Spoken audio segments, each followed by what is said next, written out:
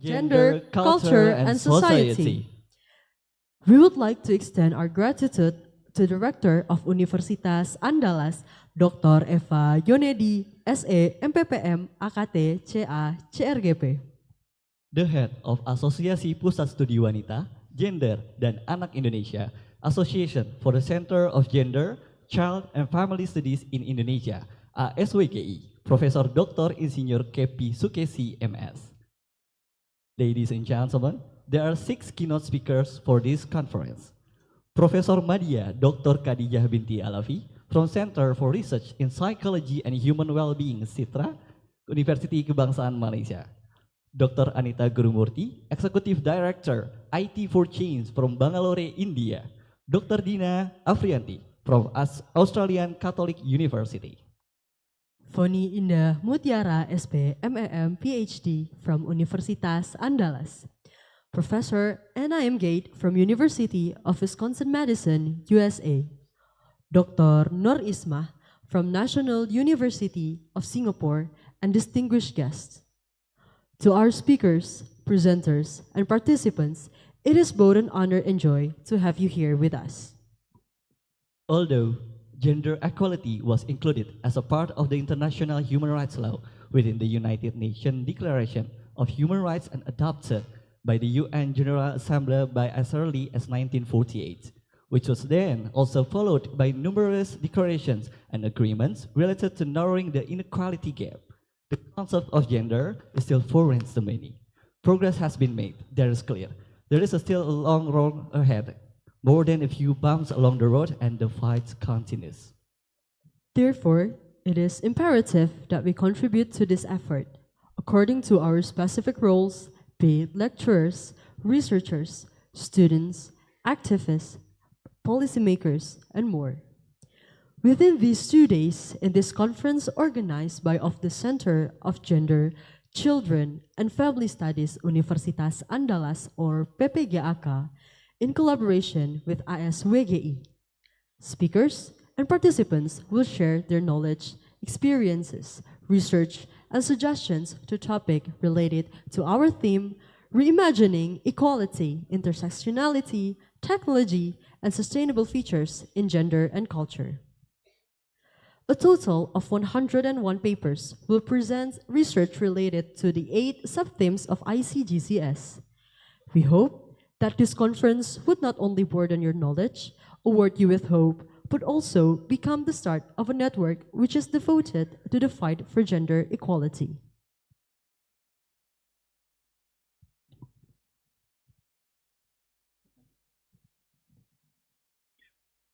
Ladies and gentlemen, I hope you will gain fruitful insight during this conference.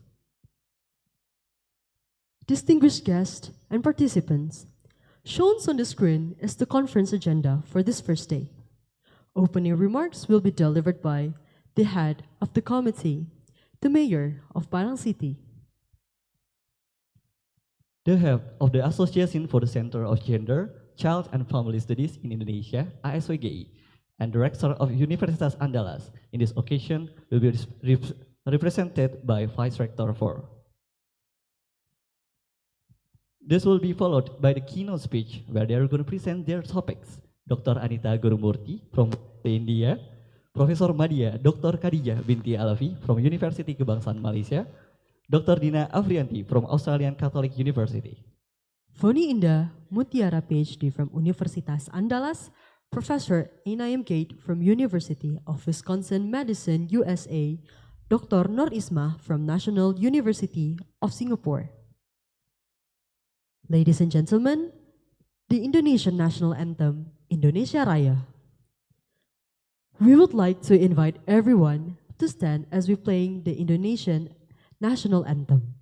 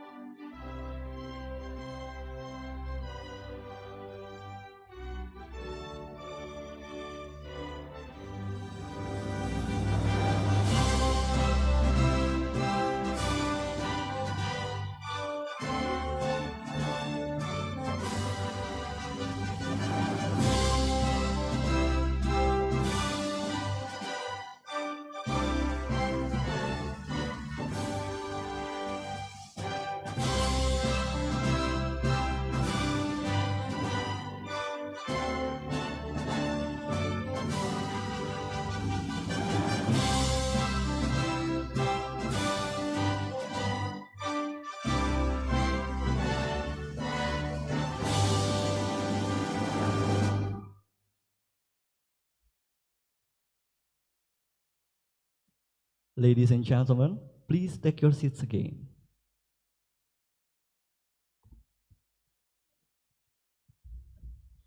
Tari Pasambahan is a traditional dance originating from West Sumatra, presented by the Minangkabau people to welcome honored guests. This dance symbolizes the warm hospitality of the Minangkabau community. As the Minang proverb goes, Putiah kapeh dapet dilie, putiah hati bakandaan. Ladies and gentlemen, please welcome Tari Pasambahan.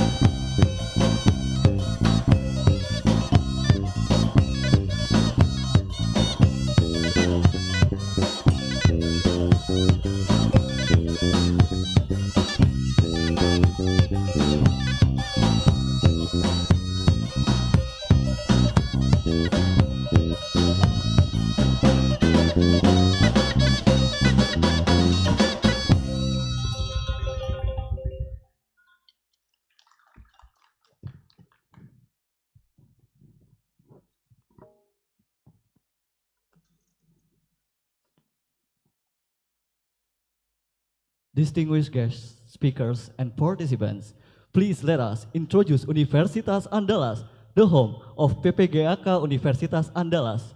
Through this video, they will be playing on the screen.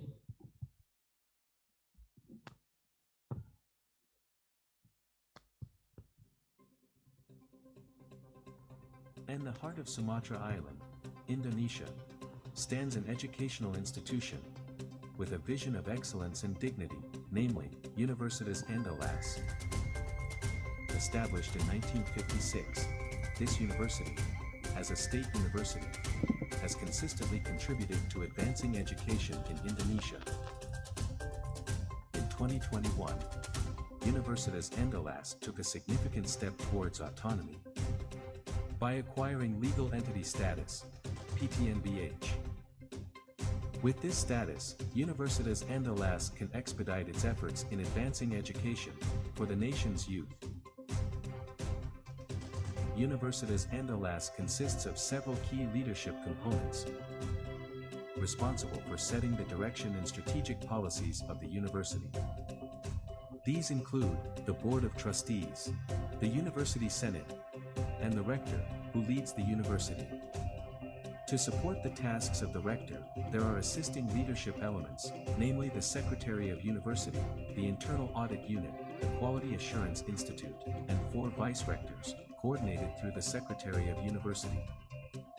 Universitas Andalas comprises 15 faculties and 1 graduate school offering diploma, undergraduate, master's, doctoral, professional, specialist, and subspecialist programs.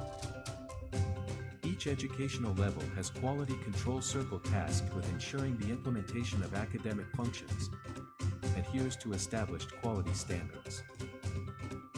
The university's locations span 3 areas, the main campus in Padang City, another in Payakumbuh City, and 1 in Dharmasraya Regency, West Sumatra Province. Entering the 21st century, Universitas Andalas continues developing new higher education standards.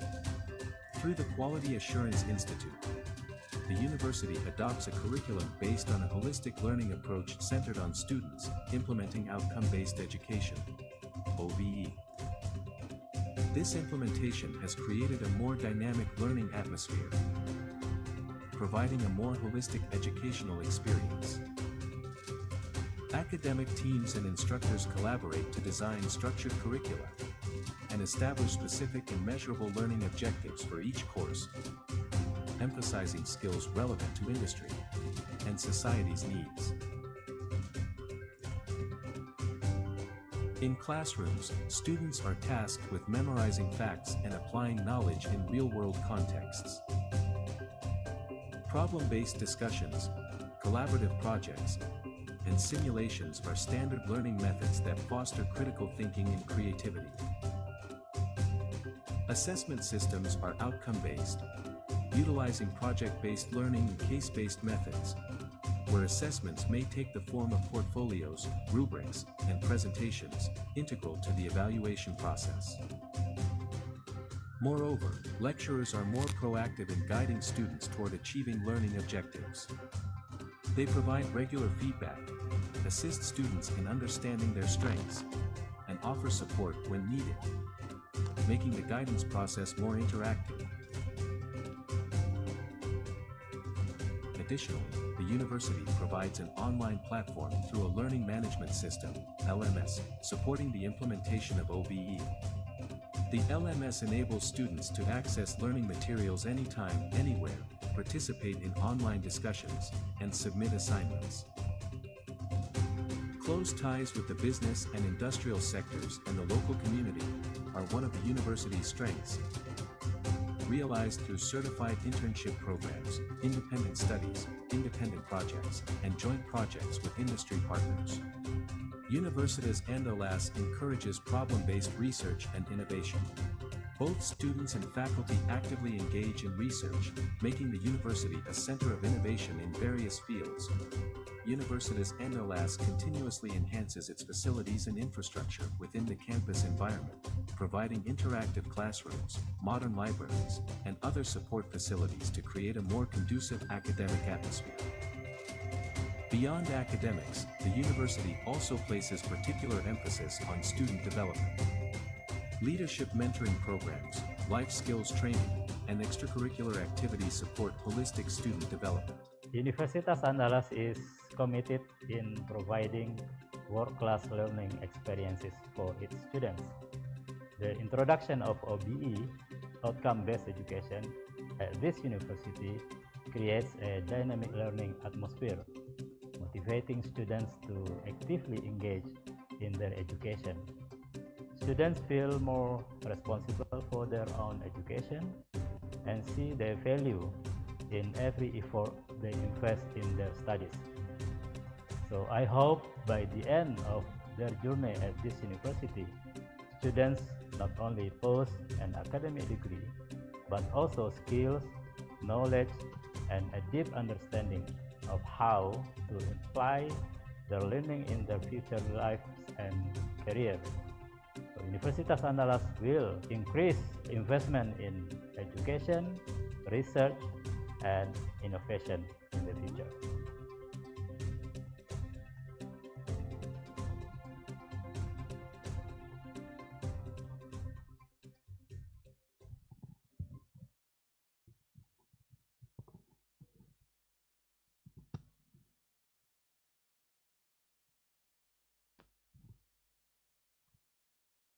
Ladies and gentlemen, we will now go to the opening remarks from the head of the committee, Mr. Andri Rusta.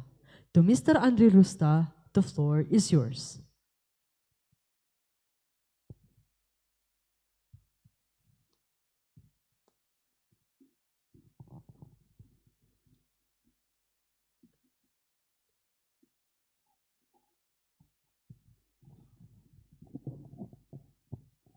Distinguished guests, esteemed keynote speakers, ladies and gentlemen, Assalamualaikum warahmatullahi wabarakatuh.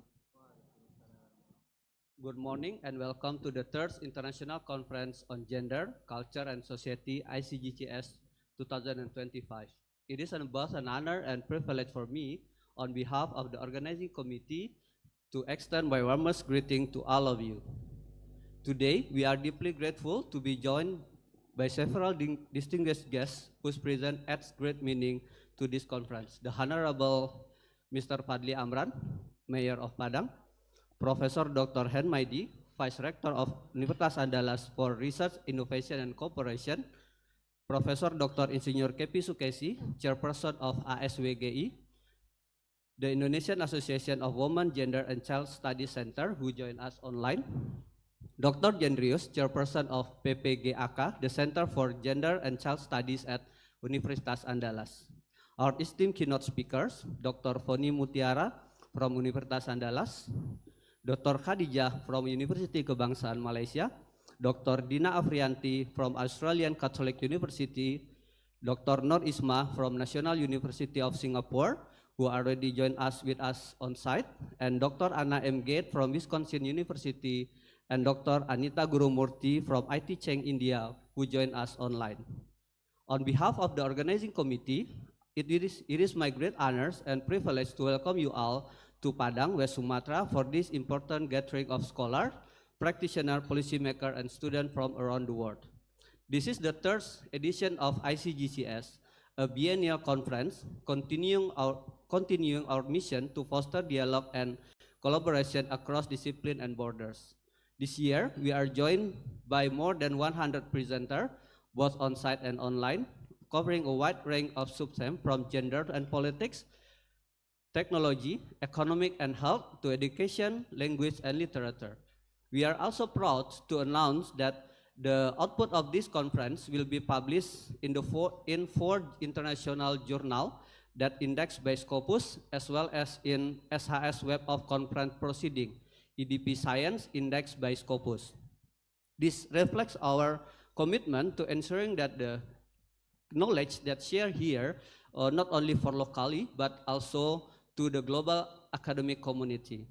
I wish to thank our keynote speaker, partners, and sponsor, and above all, the presenter and participant for making this event possible. I also wish to extend a special note of appreciation to the organizing committee who have worked diligently over the past months to prepare this event. Without their dedication and hard work, today's gathering will not have been possible. I would like to mention Ms. Icha, Anissa, and then Ibu Yunarti, Bu Rati, and any others participant, also Mr. Andik and Bu Mariam as well. Finally, I encourage all of you to engage fully in the session, to exchange ideas, to challenge one and another, and to build new network of collaboration that will extend beyond this conference. Let us use these 2 days not only to share ideas, but also to build network and reaffirm our commitment to advancing gender equality and justice in the world. Thank you very much. I wish you a fruitful and inspiring conference. Assalamualaikum warahmatullahi wabarakatuh.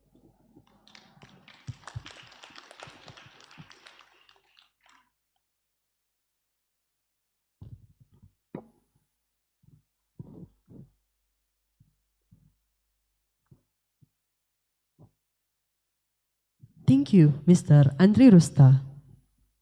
Now, we would like to welcome the head of Association for the Center of Gender and Child and Family Studies in Indonesia, Professor Dr. Insinyur Kepi Sukesi, to deliver her opening remarks that will be shown on the screen.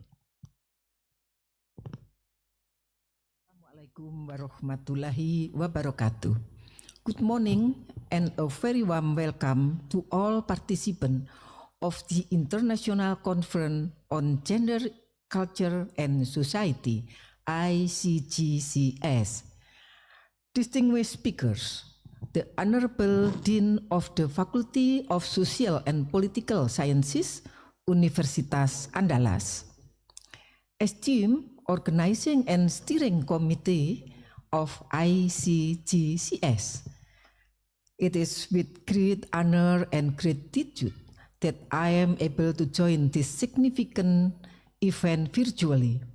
I am truly delighted to be part of this meaningful occasion where we can share, exchange experiences, and deliberate on fundamental issues concerning gender, culture, and society, which are crucial in gender studies. We are aware that culture is one of the factors contributing to women's vulnerability. Nevertheless, gender issues are inherently multidimensional and thus require comprehensive and multidimensional solution as well. On this occasion, I would like to extend my highest appreciation to the Faculty of Social and Political Sciences and Gender Studies Center, Universitas Andalas, for its consistent effort in organizing this annual conference, prioritizing gender issues at the forefront. I also wish to express my sincere gratitude to all participants, both on-site and online, from across Indonesia and from other institutions for dedicating their time and attention to this event. As we all know, gender issues are inseparable from various dimensions: cultural, social, economic, education, political, as well as environmental aspect. All of these dimensions shape as operational framework that requires a comprehensive approach in order to achieve gender justice and gender equality. This is a systematic endeavor that calls for strong commitment from all stakeholders. Ladies and gentlemen, we gather here to share, to learn from one another, and to strengthen our collective effort toward accelerating to the realization of gender justice and equality.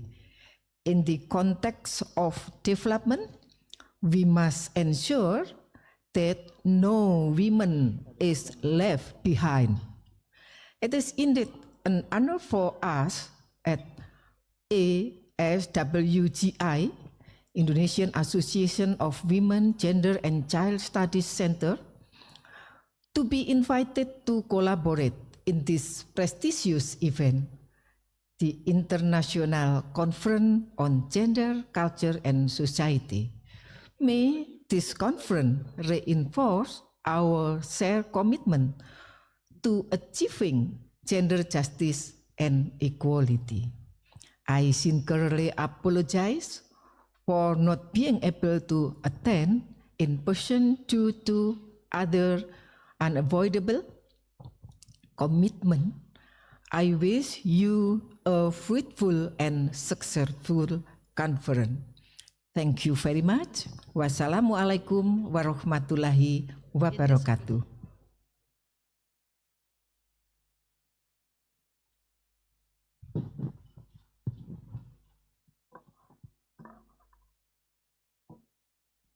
Thank you, Professor Kepi. Now, it is an honor to invite the Mayor of Padang City, Mr. Fadli Amran, BBA, to deliver his remarks. To Mr. Fadli Amran, the floor is yours.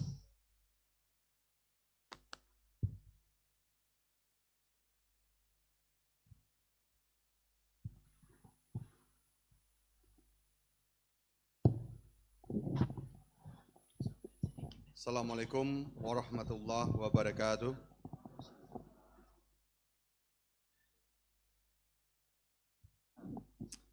I will deliver my speech back and forth, bahasa in English. Nobody told me that I have to speak English.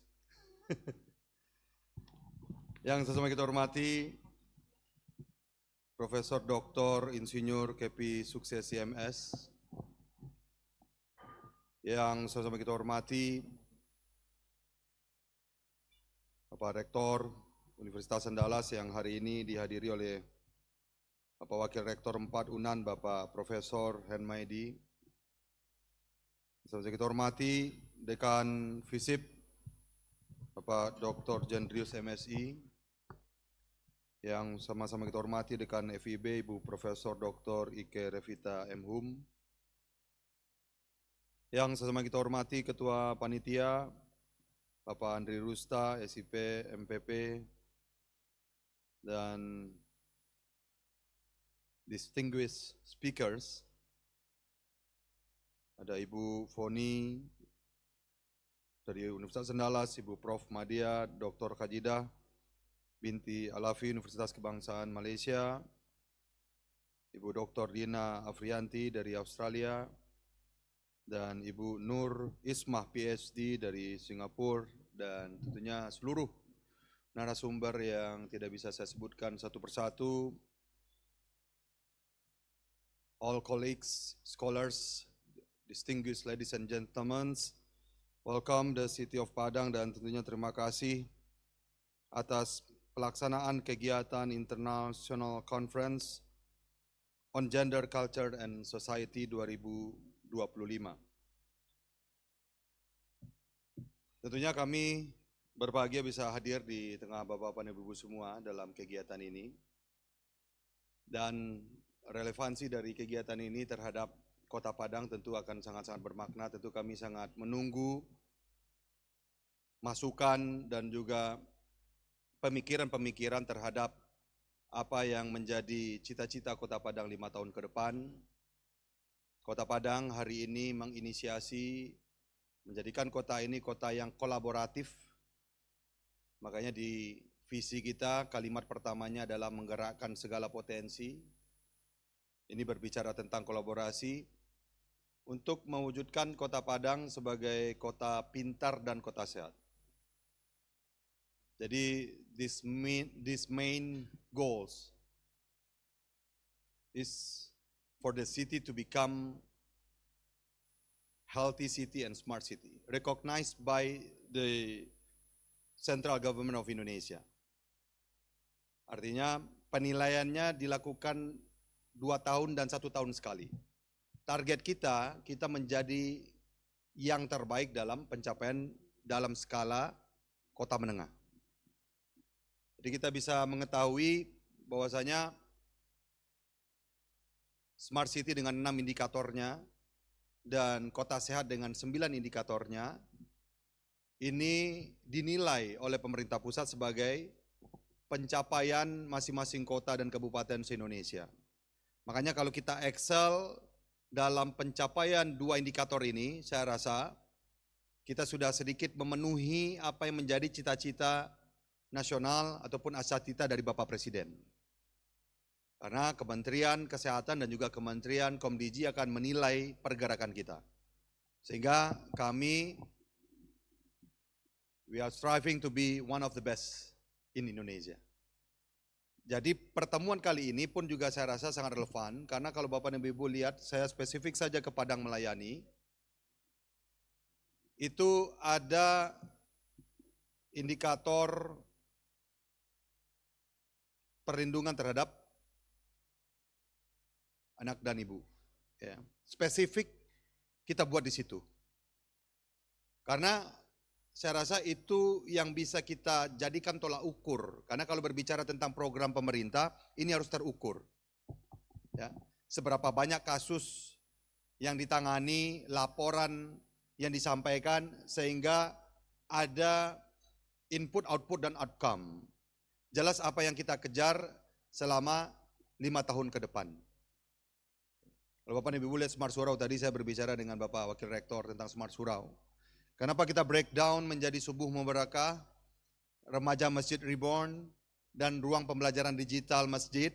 Karena ini bisa terukur. Sebenarnya karakteristik dari surau itu sangat luas sekali. Tetapi itu tidak mungkin kita coba tarik begitu banyak indikator pencapaian, sehingga saya rasa impossible selama 5 tahun kita tuntaskan.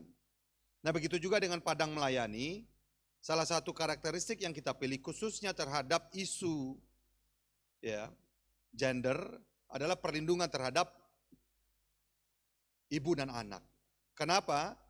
Kalaulah pemerintah pusat hari ini meyakini, dan tentunya kita bersama, bahwasanya negara Republik Indonesia ini akan menjadi 5 of the best in terms of GDPs in the next 20 or 25 years. We have to protect what should be the carriers for that goals. Artinya kepada ibu-ibu, perempuan, dan anak-anak kita ini harus betul-betul kita proteksi. Kalau Bapak dan Ibu, dari atasnya ada bantuan pendidikan, ada bantuan kesejahteraan masyarakat, dan lain-lainnya. Ujungnya pun juga kita perlu memproteksi isu kesetaraan dan khususnya perlindungan terhadap ibu dan anak. Jadi hari ini Dinas Perempuan dan Anak itu saya rasa sangat-sangat menaruh perhatian yang sangat lebih terhadap isu tersebut, karena memang ini tercantum dalam progol. Jadi saya ingin menyampaikan kepada Bapak dan Ibu, cara kerja dari pemerintah mungkin sama seperti cara kerja di universitas. Kita menyampaikan visi misi kepada masyarakat dan kita dipilih ya oleh masyarakat karena visi misi tersebut. Visi misi ini ketika dilantik ini kita lampirkan kepada DPRD mengetuk palukan melalui paripurna sehingga ini menjadi 5 tahun apa yang akan kita capai dan tentunya kita breakdown dalam 5 tahun apa-apa saja pencapaiannya, masuklah program dari perlindungan ibu dan anak ini dalam program 5 tahun Kota Padang ke depan. Dan saya rasa kalau kita lihat dari background cultural kita, posisi perempuan pun juga di Minangkabau sangat luar biasa mulia. The role of Bundo Kanduang. As older women, we have respected roles in the family and also in the community. Kita bisa belajar dari sejarah itu. Dan tentunya ini yang akan kita teruskan, apa-apa saja yang dilakukan oleh Rumah Gadang terhadap peran dari Bundo Kanduang dan tentu apa yang bisa kita lakukan hari ini sebagai pemerintahan kota untuk mendorong itu. Salah satunya adalah tentu melalui sinergi nagari, Bapak dan Ibu bisa lihat di situ. Ya, sinergi nagari itu menggerakkan Tungku Tigo Sejarangan, ya, dari kaum adat, dari kaum ulama, dan juga cendekiawan. Dan kita pastikan ini bukan hanya sekedar jargon, kita sedang membuat perda nagari di dalam kota. Sehingga organisasi Bundo Kanduang, ya, organisasi kerapatan ini bisa terfasilitasi setiap tahunnya. Jadi kacamatanya tidak melihat seperti dana hibah organisasi lainnya yang setahun iya, setahun tidak. Setahun iya, setahun tidak. Tetapi bisa dianggarkan setiap tahun. Tentu dengan segala program dan kebaikan-kebaikan dari organisasi tersebut. Nah, sinergi nagari ini pun juga menjaminkan fasilitasi terhadap organisasi kewanitaan. Ya, seperti GOW dan lain-lain itu pun juga bisa dianggarkan setiap tahunnya. Yang hari ini setahun iya, setahun tidak. Jadi kita akan takar apa-apa saja organisasi yang betul-betul kita rasakan bisa bermanfaat untuk pembangunan Kota Padang ke depan. Dan kita akan gerakkan melalui fasilitasi dari pemerintahan kota, sehingga organisasi itu bisa mengemban fungsi dan tugas kewanitaan khususnya apapun untuk ya menjaga gender equality dan juga tentunya mendorong penanganan kasus-kasus permasalahan kekerasan terhadap ibu dan anak.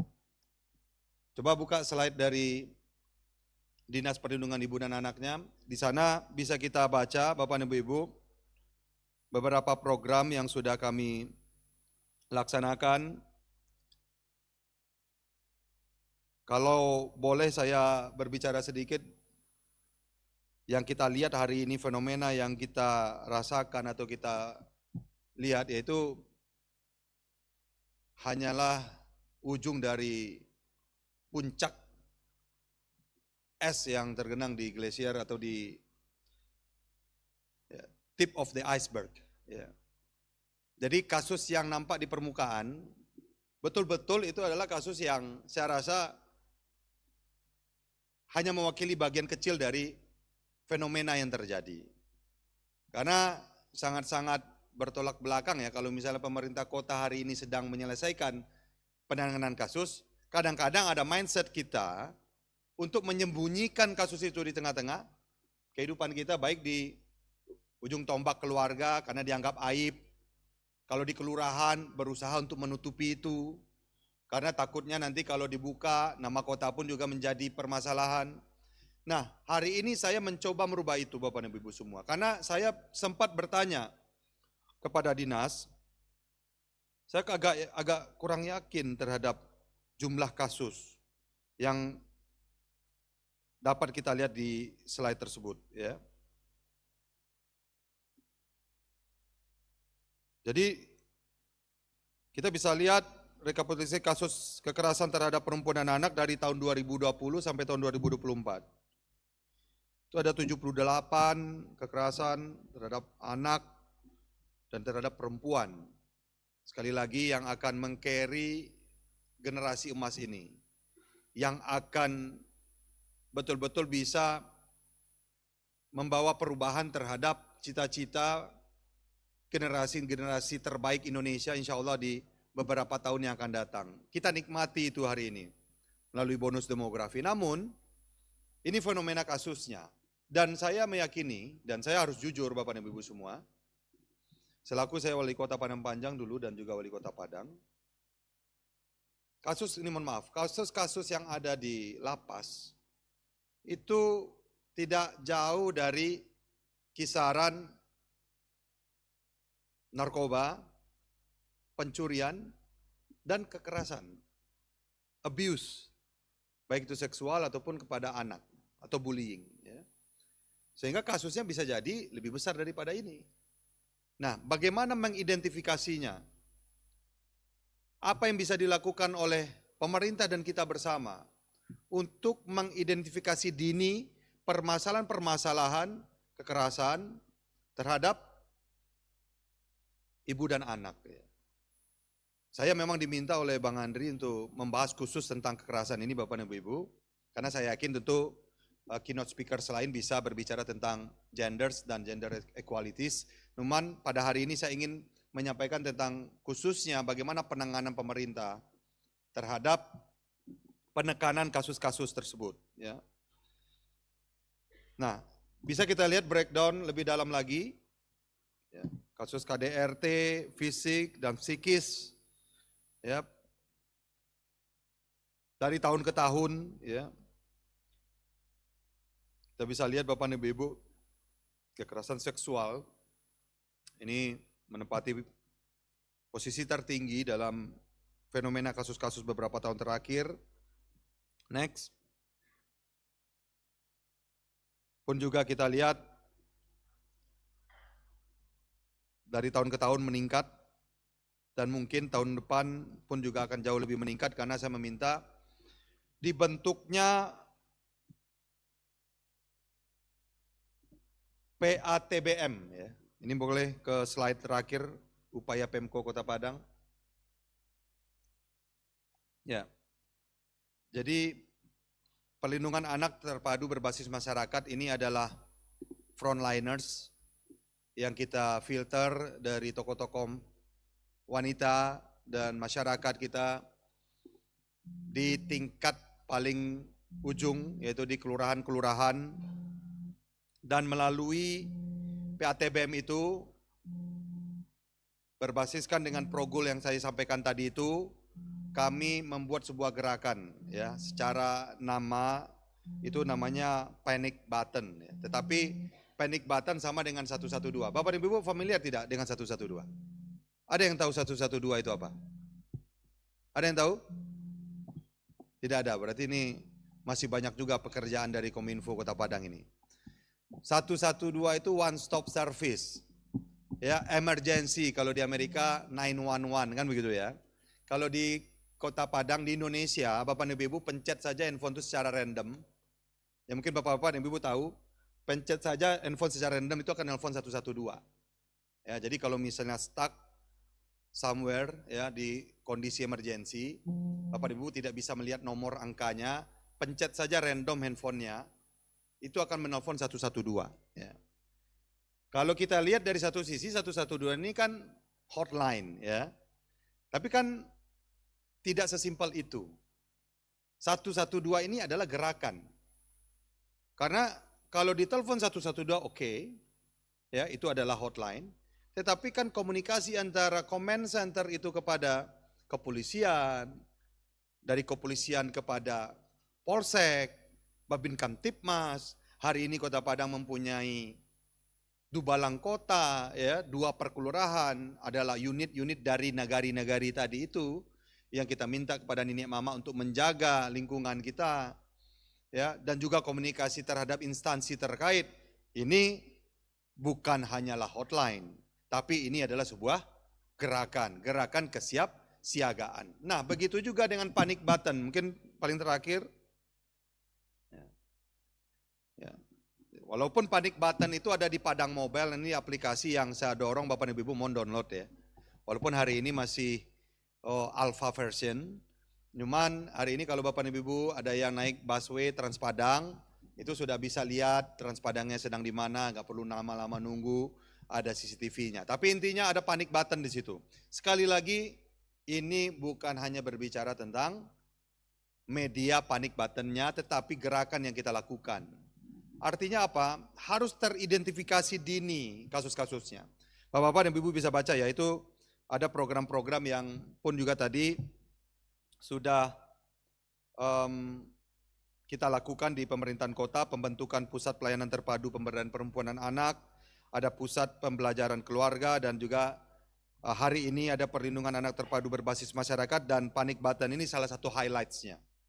Ada poin-poin sebelumnya, ini pun juga akan kita lakukan dalam waktu dekat, namun intinya adalah panik button artinya ada tampik mengadu secara cepat terhadap kasus-kasus khususnya menyangkut perundungan ataupun juga permasalahan-permasalahan kekerasan seksual kepada ibu dan anak di Kota Padang ini.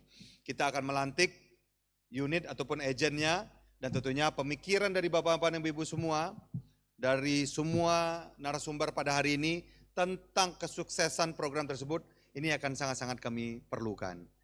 Ya, mungkin bisa di-share dari Malaysia, dari Sydney, ataupun dari negara-negara yang mengikuti conference ini, dan mudah-mudahan itu pun juga bisa meyakinkan kita bahwasanya Kota Padang ini sudah siap menjadi kota yang open-minded, ya, kota yang adaptif, ya, dan tentunya kota yang maju dan mensejahterakan masyarakatnya. Senang sekali saya mendapatkan undangan pada kesempatan ini. Mudah-mudahan sedikit saja paparan tadi ya bisa memberikan warna terhadap konferensi yang sangat luar biasa ini. Terima kasih sekali lagi. Assalamualaikum warahmatullahi wabarakatuh. Salam sejahtera untuk kita bersama.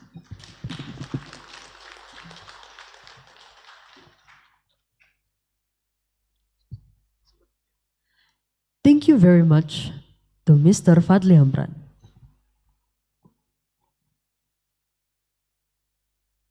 Ladies and gentlemen, please welcome the speech of the Rector of Universitas Andalas, Dr. Eva Yunedi. In this occasion, will be represented by Vice Rector 4. To Professor Dr. Henmaidi, time is yours.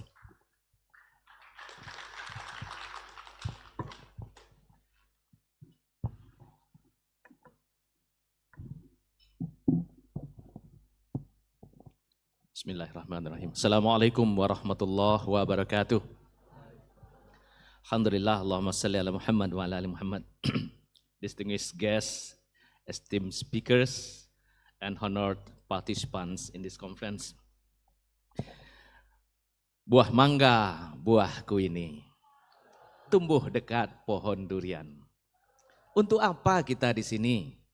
Adu gagasan, curah pikiran. I try to find words to make pantun in English. Please, if I make mistake, please don't tell anybody. Across the seas, across the land, with mind so bright the scholar greet, on gender, culture, and society we stand. Together we build a world more great. Makan kerupuk bule-bule, kau batapuk kue-kue.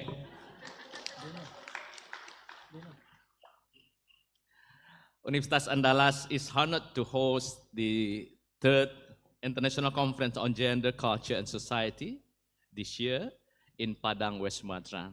Thank you, Mr. Meyer. This conference reflects our mission to pair academic excellence and with inclusive development. Universitas Andalas must generate knowledge and transform it into solution by convening scholars, practitioners around gender equality, culture diversity, and social justice. We aim to advance dialogue that lead to action. We thank to the Center for Gender and Child Studies, PPGAK, for its leadership, and we celebrate the 101 presenters joining on-site and online across field from health, education to literature, economy, and technology. To our keynote speakers, presenters, participants, and partners, especially the ASWJI. Thank you very much. May this conference be fruitful and inspiring for all. By saying Bismillahirrahmanirrahim, let's this conference begin. Assalamualaikum warahmatullahi wabarakatuh.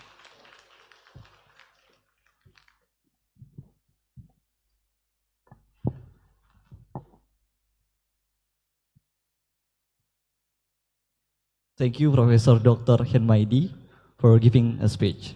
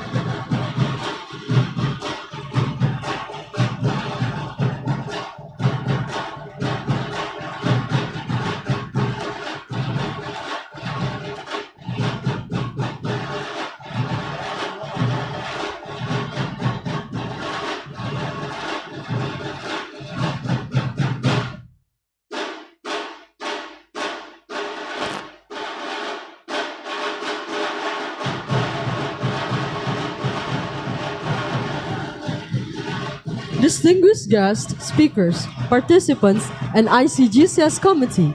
We would like to invite you to the stage because now we're going to have the opening ceremonial session.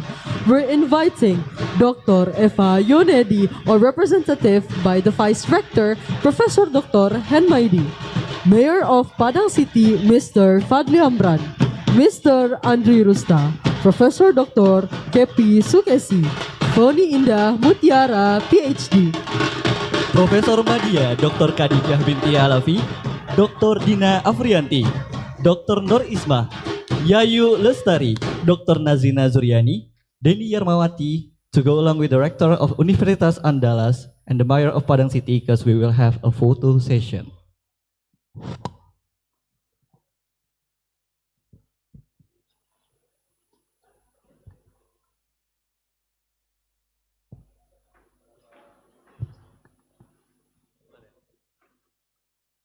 Para hadirin tamu undangan juga dipersilakan untuk berdiri.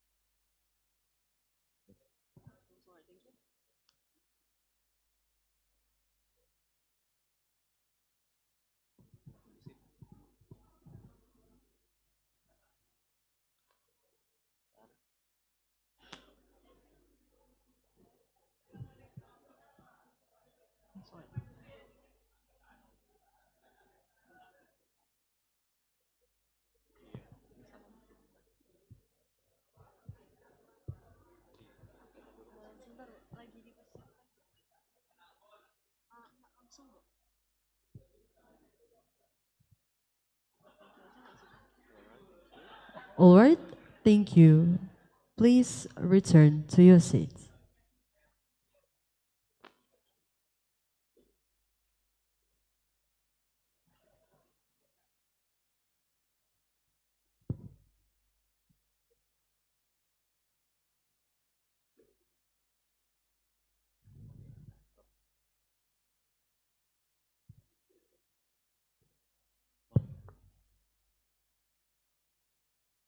Now, we're going to move to the keynote speeches and will be conducted by Yayu Lestari.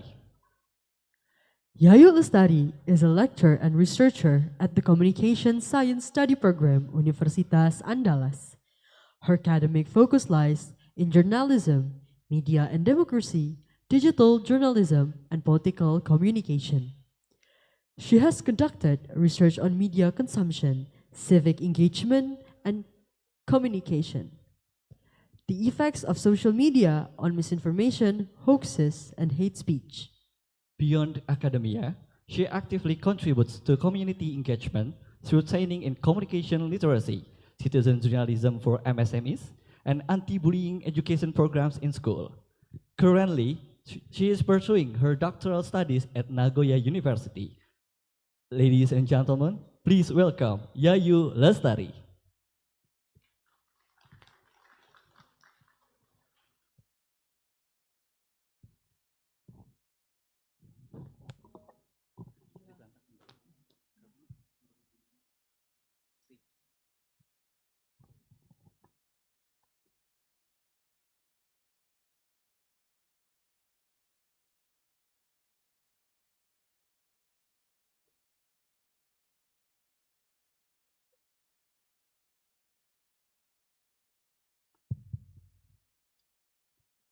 Okay, thank you. Good afternoon, everyone. Welcome to this session of the Third International Conference on Gender, Culture, and Society 2025. My name is Yayu Lestari. I'm from the Faculty of Social and Political Science. Andalas University, and I'm honored to serve as a moderator for today. So this is a hybrid session. We have our keynote speakers join us online while we are gathered here on site with participants and joining virtually. This session features two distinguished keynote speakers who will share with us their expertise. Each presentation will last approximately 25 minutes, followed by space or discussion and question about 15 minutes. I kindly reminded the audience that we will be managing questions from both the room and online participants. So we will start from our first speaker, Professor Anna M. Gate. She already joined us today. I will read her bio first. Professor Gate is a professor of environmental studies and religious studies. She earned her PhD in the history of religions from the University of Chicago, and her scholarship spanned Islamic studies, environmental humanities, and sustainability ethics, with a particular focus on Southeast Asia. She is the author of several influential works, including Muslim Environmentalism, Religious and Social Foundation, which explores how cultural and religious tradition can inspire new pathways towards sustainability. Today, she will deliver her keynote lecture titled Muslim Environmental and Sustainability Ethics, Genders, and Eco-Technology. So I think we are honored to have her with us, Professor Gate. I'm sorry, I can't. The floor is yours. Professor Gate.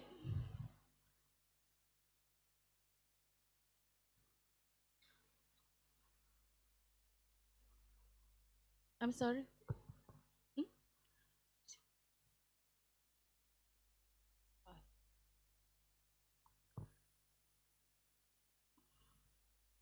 Wait a minute.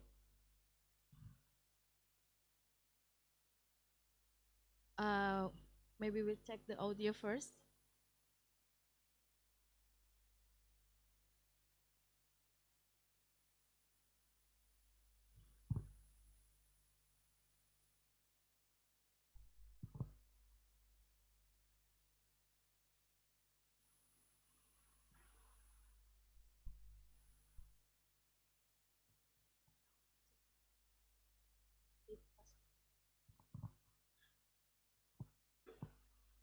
Oh, start recording. I'm sorry. So we will wait for a moment for Professor Gate.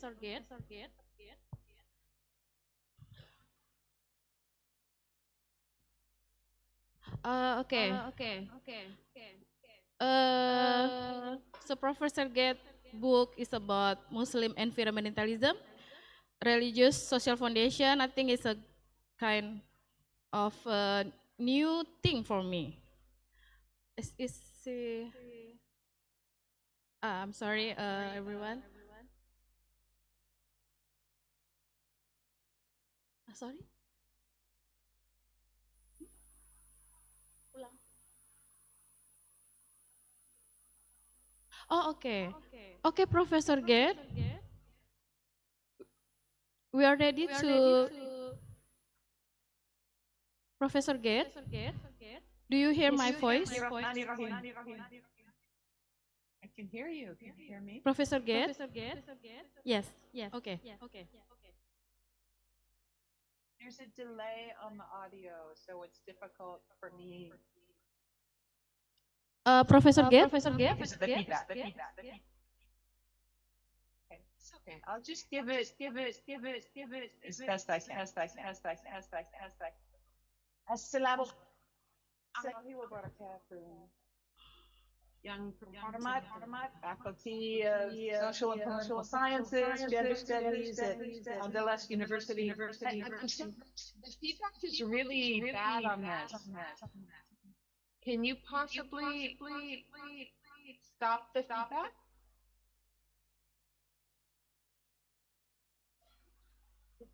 Okay, colleagues and guests yang saya hormati dan teman-teman sekalian. Saya ingin mengucapkan terima kasih sebesar-besarnya atas kehormatan ini. Can you hear me now?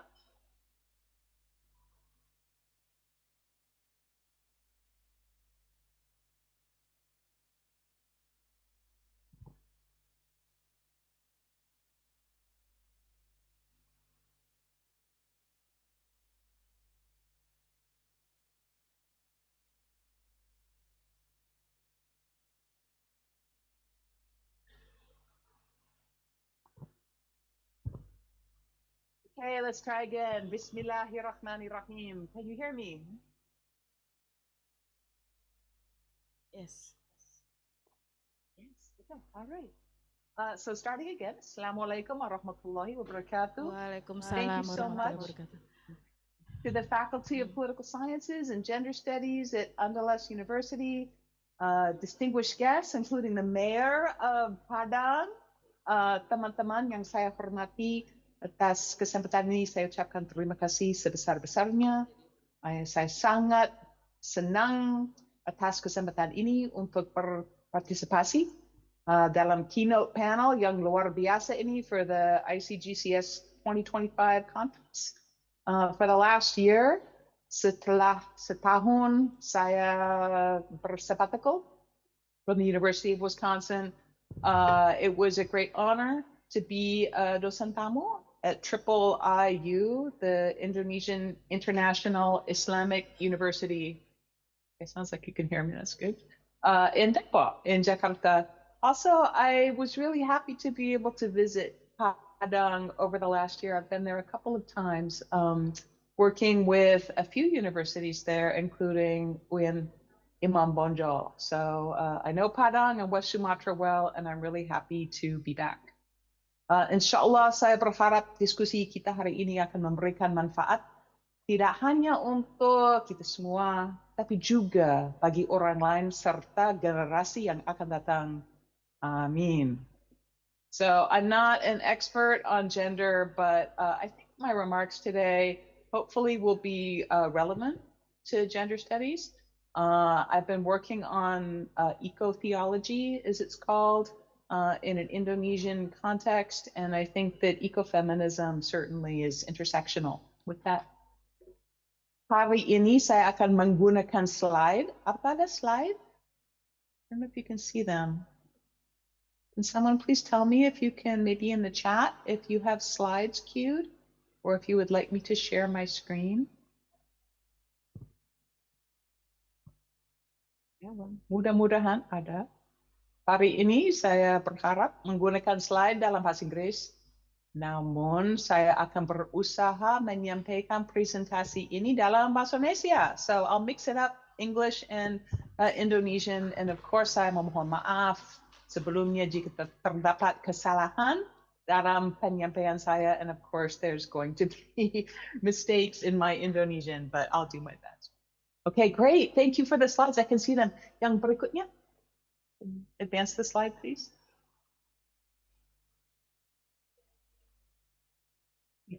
Okay. So, saya telah menulis buku ini yang memberikan pandangan komprehensif tentang hubungan antara Islam dan lingkungan.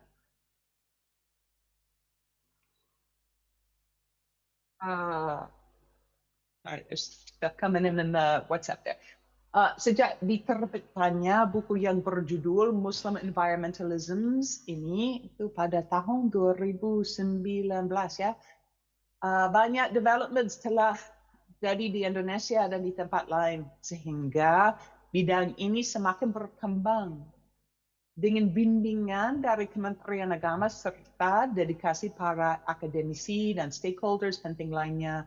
And of course, grassroots efforts, we're really seeing a lot of developments in this area, including in gender studies and ecofeminism as related to the environment.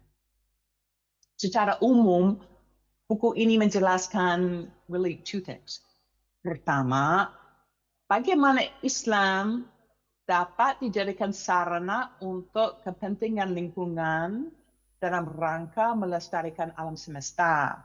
So the way in which environmental programs really deploy Islam as a way of outreach and persuasion. And kedua, bagaimana orang-orang yang sungguh-sungguh religius, like religious people, mengarahkan perhatian mereka pada lingkungan untuk mencapai cita-cita dan tujuan Islami. So how it is that religious people and people of faith turn to the environment to realize their religious goals. Buku ini bersifat global, namun contoh utama yang digunakan berasal dari Asia Tenggara, khususnya Indonesia. So I've been working in Indonesia for a while, maybe about 30 years, starting at the campus of Alauddin Makassar, Sulawesi Selatan in the 90s. So that's a little bit of an introduction to the book. The developments or the pertumbuhan bidang akademik baru ini, ya Islam dan lingkungan or eco-theology, including ecofeminism, sangat luar biasa di Indonesia. Sebagian besar pertumbuhan or these developments ini terkait dengan peran pihak non-Muslim dan sekular. So there's been a lot of support from secular interests like LSM or NGOs, serta sistem dalam negeri dan antar negara. So international development has been a part of this. Pengaruh tersebut tidak mengurangi keislaman atau the authenticity, keautentikan pendekatannya. So just because you have a mixture of sort of these non-Muslim influences in the development of ecofeminism and Islam and environment doesn't mean it's any less sort of authentic as an Islamic expression. Apalagi di Indonesia, inisiatif Muslim di Kementerian Agama kini mulai memimpin dan memandu eco-teologi lebih dari sekedar kalem, the topic of a recent article that's open access in the Muslim world, tetapi juga mencakup etika, praksis, pendidikan, dan aspek lainnya. Perkembangan ini merupakan kesempatan sekaligus dan tantangan, but opportunity as well as a challenge. Karena dengan adanya hal tersebut, kita semua dapat berupaya memahami lebih dalam area yang sedang berkembang, di samping the frameworks, ilmu, then the authority that's relevant. And this is where gender comes into it. Thank you for advancing the slide. You can leave it right there just for a minute.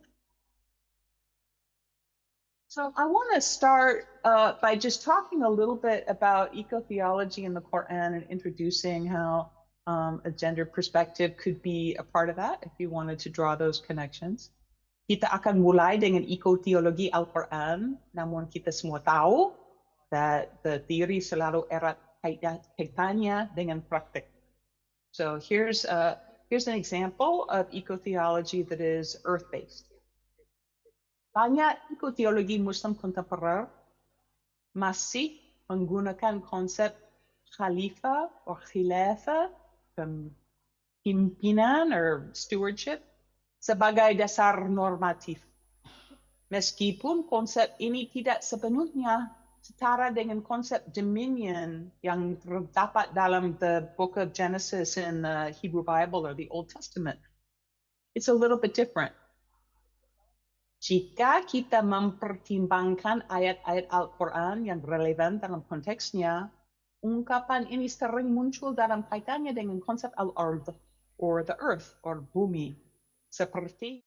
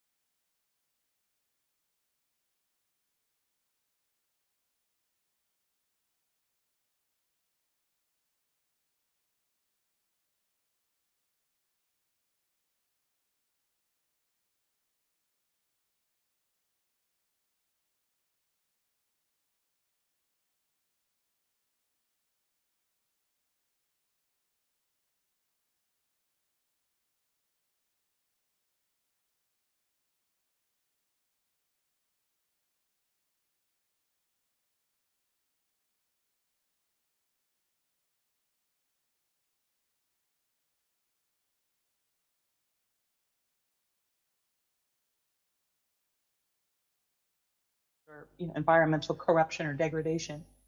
Ini juga merupakan konsep penting dalam timbangan hukum. So is this ecofeminist? Yeah, I think so. It's not ecofeminist, and I think a lot of the ideas that we associate with ecofeminism can be related to this kind of perspective. Next slide, please. Yang berikutnya. PowerPoint, yeah. Dilanjut. Can you go back one? Yeah. Thank you. Dari perspektif filsafat lingkungan, ekoteologi Islam modern menghadirkan tantangan terhadap gagasan-gagasan mendasar yang berkembang dalam filsafat lingkungan Euro-America. So there's kind of a challenge from expectations from Euro-American ethics, which are patriarchal and colonial in their origins.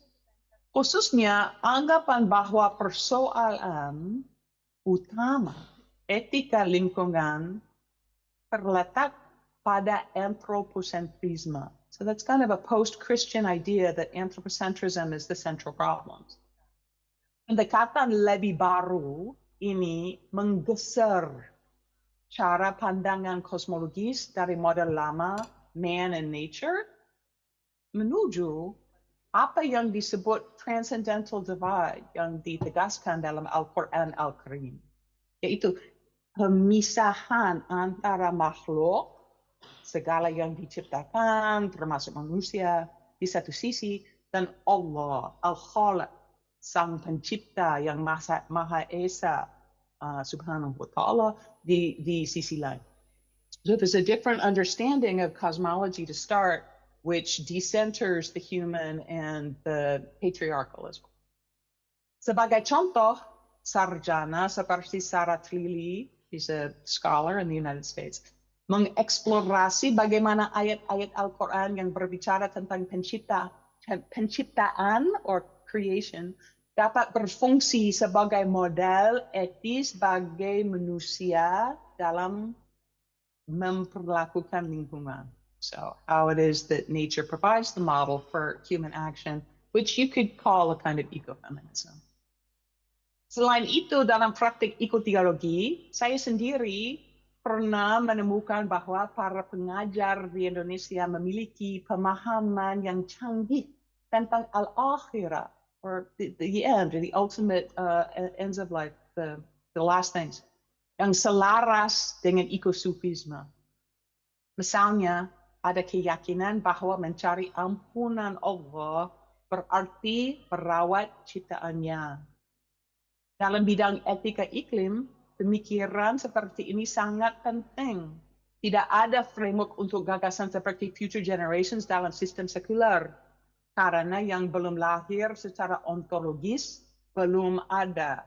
But if we look to Quranic and religious ethics, we find a wider understanding of future generations that can really encompass the sense of responsibility for communities or umat in this world as well as the world to come.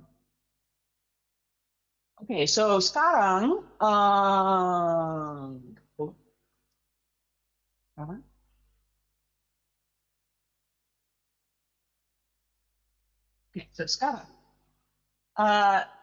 Islamic environmentalisms can be considered in terms of new areas that are really being developed in the thinking and the practice of environmental ethics as connected to gender. So today what I want to do is talk about, just until we close, 3 frameworks yang saya mengusulkan.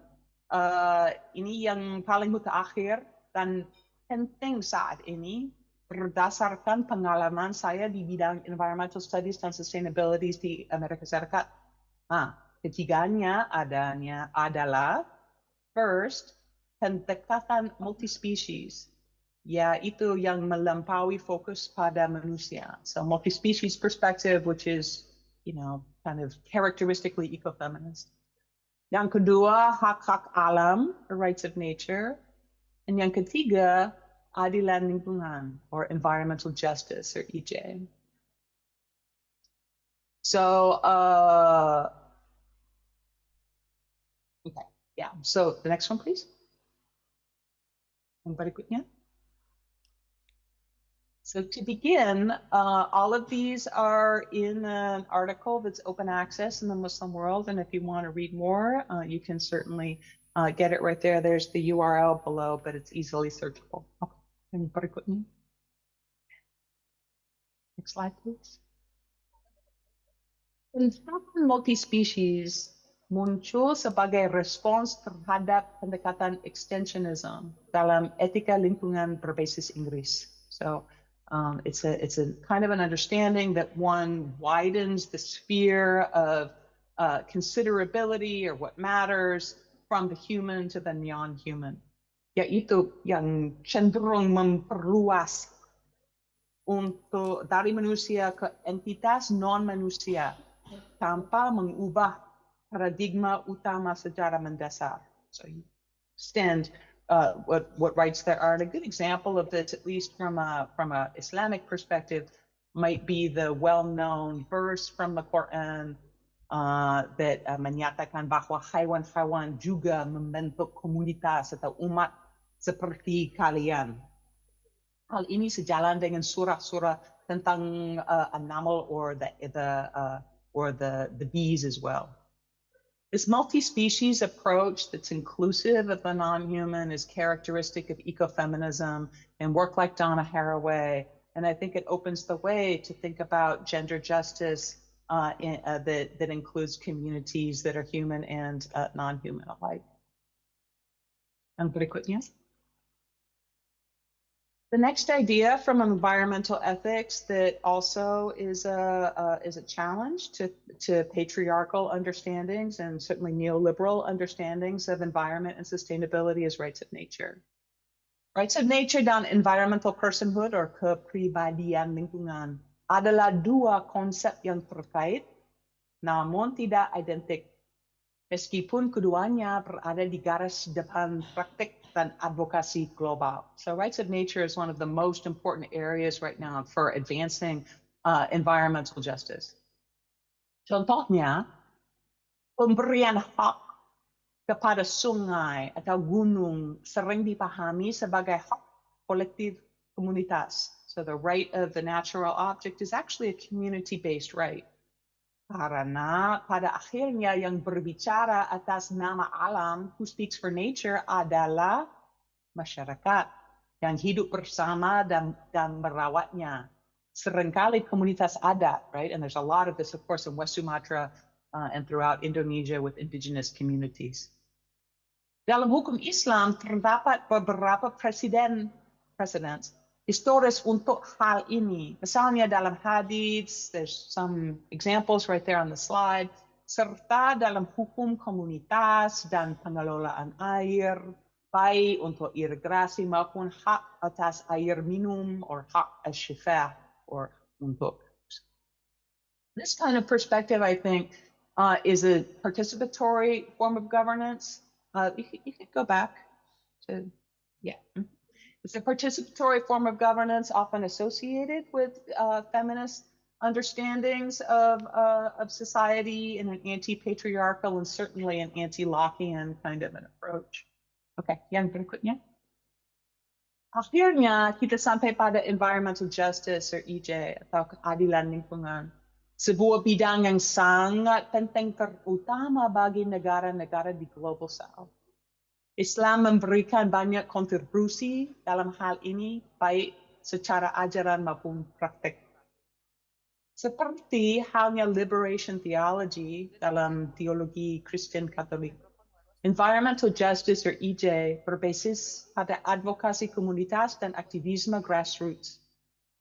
Dalam bingkai or framework keagamaan, arah ini mencakup perintah Al-Quran untuk melindungi mereka yang tertindas dan dipinggirkan, serta gagasan tentang keadilan, akhir dan pertanggungjawaban di hadapan hisab keadilan yang sejati. So religious frameworks widen the sense of environmental justice to ultimate horizons. Bagi para humanis sekuler, hal ini mungkin terdengar abstrak, sampai mereka menyadari bahwa pentingnya pertimbangan etis yang menyangkut masa depan umat manusia dan kemungkinan kehancuran total kehidupan di bumi. So this kind of gender justice is intersectional, and religious helps to enhance and widen the scope of this so it's ethically rational. Okay, yang berikutnya, and this is the final one. Sebagai kesimpulan sekaligus perluasan gagasan tentang environmental justice, saya ingin kembali menyoroti tema Global South. So, sebagai penutup, saya ingin menegaskan bahwa saya sungguh percaya solusi nyata akan datang dari wilayah Global South dan melalui pendekatan interfaith as intersectional with ecofeminism. Berbeda dengan narasi yang menggambarkan wilayah ini hanya sebagai korban pasif, krisis iklim dan lingkungan,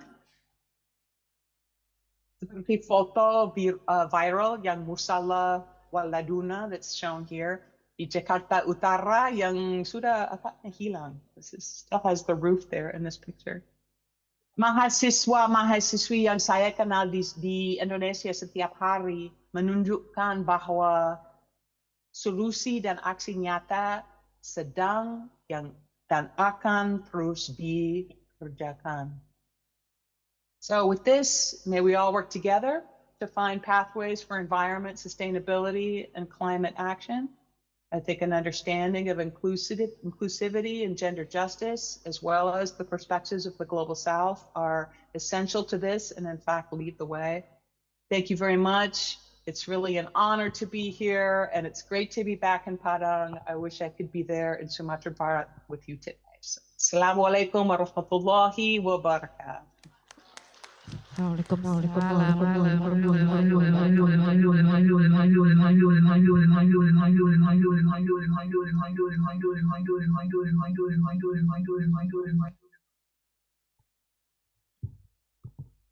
Okay, thank you, Professor Ged, for your keynote speaker. I think it's interesting if we talk about theology, environment, and also gender in multi-perspective. So Professor Ged mentioned about how the perspective actually coming from the non-Muslim perspective, but it doesn't mean that if we use the perspective, we are less religious. So I think it's, and also she encouraged how to see the environmental issue from theology perspective, and this is also close to ecofeminism, which as we know that ecofeminism talk about how gender, see gender as an environmental issue and perspective. So I think I will open. Oh, sorry, no. We will continue to second keynote speaker, and her name is Dr. Anita Gurumurthy.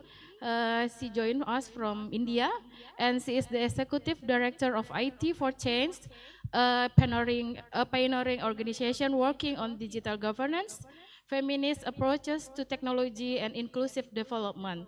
So Dr. Gurumurthy has led international projects on women's rights in digital economy and technology-mediated violence, and she has been influential voice in global policy spaces, including the United Nations Technology Facilitation Mechanism.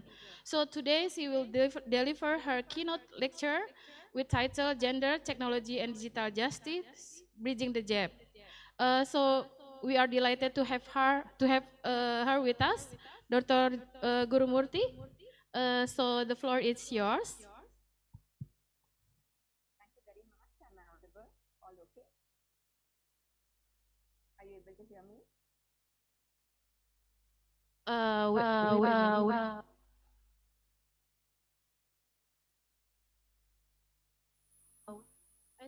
I think I can hear in online, but on site. No, I'm not on site, so yes, I'm. I can hear you. Yes, clearly. All right. All right. Thank you very much, and it's an honor to be here. I would like to share some slides, so just give me a second, and I'll just set that up. Yeah.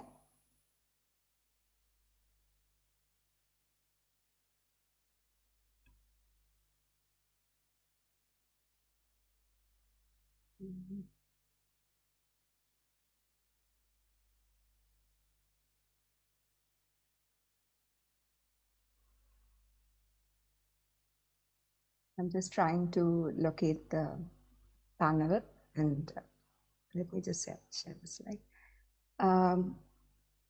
Okay, gender and share slide. Yes.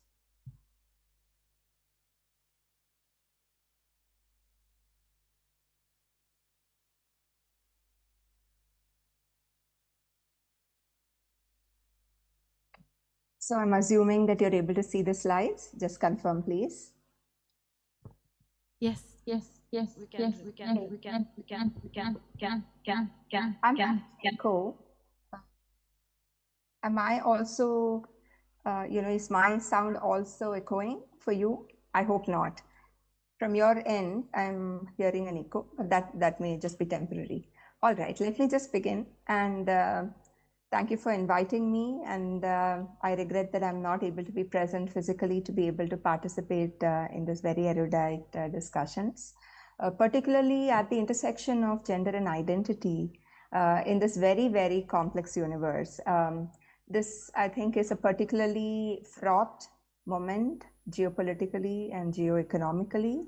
And I think we must begin by acknowledging that it is extremely important to place ourselves in relation to the historical conjuncture we are part of.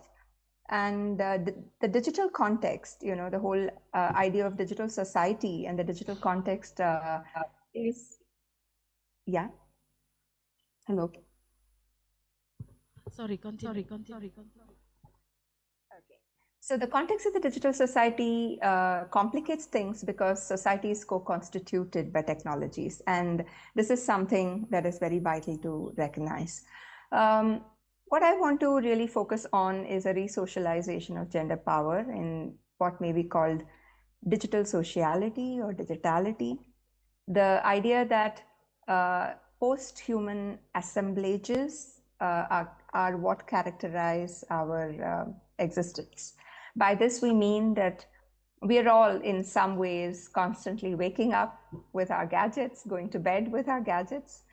And humor aside, lightheartedness aside, I think it's extremely important to acknowledge that the way in which the technological revolution, the digital technological revolution has co-constituted social trajectories really behooves us, really implores us to sit down and take a very hard look at how social norms, social mores, and the way in which gender power is constituted be understood.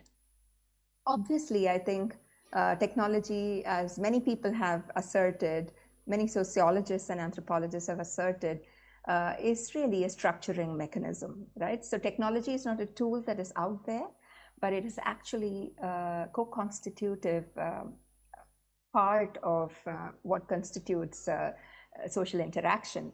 So the algorithmic public sphere today, the context in which data and algorithms really determine the way in which social interaction, social transaction, and the way in which human beings interact with each other in the environment, this context of the algorithmic public sphere is very important to unpack the dominant narratives that reflect hegemonic frameworks. So what is the hegemonic framework, and how do we really respond in a way in which pluralistic cultures in society and pluralism can really be put at the center, and how do we as people that believe in gender justice, how do we navigate this space? I think that is really the primary question.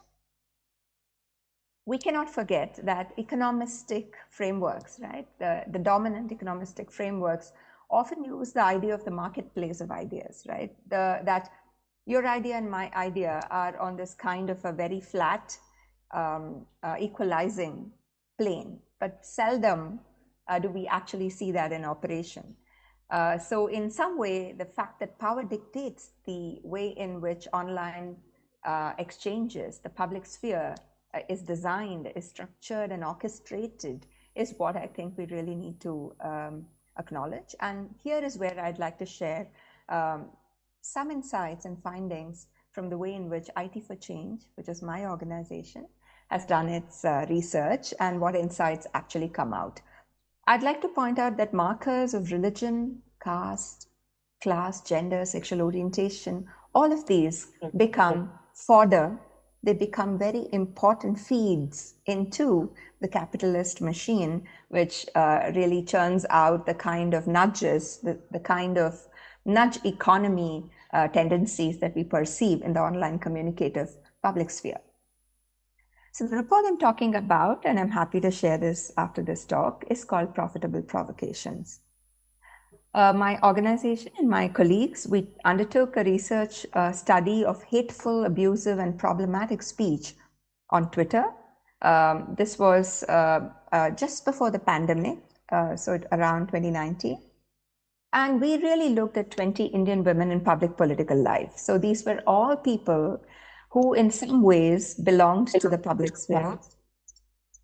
And they were either politicians across ideologies, across the ideological spectrum, or they were members of political parties, or they were journalists or people who were extremely vocal and public participants in the political public sphere. So this is a mixed method inquiry. We painstakingly coded over 30,000 impressions on Twitter. We classified it according to the kind of hate that these women received. We understood the nature of this hate, we labeled it, and we tried to see where this was headed. We also did some kind of deep dive in terms of key informant interviews to understand what exactly is happening in the communicative public sphere, that is India. So as I said, over 30,000 mentions were annotated with a total of 19 categories of hateful, abusive, or problematic speech. Of course, we finally collapsed it. It was extremely difficult to do research with 19 different categories, so we had about 7 categories.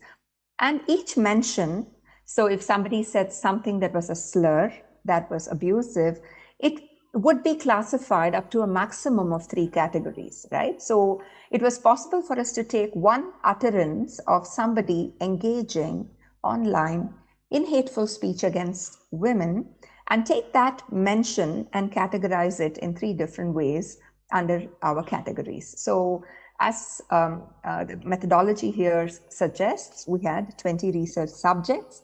We followed these women. We extracted the data. We downloaded the data. We scraped the data from the backend through APIs in order to look at the kind of exchanges that were happening over a 1-week period. I must also say that the kind of downside or the limitation of this research was we did not follow these exchanges on the Twitter account of these politicians and women in the public sphere for a very long time.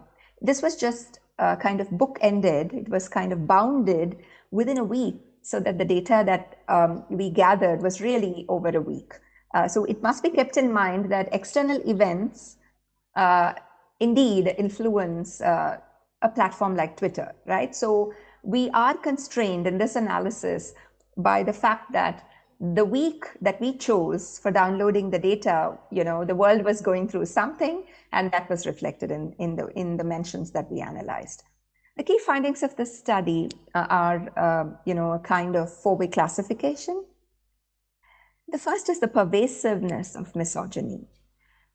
All women in our sample, regardless of their political or ideological standpoints, received some amount of abuse and hate on the platform, which basically means that your identity in terms of your intersectional location did not matter too much.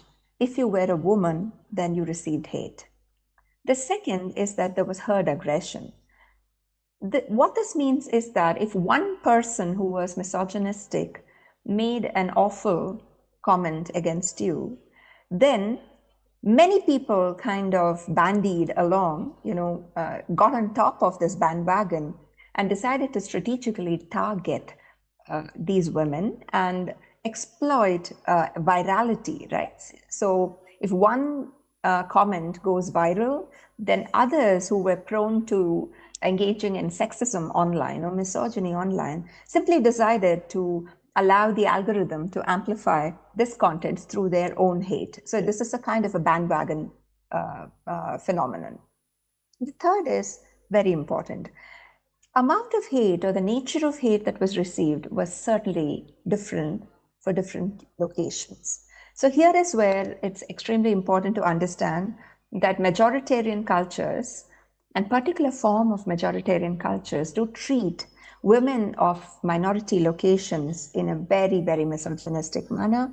And identity and social location matters a lot in the way in which you might actually find safety and publicness, the openness and the freedom to participate online. So the unfreedom or the degree of unfreedom was indeed completely commensurate with your social location and identity. The fourth finding was that platform architectures are very, very vital. Today's capitalist architecture in the communicative arena is monopolistic nearly. There are very few players, and these companies are extremely powerful. They have powerful lobbies. They also operate in a manner in which their market sizes are extremely hard to grapple with. And you can imagine, just a day ago in South Asia and Nepal, when the government decided to come strictly down on regulating social media, huge numbers of people actually took to the streets in order to protest this, because social media has become a means by which people air their opinions and conduct the business of social communication. So these platform architectures are infrastructures of society. They're not just technological tools or external artifacts. They are actually internal to society. They're part of the protocols of our everyday communication, and the amplification by algorithms, because these platforms bother about the clicks and the clicks bring them money, this becomes extremely vital, therefore, to recognize as a motivation, a profiteering motivation that would then amplify content that is sensational. So if you abuse a woman, then that kind of content is not subject to the kind of scrutiny that is based on constitutional principles of respect, dignity, equality, fraternity. It is actually measured by whether this content will go far. And if we viralize this content, then certainly the platforms stand to benefit. So this is the way in which patriarchy and capitalist social contracts tend to reproduce. We really found that constant trolling and violence directed at women in the online public sphere were highly choreographed affairs. A choreographed affair is very different from a spontaneous kind of introjection. A choreographed affair is that in the public debate, you're not actually seeing a spontaneity. You're actually seeing that if, for instance, Anita Gurumurthy, who believes in gender justice, stands and says something, there are 10 other people watching what she says, and instantly, regardless of what she says, they will troll her. So this is a kind of intimidation. It's an intimidatory tactic. It's a kind of crowding out of pluralistic opinion that happens online. Maybe I'm saying things that are very well known in the room, very well known to all of you, but I would still like to say that this is a research that systematically proves that it's extremely hard for women with political opinions. It's not just the fact that you have a voice. It's extremely important to note that our online public sphere takes cognizance of the fact that you have a political opinion. And the minute you have a political opinion, this kind of tends to crowd out and bully your opinions out of the public sphere. And a lot of this trolling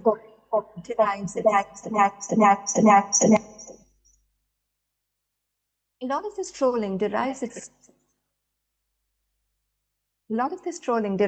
toxicity and potency from the sheer volume and frequency rather than the substantive content. So it's really not that you say something and that's profoundly threatening to society and therefore people react. People may simply react to something extremely silly, and the very fact that hundreds and thousands of sexist and misogynistic remarks come, that is what causes the virality, and that is what causes the kind of censure. That's what causes the bullying, right? So this is the techno design. And what I would like to submit is the gamification of public discourse. So this is gamed. So right from the get-go, if you're really somebody with a different opinion from the mainstream, you're likely to be targeted. So this is important to note. So we found patterns. South Asia is it's a tapestry. It is like a carpet. It's like an interwoven multicultural space. And we really value this because for an organization like ours, being in this space, we really value the fact that we have innumerable languages, we have innumerable cultures, we have pluralistic religions. On account of this, the very fact that patterns of trolling in the online public sphere is kind of making discourse online homogeneous, is a very frightening phenomenon. So what is in and what is out, what is treated as valid and legitimate and what is illegitimate, what is considered invalid, these are certain, fault lines that we as, people who really care about gender equality and justice must really take note of in the techno design of these platform architectures. Shame and honor become very important. So somebody can troll you simply because, your husband happens to be a very important politician. So your political opinion matters because your husband's honor is seen to be extremely important. We also found extremely, unreproducible, very indignifying use of slurs, which were casteist. So shame and honor and caste become important. In the context of India, minority religions, particularly anti-Muslim hate, was something that we found that is stereotypical, that is hateful, and that's propaganda-oriented. And these were particularly received by journalists who dared to speak up, journalists of a particular location and minority religion that dared to speak up. The other is objectification. So a common trope was to view women as solely the objects of male control, right? So you reduce women to nothing other than the daughter or the spouse or, the wife of the politician. So this is really the whole invectives and sexualized slurs that we found, and women considered undesirable by trolls. For instance, if you didn't have a particular form of personhood, if you didn't appear in a way that was suitable to male desire, then you would get slurs like, you're not even worthwhile trolling. You don't deserve even to be trolled by us, that kind of awful patriarchy. So what I'm heading towards is to submit that identity, social markers, and gendered bodies matter in the virtual space. The virtual space may not be corporeal in quite the same way as physical interaction, but the virtual space is equally embodied, and embedded and embodied nature of interactions in these spaces really produces a mutually constitutive exchange between network data algorithms on the one hand and body and identity on the other. So social media platforms as new infrastructures of communication become cultural systems. They're cultural systems that fundamentally reorder society and its cultures. So sexism is not a bug. It's not something that coders can fix. It's not an error. It's not a mistake. It is a feature. It's a constituent feature of these platforms because there is a monetizable value to viral content. So this is the way a hierarchy of gendered bodies is produced online, some that are valued, some that are devalued, some that are valorized and celebrated, and others that are demonized, right? And this all depends on where you're located in that particular cultural context. So we did find that women from minority religious groups, Dalit women of a particular caste location, and non-heteronormative women are at a very high risk of being trolled and at a risk of being pushed out of public discourse. AI and social media are increasingly being used to push a form of oppression that combines gender, race, and class in a wider AI economy. Do remember that the owners of these social media, like let's say Mark Zuckerberg, or Elon Musk, will be very, very attentive to the way in which the American market or the European market behaves. They may not necessarily be alive or even bother about the kind of trials and the kind of pain, the kind of indignity that women from the global south go through. That's not important because they are providing the infrastructure, and in many countries of the global south, the electoral infrastructures are provided by large companies like Google. So there is a certain kind of infrastructuralization of the political public sphere, which is entirely privatized. So in these global contexts, male authority and control, as well as family, community, and national honor play out in a kind of concerted fashion.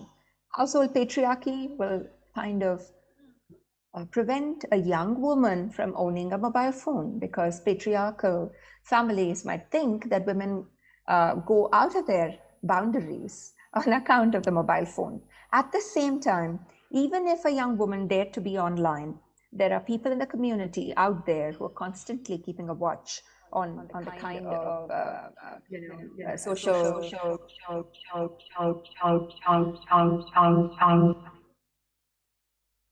on the kind of social norms that the woman is daring to challenge, right? So young people come online and they challenge social norms. So the shifting line is really something we have to look at.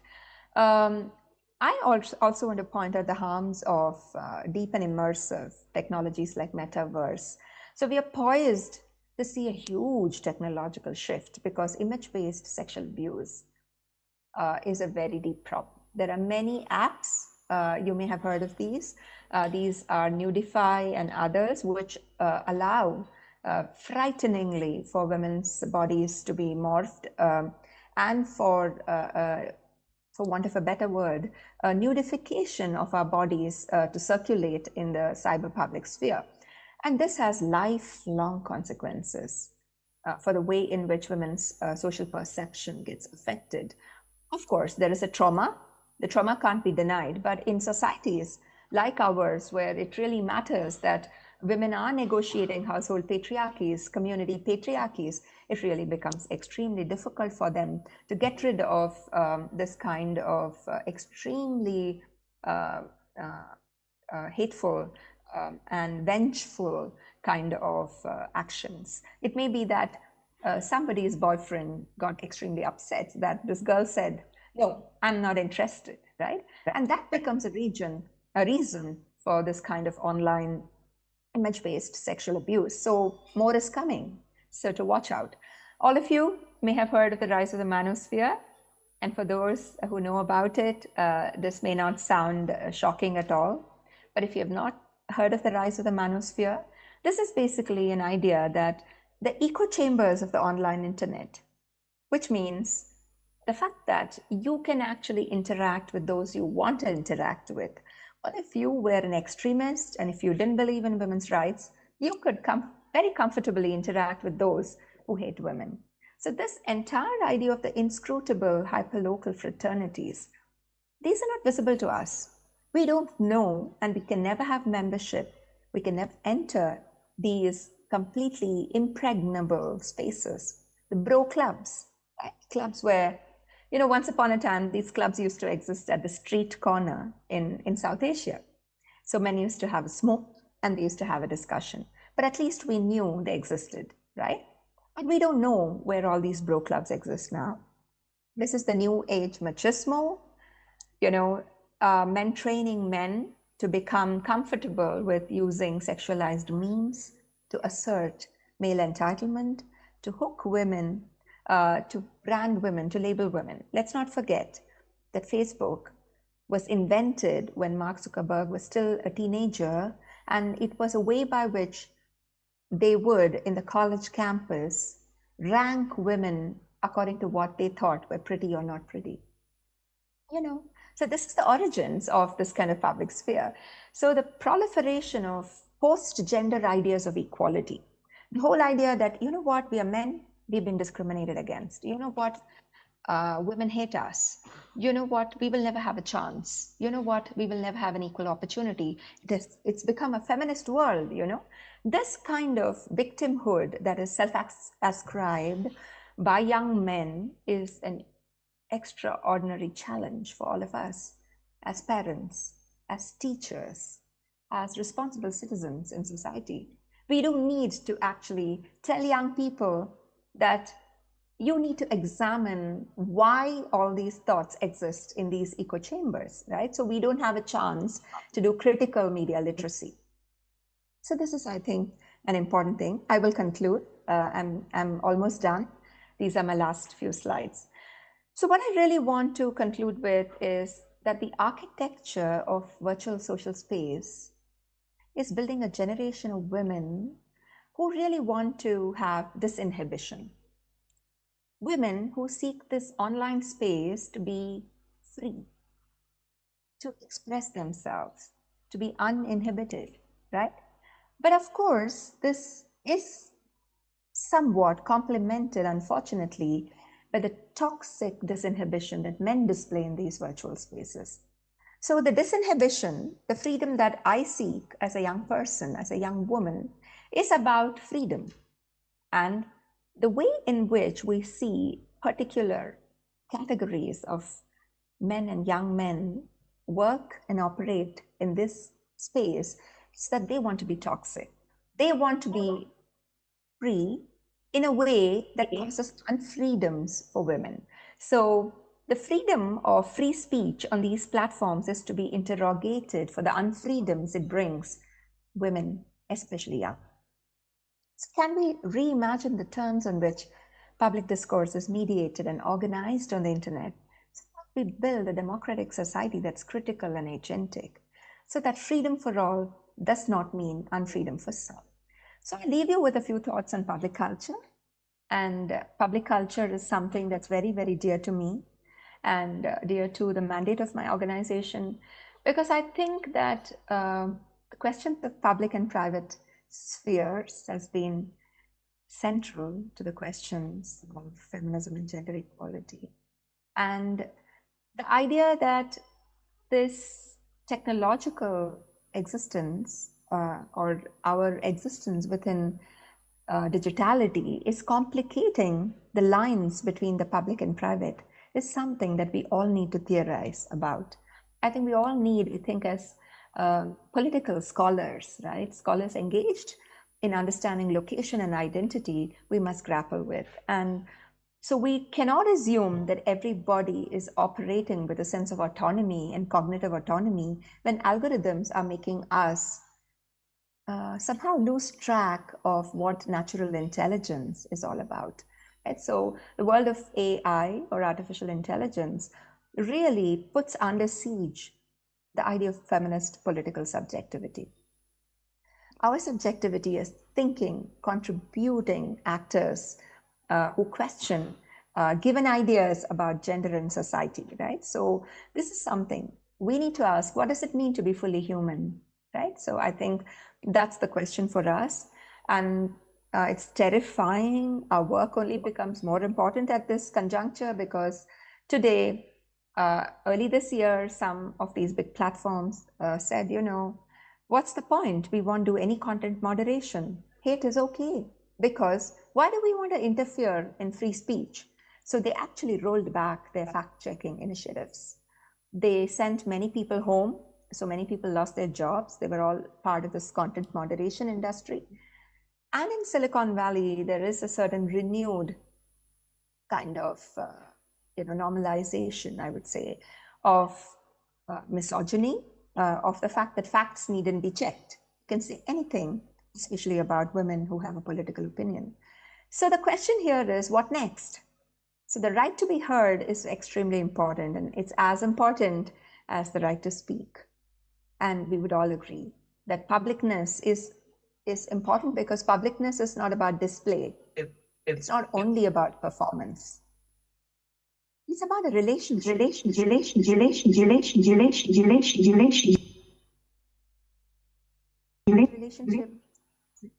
for the process of collective self-understanding. And so I would like to conclude with a very important thought, which is the need to think of a right to publicness, to recognize truth as a political idea, and multiple contestations around truth, the multiple truths, right? Which finally is mediated by a very pluralistic public sphere, which can inform the design and regulation of our public institutions and our public technologies.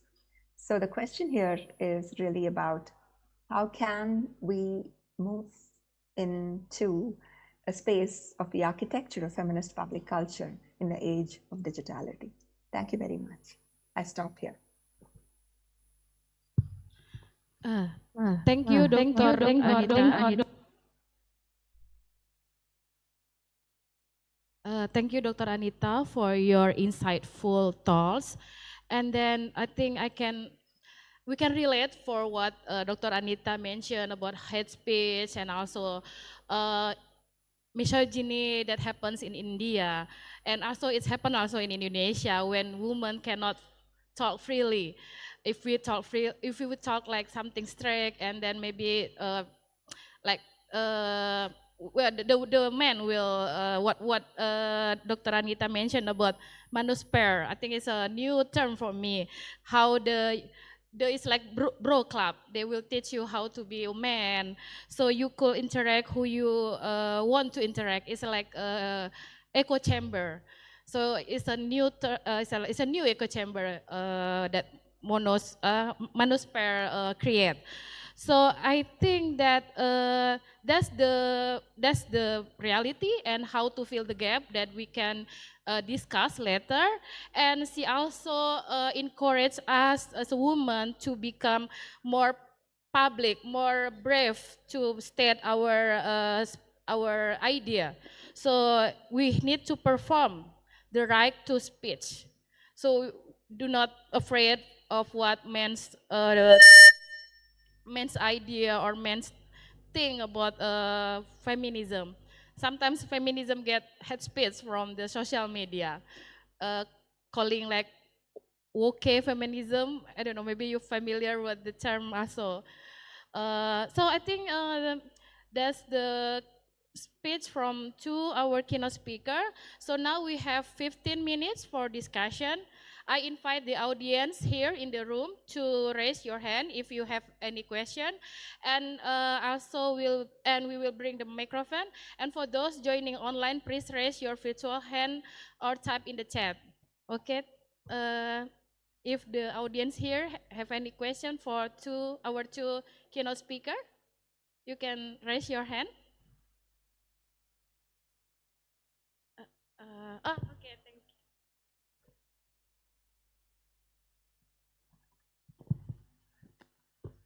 Assalamualaikum warahmatullahi wabarakatuh. Thank you for this expensive time for me. And I'm very happy to join this conference to learn about the development of gender issues.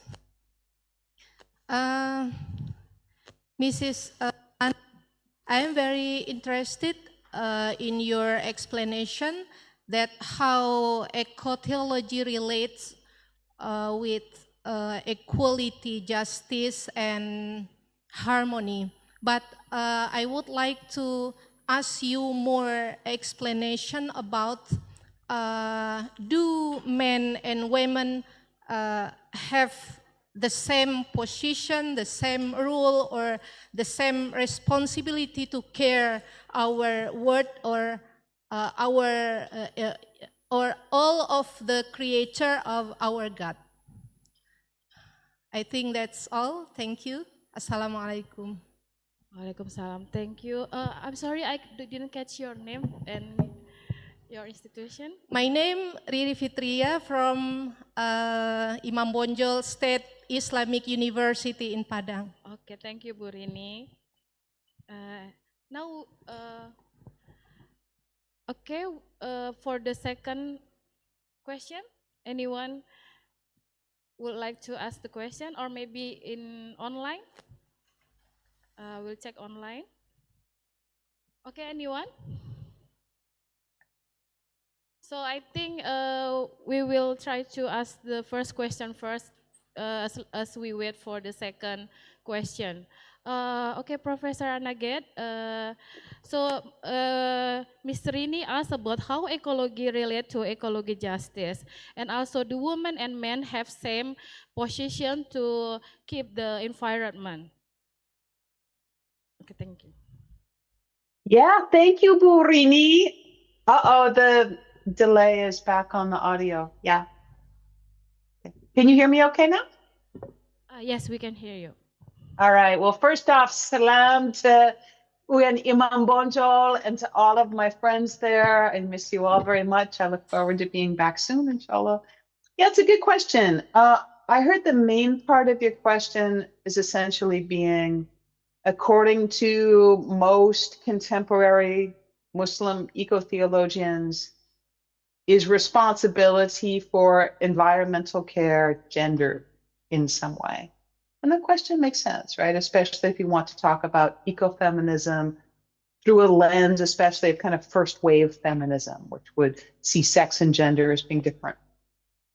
I can tell you that in my reading, I'm not a theologian myself, but in my reading of contemporary eco-theology, especially coming from Indonesia, it's not really gendered. The idea, if you want to pull on the idea of stewardship, like, khalifa or khala, isn't gendered in any particular way, just like the idea of humanity, isn't particularly gendered in that sense. So, no, I haven't heard that previously. I think that, the question of justice and ecological justice, environmental justice, we can certainly see through a lens of, gender empowerment. That's the main insight, perhaps, of ecofeminism in an intersectional kind of a way. But I think even that, pushes to this kind of multi-species perspective that, is inclusive kind of a principle of ecofeminism rather than a particularization of gender or sex. So yeah, that would be my response. Attentive to gender, yet gender is not the focus in terms of praxis. Okay, thank you, Professor Anaget, for your answer. Bu Rini, do you want to add? Oh, okay, thank you, Bu Rini. So I think we will have second question coming from. Thank you very much. My name is Donar from Universitas Andalas, Faculty of Economics and Business. Thank you for both presenters. You have clearly stated the importance of equality, ecology, and so on and so forth. My question is to Anita. It is very interesting that you mentioned about, for example, manosphere. And I'm just wondering whether there is any gender or generational differences in this regard. Perhaps sociocultural values play a greater role in this regard, but I want to know further about these issues, especially in the context of India. I think we can learn something from the context of India. Thank you.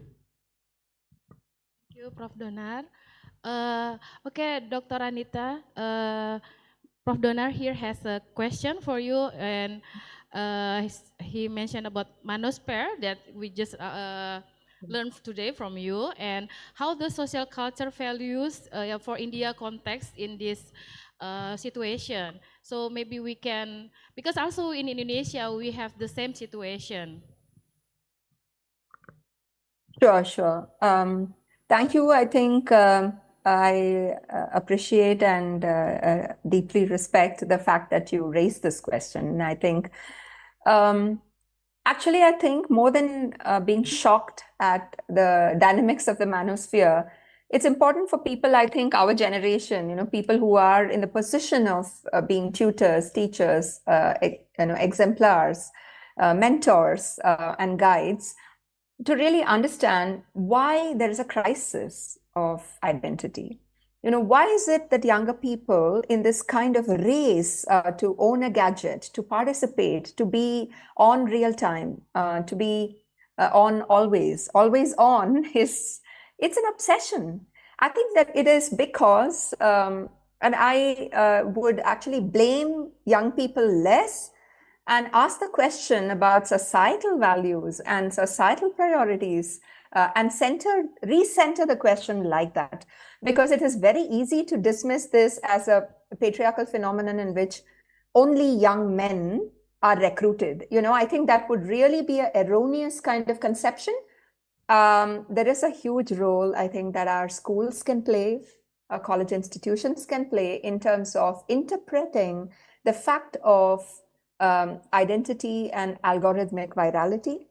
We do need a lot of interaction between people as human beings and create the context of what you are calling sociocultural uses, embedded sociocultural uses. So the use of platforms and apps in order to enhance critical thinking is indeed possible in classrooms, is indeed possible in campuses. And I do think that examples, if you want to learn from India, are few and far between. After having said that, this is the unfortunate truth, but I am extremely inspired by the small experiments happening everywhere in the world. The fact that children in Kerala were encouraged in the Malappuram district, a lot of people from Malappuram actually work in the UAE. So the connection between West Asia and Kerala is immense. And children were given the challenge by the district collector to teach their grandparents, how do you use the mobile phone for banking? And in the place of all of that, the teachers encouraged the children to ask them and talk to them about stories, intergenerational stories, to document that on the telephone, to exchange that in the classroom. So I do feel that it is really a preoccupation with the solitude, with the loneliness, with the crisis of identity that kind of leads you more and more into this kind of a tunnel where you will never come out on the other end. And very recently, all of us have been witness to this extraordinarily sad story of the parents who sued a very large Silicon Valley corporation after a 16-year-old committed suicide after recording all of this and learning from ChatGPT exactly how to commit suicide. So I do think that we have to step back, rescue this crisis in a manner that's very responsible. And Donar, my suggestion would be the kind of sociocultural universe we want to build is something we have to build. It's not really ready-made and it's not out there, and it is up to us to forge. I would really love to hear from Anna as well. Coming from where you are, Anna, how do you see it? Because I think it's something that profoundly bothers all of us, right? So I would love to learn from you. Okay, thank you, Dr. Anita, for your response. And also, I think it's interesting how Dr. Anita have an experiment with young early child to express themselves. And we can, next we have the third question. Okay, thank you.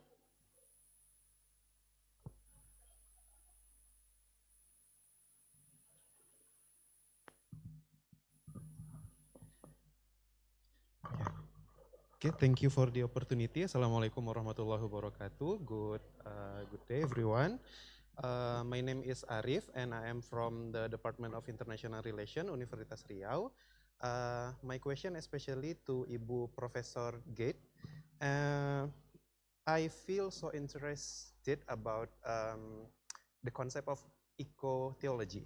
I can imagine eco-theology in the implementation in the grassroots or people level, but I believe that environmental degradation is basically and mainly because of the industry and capitalism. So my question is, in your opinion, how to implement the concept of eco-theology in the area of industry, which I believe their main goal is profit and not getting to heaven or pahala or something like that. I think that's all. Thank you. Mr. Arif, sorry if I didn't catch the last question. Can you repeat? Oh yeah, I'm sorry. Sorry. I believe that the concept of eco-theology is probably easily to implement in the grassroots or people level. But in my opinion, the environmental degradation is mainly because of the process of industrialization. So my question is how to implement the concept of eco-theology in the level of, let's say, industry and policy probably. I think that's all. Okay, thank you, Mr. Arif from Riau University. Yes. And the question is to Professor Anaget. So, Mr. Arif mentioned about I think the concept of equal theology is maybe it's easy if we apply to grassroots. But how about to the industrial, right? Industrial, because I think environmental degradation basically coming from capitalism. So yeah, that's the question. So, okay, Professor Rana, you can answer the question. Yeah, thank you, Mr. Arif from Riau, for that great question. I have two answers for you. The first is, I think a next step for what your Ministry of Religious Affairs now calls eco-theology, which in many ways I think is self-consciously patterned off of Roman Catholicism and eco-theology from Pope Francis and Laudato Si. So it's not really kalem in that sense that we think of it in Islamic studies, but more kind of this sort of outreach and general teaching. I think the first step that can be taken, and one that actually I see being taken in West Sumatra right now, and across Sumatra, is really leading in this area in some Islamic university campuses and elsewhere, is to develop environmental studies. So to begin, not just to think about, ramah lingkungan and, loving the earth in these very general senses, alhamdulillah, that's great. But to really understand environmental issues, not just in terms of being specific environmental problems, but also kinds of approaches. Sustainability is different from conservation, is different from looking at climate, for example. So that's the first thing, is thinking about problems just like your question does, right? It's not this, it's that. It's not, conservation, it's capitalism. But the second part has to do with the theology and ethics part. So it's very common in the Western European, tradition that obviously I come from, to think about ethics as being moral and individual, right? We talk about sustainability like this all the time. Like, what can I do as my individual consumer choices, right? Which it's questionable how much of an impact they might have on a larger sphere. So I think that taking this idea that ethics is on the individual and considering, which is very common in an Islamic perspective, that it's also incumbent upon groups and social systems, and is systemic in its problems and its solutions, is really helpful. So first off, thinking about the problems like you did, and second of all, understanding that we can understand the locus of action as being communal. And for that, environmental justice is a very good framework. I think this is really relevant to Indonesia because there's you mentioned capitalism, but extraction is at the root of so many environmental problems. You know, the plantation scene definitely, if we're looking at Sumatra especially, but also extractive industry. And for that, I think the patterns of ecological justice are really important. So that's something I would like to see develop actually in Islamic eco-theology. You know, not just understandings of how we as individuals can behave best, but also the ways that we can understand the larger structural forces at work, and then the systems of justice in this world and the next that can be brought to bear on that. Quickly, just circling back to the manosphere, yeah, I would like to apologize to all of you. I'm originally from the San Francisco Bay Area, and you know, that's where this is coming from. I think that one of the most significant violences that we can consider in a feminist and just in a general kind of perspective is digital violence, and the ways in which these systems are perpetuating a war literally on truth. So yeah, I just want to reiterate that. I appreciate that, you know, in a way, like here I am in the United States in the epicenter of this. So a lot of the, you know, the patriarchal and the manosphere, the, you know, the red pilling comes from the cultural system that I'm in at this moment. But its translation is global, definitely. Okay, thank you, Professor Anna again. I think it's interesting Thank you. question because usually morality is something that grassroots, and then how to implement in industrial and also government. So I think it's also our homework to resolve the problem. And we have the fourth question coming from online side, Miss Fitriani Yulia from Universitas Andalas, I think. Miss Fitriani?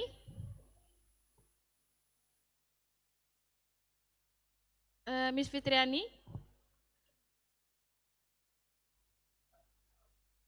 Okay. Oh, maybe she didn't hear. Miss Fitriani? Okay. She is not able to turn on her mic. Yes. And maybe on the side, the fourth question. Oh, okay. Yes.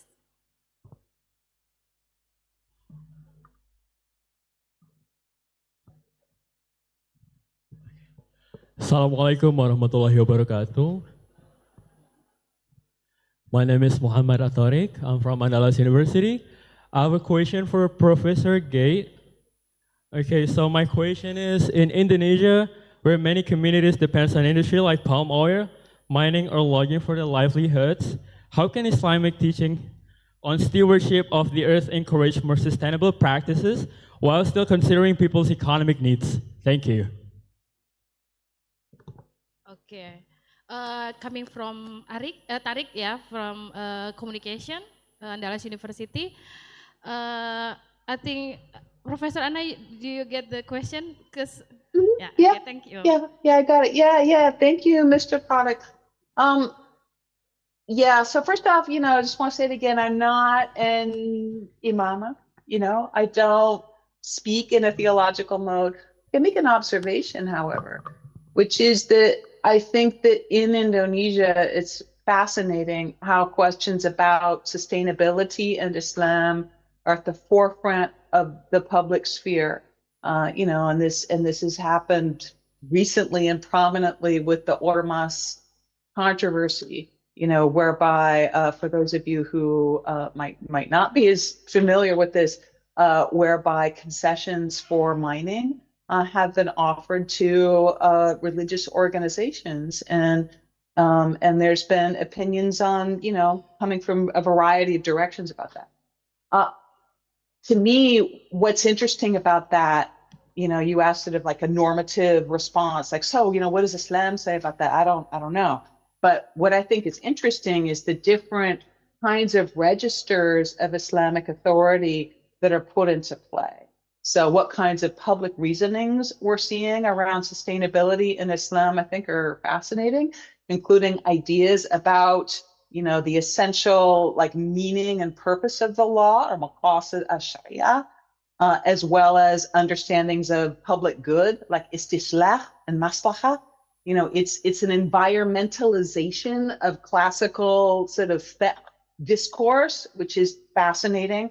And I think on the other hand, it really contributes to and advances discussions around environmental justice and sustainability to have these Islamic perspectives, just like I was trying to say in my talk. So I think that listening to the kinds of languages that are coming forward in these situations, and definitely the Ormas controversy, it's front page news. So you can't really get around it even if you wanted to. It's a great question, and I look forward to hearing more about how people like yourself, address those concerns.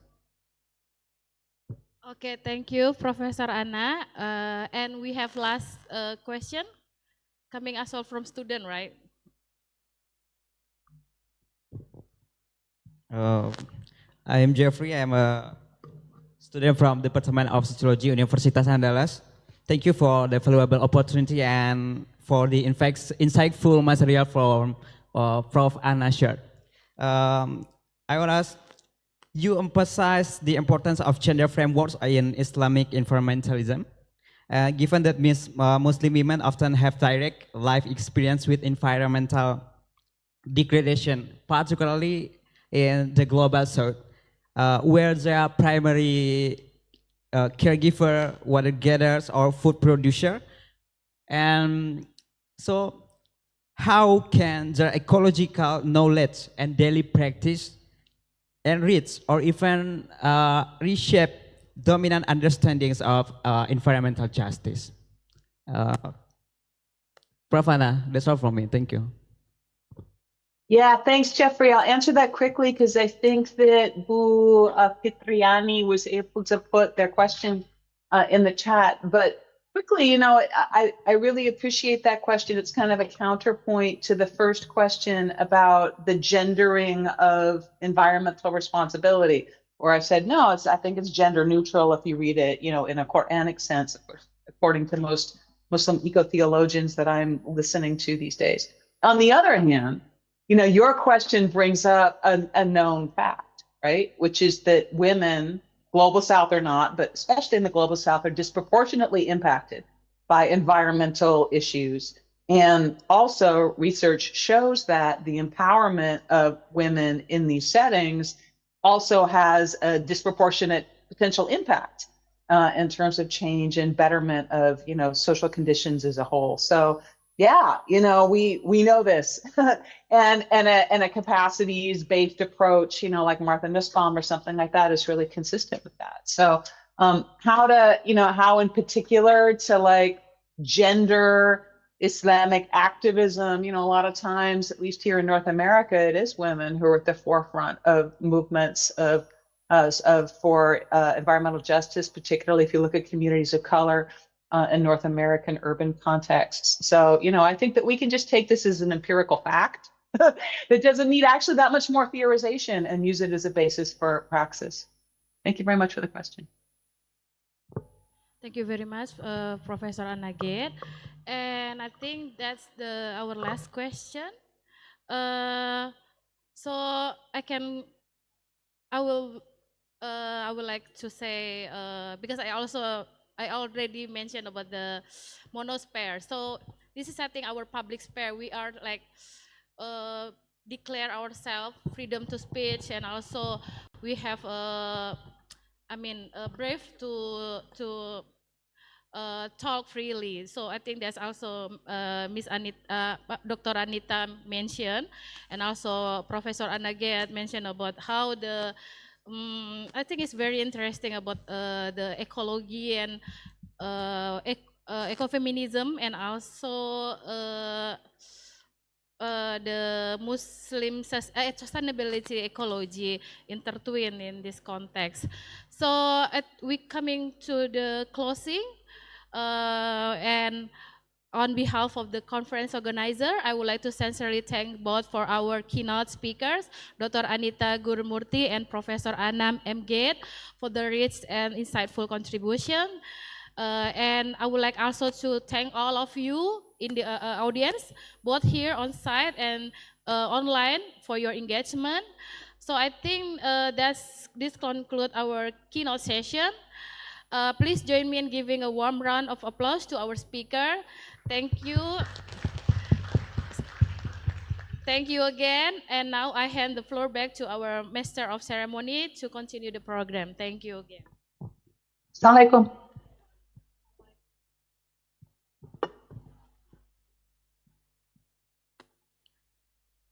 Thank you to Ma'am Yayut Lestari for conducting the keynote speech by our keynote speakers.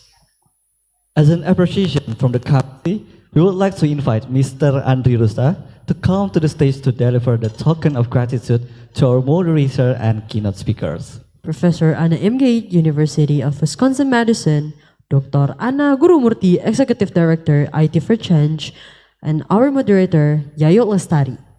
And we will have a photo session.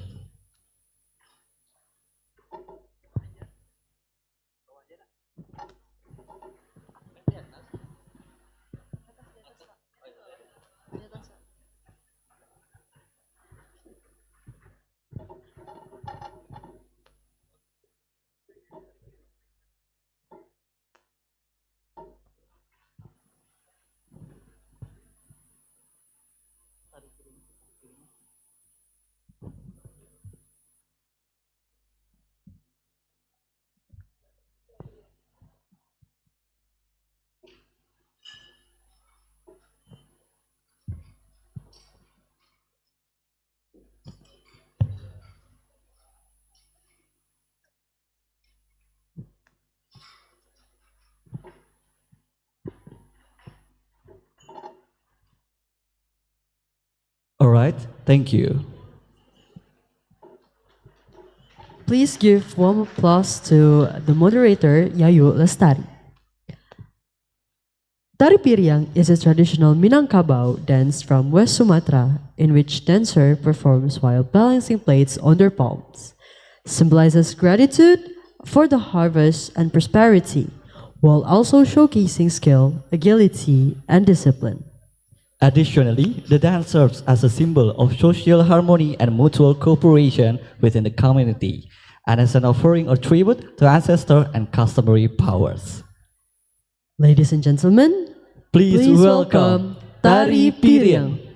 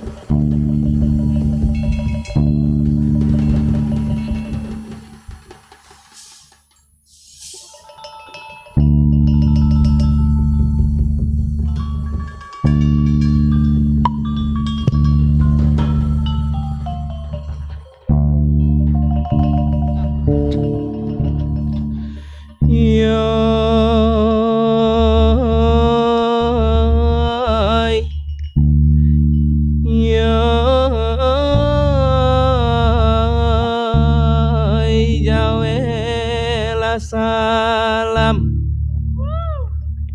ya la la ya ya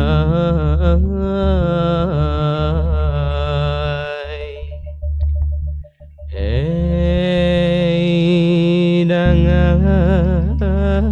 tuba anta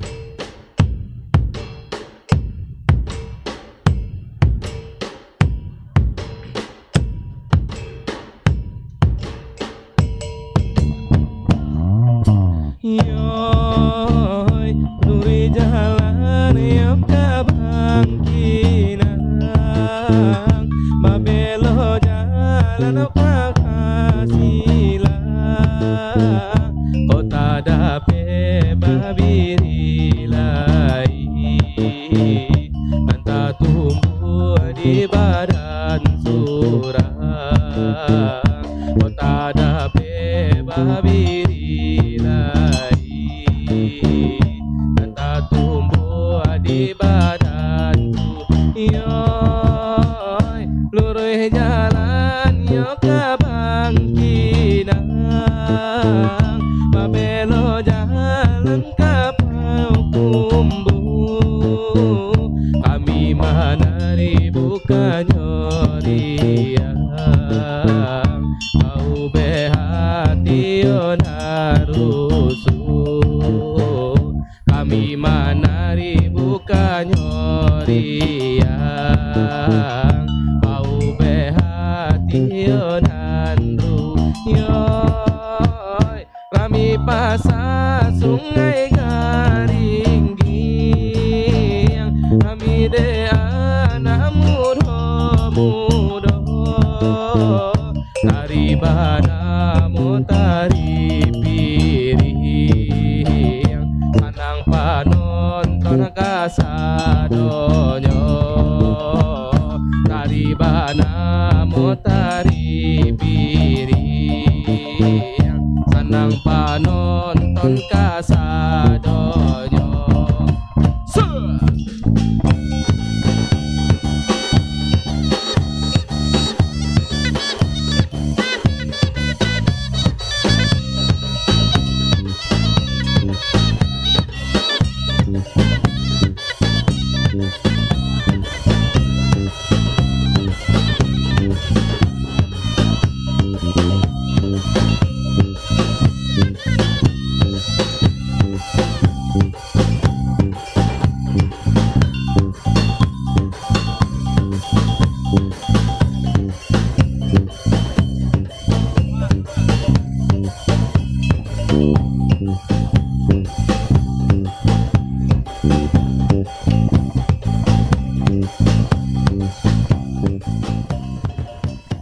lenggo lakama lenggo ma ayu la babu ay biya la de kami nang kanyo rami pasakanan solo rami la de anak la mudo kanduang tari la de sayang tarikanlah di palenggo biya la nak kami di kanduang na nang kanyo oi la na baro ya oi buai la babu oi biya la nak kami di kanduang ma nang kanyo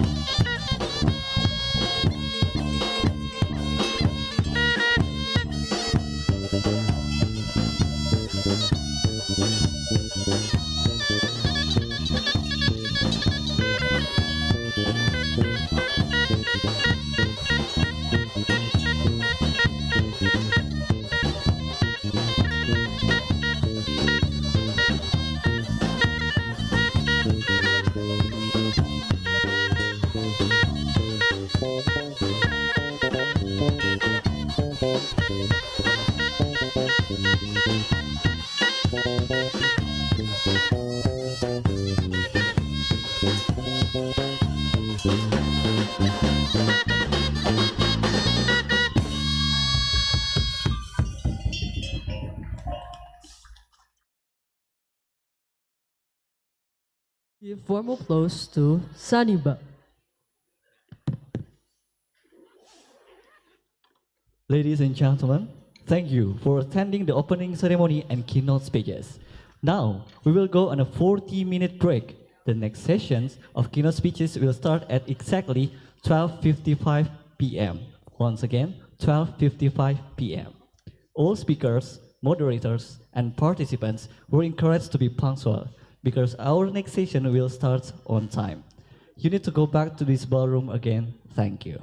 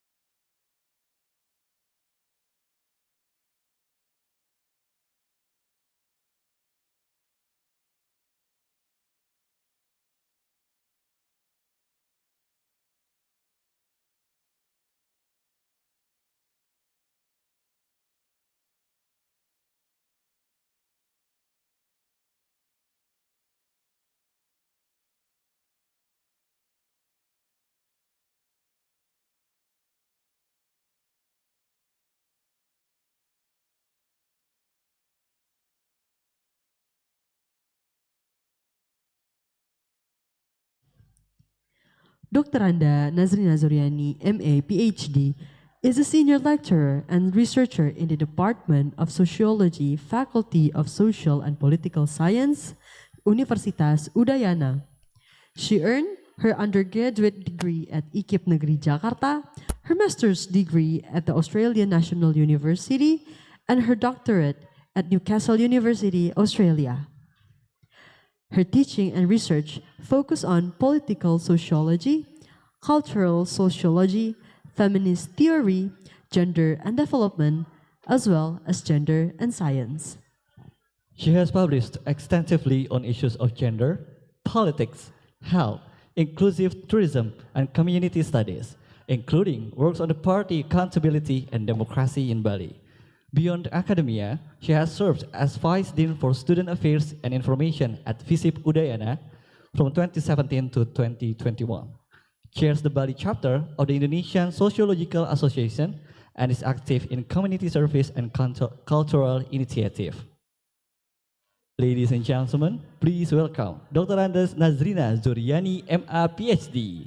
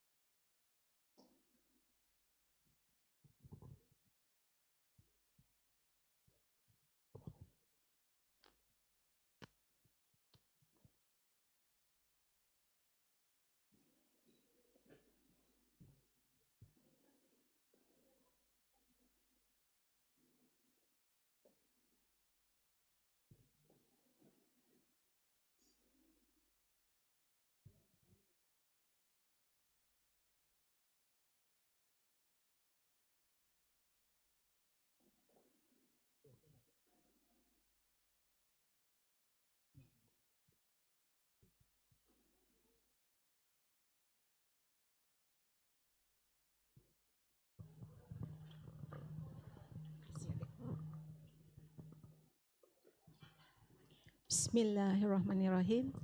Assalamualaikum warahmatullahi wabarakatuh. Distinguished speakers, all the participants, and do we have the online attendance for today? We still do have. Good afternoon for the second keynote speaker today. We are going to have Foni Indah Mutiara, SPM, AM, PhD from Universitas Andalas. And then we would like Ibu Foni to come forward. And we do have Ibu Professor Madya Dr. Khadijah binti Alafi from University Kebangsaan Malaysia. Please be seated, esteemed guest speaker.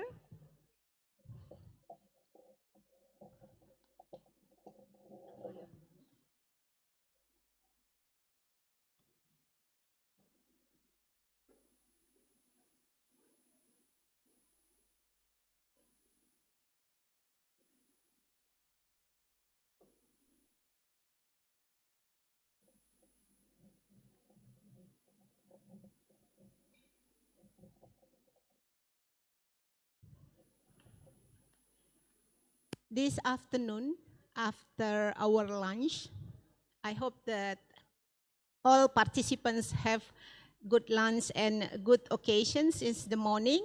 We do have 3 different dances that make us feel happy to see how culture develop in Ranah Minang. Let me start with Ibu Foni Indah Mutiara, SPM, MAM, PhD, with the educational background, PhD in Agricultural Economics from Gifu University, Japan, 2016. She holds Master of Environmental Management, MEM, from Flinders University, Australia, 2006. Bachelor degree in Agricultural Socio-Economic Universitas Andalas, 2000. Her research focus area related to agribusiness marketing, agribusiness financial management, gender and agribusiness development. And her supervision area is elder care. Okay. So today, Ibu Foni would like to explain and give our audience on site and online gender and natural resources management. We do have 30 minutes for your presentation, and then after that, followed by Professor Mada Ibu Khadijah Alafi. So time is yours. Thank you very much, moderator. Good afternoon, everyone. Good afternoon. It's good to be here with you. I am Foni Indah Mutiara. I'm working as lecturer at Faculty of Agriculture, Universitas Andalas. So although my educational background is in agriculture, but I have involved and been engaging in research and capacity building project on gender and natural resource management since 2006. So I hope you are doing well. I believe this is a critical time after lunchtime. Hope that you are feeling happy, not sleepy after the great meal. So please allow me in the next 20 or 30 minutes presenting my topic on gender and natural resource management. Next. So basically in my presentation today, we'll be focusing on how women play a key role in natural resource management. First, I will discuss what is natural resource management. Second, I will discuss why gender is important in natural resource management.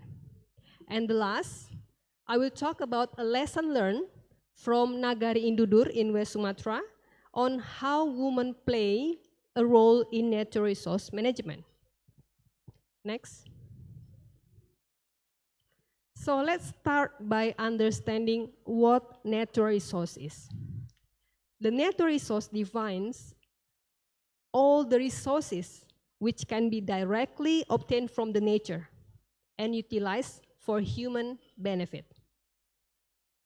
Therefore, natural resources are very crucial in the context of food production, environmental protection, and also how it influences the livelihood strategies of rural people. It recognizes that people, the community on the forest, rely on these resources for their livelihood. And talking about the natural resource management is the management of natural resources such as land, water, soil, animals, plants, with a particular focus on how management affects the lifestyle and the quality of life for present as well as the future generation. Therefore, it is important for us to note that the communities, men, women, young people, or all people, they are critical in maintaining the natural resources to manage the environment in a way that the balance between their collective needs for resources and the needs for the environment. Next. And we go to the next questions. So why gender is important in natural resource management?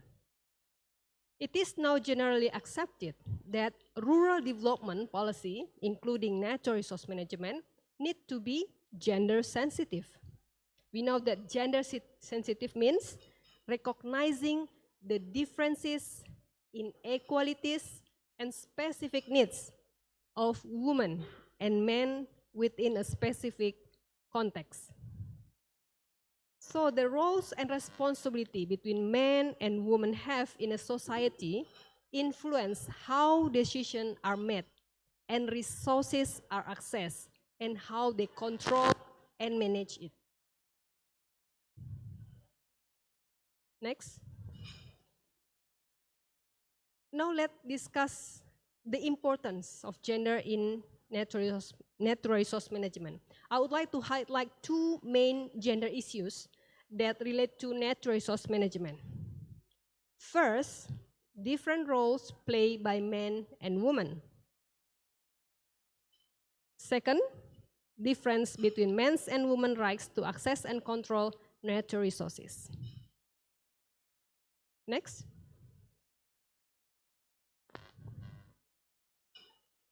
Sudah? Okay, let's go back to the first issues. Different roles played by men and women. So due to the different roles based on gender division of labor, men and women, they have different priorities and also different benefit from the natural resources use. Women usually have different roles in their environment, yeah, in their community. For example, men are basically responsible for income generation or decision maker of the house, while women take on substantial activities and look after the family. So these kind of roles influenced by cultural and social factors.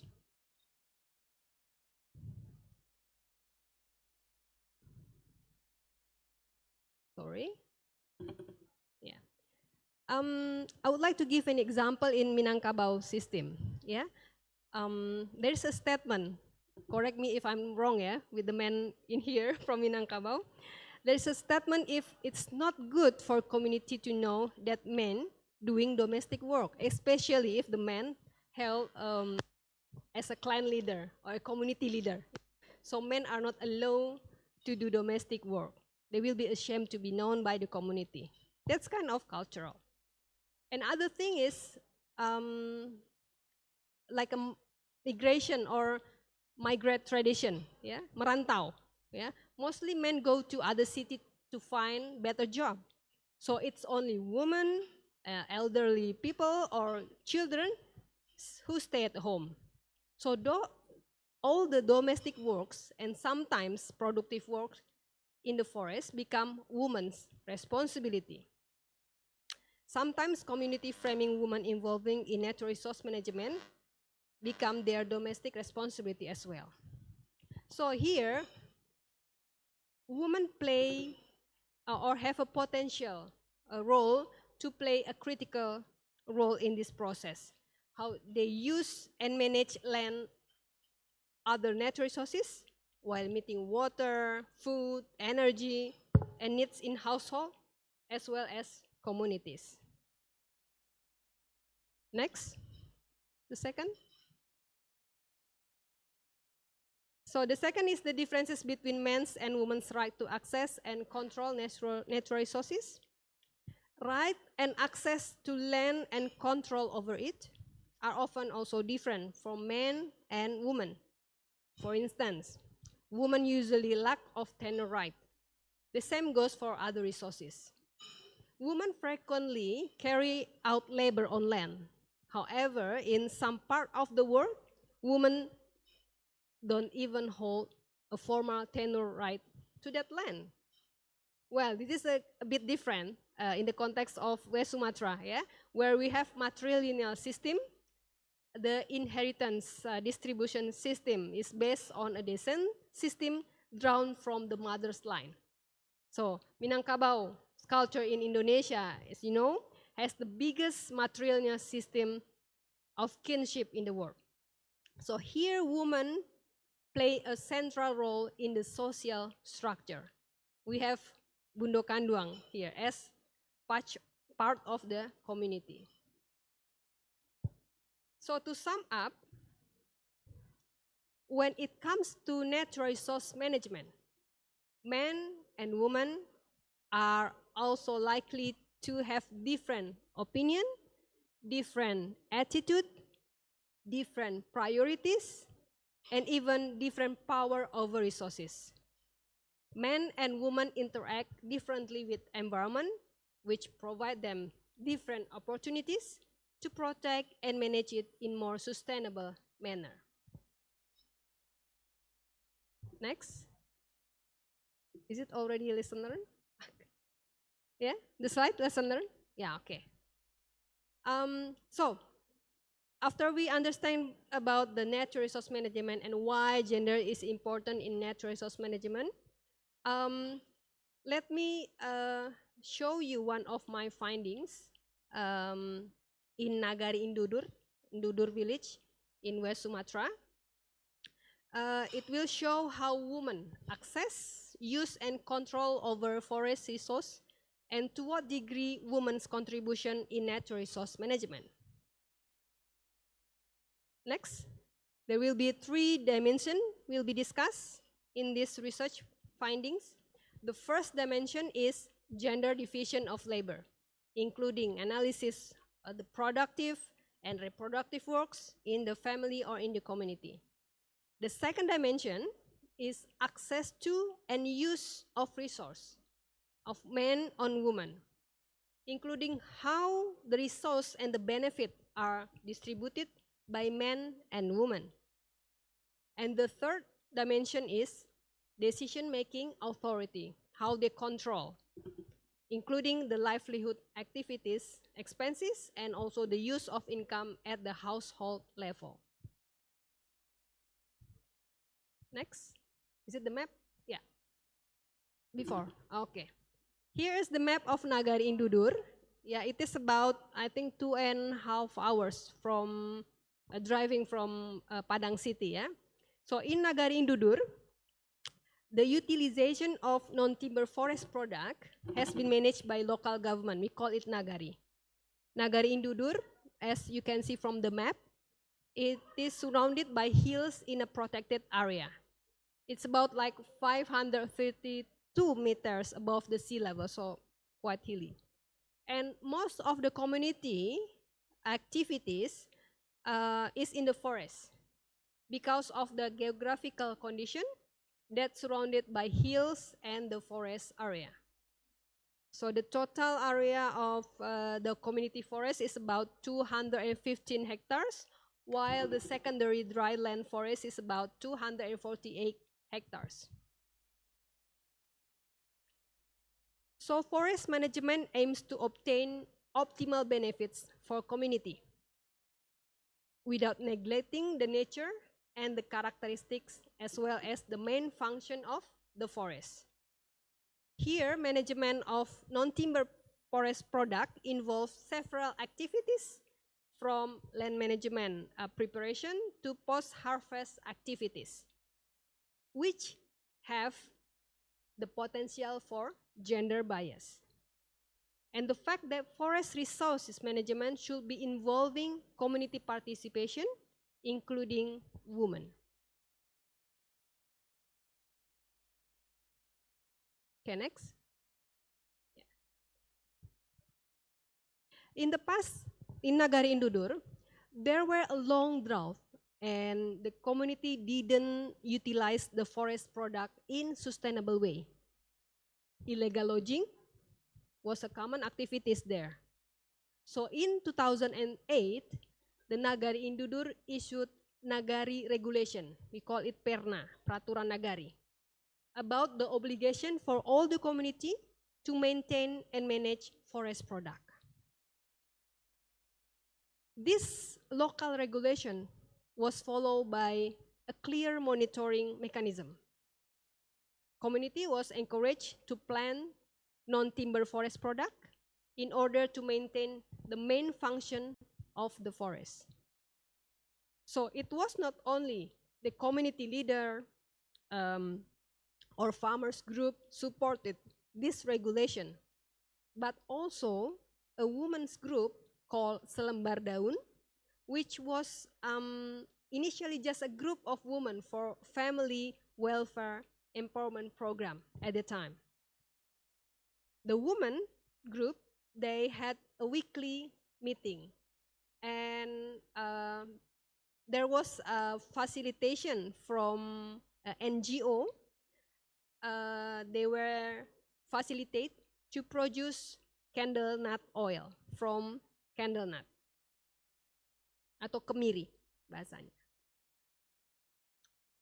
And in 2020, the Nagari had an incentive program by giving a cash money to the community or to anyone who want to plant candle nut in their unused land. Sorry, thank you.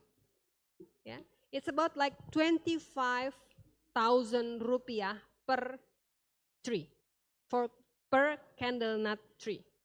Yeah, the incentive only given one time, but after a few years, community gain benefit by harvesting the candle nut products, including the women's group of Selembar Daun. So next slide. Here I show you the land cover change from 2022 until 2025. So 2 weeks ago, so every year after my research, I came to this Nagari to see one of the pilot place, to see the land cover change. Yeah. So 2 weeks ago, I went there. It should be in the first week of September, second week of September, but in the purpose of this seminar, so I went there 2 weeks ago, and you may find that the land cover change very have a good progress, yeah, which impact to the production of the candle nut. So next. Okay, ini table 1. So using Harvard analytical framework, as can you see from the table 1, it shows the productive activity profile of the member of Selembar Daun women's group. Yeah, we can see from the table 1 that women productive activity are not only in paddy field cultivation, but also involving in managing forest products such as candle nuts, cinnamon, and also areca nut. Family labors are mostly used for working in paddy field. Women have dominated activities in seeding, planting, weeding, and also selling the paddies, while men have dominant activities in land preparation, fertilizing, and harvesting. If we see for the productive work on forest products such as candle nut, it was found that men only active at the stage of land preparation and planting, while women are more likely have dominant work on harvesting, candle nut processing, and also selling the candle nut. Selling the candle nut and selling the candle nut oil. Yeah. The activity of processing the candle nut oil into candle nut oil has an added value because they can sell it in higher price, so that women can gain additional income for their household from these activities. And it is also found that women have dominant activities on harvesting and selling areca nut, while for cinnamon, both men and women are equally share the work for planting and selling the product. However, from the table we can see also that women are not involved in working for bee honey product, neither harvesting nor selling it. This is because the location of the bee honey is far in the forest, so that it's difficult for women and a bit dangerous for women to do that, while they also have another responsibility for reproductive work at home. Next slide, please. So next, table 2 will show the reproductive activity profile of the member Selembar Daun Women's Group. As you may see in the table 2, most of the reproductive activities are dominated by women, probably as expected. The mother does every housework, including cooking, laundry, taking care of the children, cleaning house, even going out for grocery shopping. So some women, they stated that their housework are helped by their daughters if they are not at home to do productive work outside. Again, helped by their daughter, not by their son. Yeah. Meanwhile, the father and sons rarely do the domestic work. This is because they are more likely focused on doing productive work as their main responsibilities. And as I already mentioned before, some men in that nagari, they used to go for merantau, going to other city to find a better job or to find more money for their household income.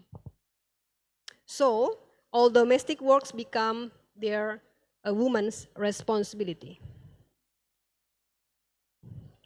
Next. Okay. Here, table 3 shows the access, control, and benefit of the member selembar daun. It shows that men and women have equal access to resource of paddy field and forest products. However, only men can access to and control of bee honey, as explained before. And in terms of control over the resources, women have dominant control over and dominant gain benefit of paddy field and forest product forests. Why? Again, this is related to our matrilineal system. So due to the land ownership of paddy field and other crop fields that are belong to the clan, which is owned or heritage to women. So therefore, in Nagari Indudur case, as the asset holder, women have power to control over the resources. So women and men have equal access to control over and gain benefit of forest product, not only the candle nut, but also rubber, areca nut, cinnamon. Yeah. Special case for the candle nut products, women have a dominant control over it and mostly gain benefit from it. This is related to the woman's productive activity, making the added value of candle nut into candle nut oil. So in terms of access to information, we can see that all women confirm that they have an equal access to television, radio, internet. Everyone, they have their own mobile phone. Yeah? So a woman gain the same benefit from the information. However, men are likely to have control over the internet use. Yeah. When I visited the Nagari 2 weeks ago, it looks like they got a problem in internet connection. So I think that's become a big problem also for the community. Yeah, I don't know the technical problem. So, in terms of agriculture extension, yeah, they got access to and control over and gain benefit for agriculture extension. While extension on health, yeah, agriculture extension, women got access, but for the extension on health are dominantly accessed by women, not men. Women believe that the benefit of it can be implemented in the household. Yeah. Okay, next slide. I will show you some pictures. This is my visit 2 weeks ago. So I met the men who own, who do the planting, and then also supervised by the Nagari officer. Yeah, next slide. And this is the picture of Selembar Daun Women's Group. You may have found that there are 2 pictures on the left side and the right side. They are mother and daughter. And I think Mirna, the one who wore yellow shirt, I think, she was pregnant at that time. So I think the 3rd generation, or the 3rd generation will become the member of the Selembar Daun as well. So I believe that their women's group is very good. Okay, next. Okay, that's the picture of candle nut oil making process by the group. Yeah, all the process start from peeling the candle nut until cooking, until making it. Yeah, they are all done by the woman. Okay, next we go to the conclusion. Okay, so come to the conclusion. I make it just a minute. Okay. So, yeah. So women's role as managers, users, and beneficiaries of natural resource is often an explored opportunity for increasing their contribution to peace building. So to effectively conserve and sustainability use of natural resource, it is important to recognize the different roles, knowledge, and responsibilities of both men and women in natural resource management. And I believe that shifting gender norms in conflict-affecting setting can be utilized to increase women's participation in this decision-making and to enable them to engage in economic recovery more productively. Thank you very much. Please give a warm applause for Ibu Dr. Foni. From her explanation, she explained the success story of how Indudur Nagari can create women empowerment with the Selembar Down Institution. Furthermore, this success story is related to gender and natural resources management that is based on IPERNA, the regulation, local regulation cultivated in 2008. And after the research, when did you do the research, from which? 20 to 21. So the result from Ibu Mutiara's field study explained that there are 3 different results that gender division of labor in the area of 250 hectare forest is cultivated, although it's hilly, and there are access of resources by the 2 gender, men and women, although there are several different access toward the cultivation and plantation. And the third result, that household management creating some empowerment to daughters and mothers, and all domestic chores are women responsibility. It's also create empowerment through pusako tinggi, maybe, yeah. So that padi field as a pusako tinggi inheritance create women power into access and control, so that the income generating activities could make them also do the processing of candle nuts, oil, and selling the products. Although for women, they don't do honeybee harvesting. So I already make the summary. Did I forget something? Okay. Okay, now we are moving to the second presentation. Ibu Ketty, her name is Professor Madya Dr. Khadijah binti Alafi. She comes from Research for Research in Psychology and Human Well-being, SITRA, University Kebangsaan Malaysia. She holds PhD in Community Education and Development from University Putra Malaysia, 2008. Master of Art in Social Anthropology from University of Malaya, 1999. Bachelor degree in Anthropology from Universitas Andalas in 1993. Oh, so you are alumni of Universitas Andalas. Her research focus is gerontology, social work, long-term elderly care and caregiver support, community development and social protection, training and capacity building of care workers, social policy on aging and elderly welfare. And she got a high impact publication, Scopus, WUS, and many books publication. One of the book is Rumahku, Surgaku, long-term elderly care in Malaysia. That's the latest. And there are some publication that maybe I just choose one, yeah, Ibu.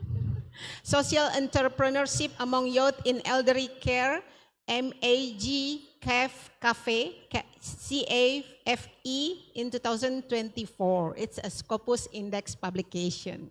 So in next 30 minutes, Ibu Kathy has the time to deliver your ideas in gender loneliness among older adults and health-related behavioral risk.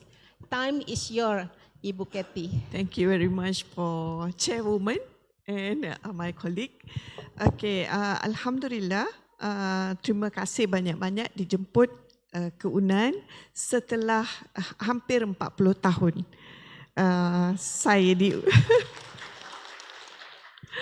Saya di sini pada tahun 1988, waktu itu di Jati lagi ya. Jadi saya terima kasih kepada panitia, Pak Jendrius, teman baik saya. Alhamdulillah, terima kasih banyak-banyak. Jadi hari ini kita akan bicara tentang elderly ya. Ini adalah PhD work saya on caregiving, terutama untuk warga emas. Jadi kita sudah dengar tadi Mayor bilang peduli warga emas. Alhamdulillah perkataan warga emas ni sama seperti di Malaysia. Kalau saya ke Surabaya, mereka biasa guna lansia. Jadi kalau Alhamdulillah di Tanah Minang, kita masak sama ya dengan Malaysia, iaitu peduli warga emas. Jadi hari ini cerita kita tentang peduli warga emas. Jadi title yang dipilih adalah gender dan health ya. Okay. Jadi in contrast to developed countries, Asia or in globally, we experience getting old before getting rich. This is a very big problem for us. Okay, when we old, older means after 60 years old.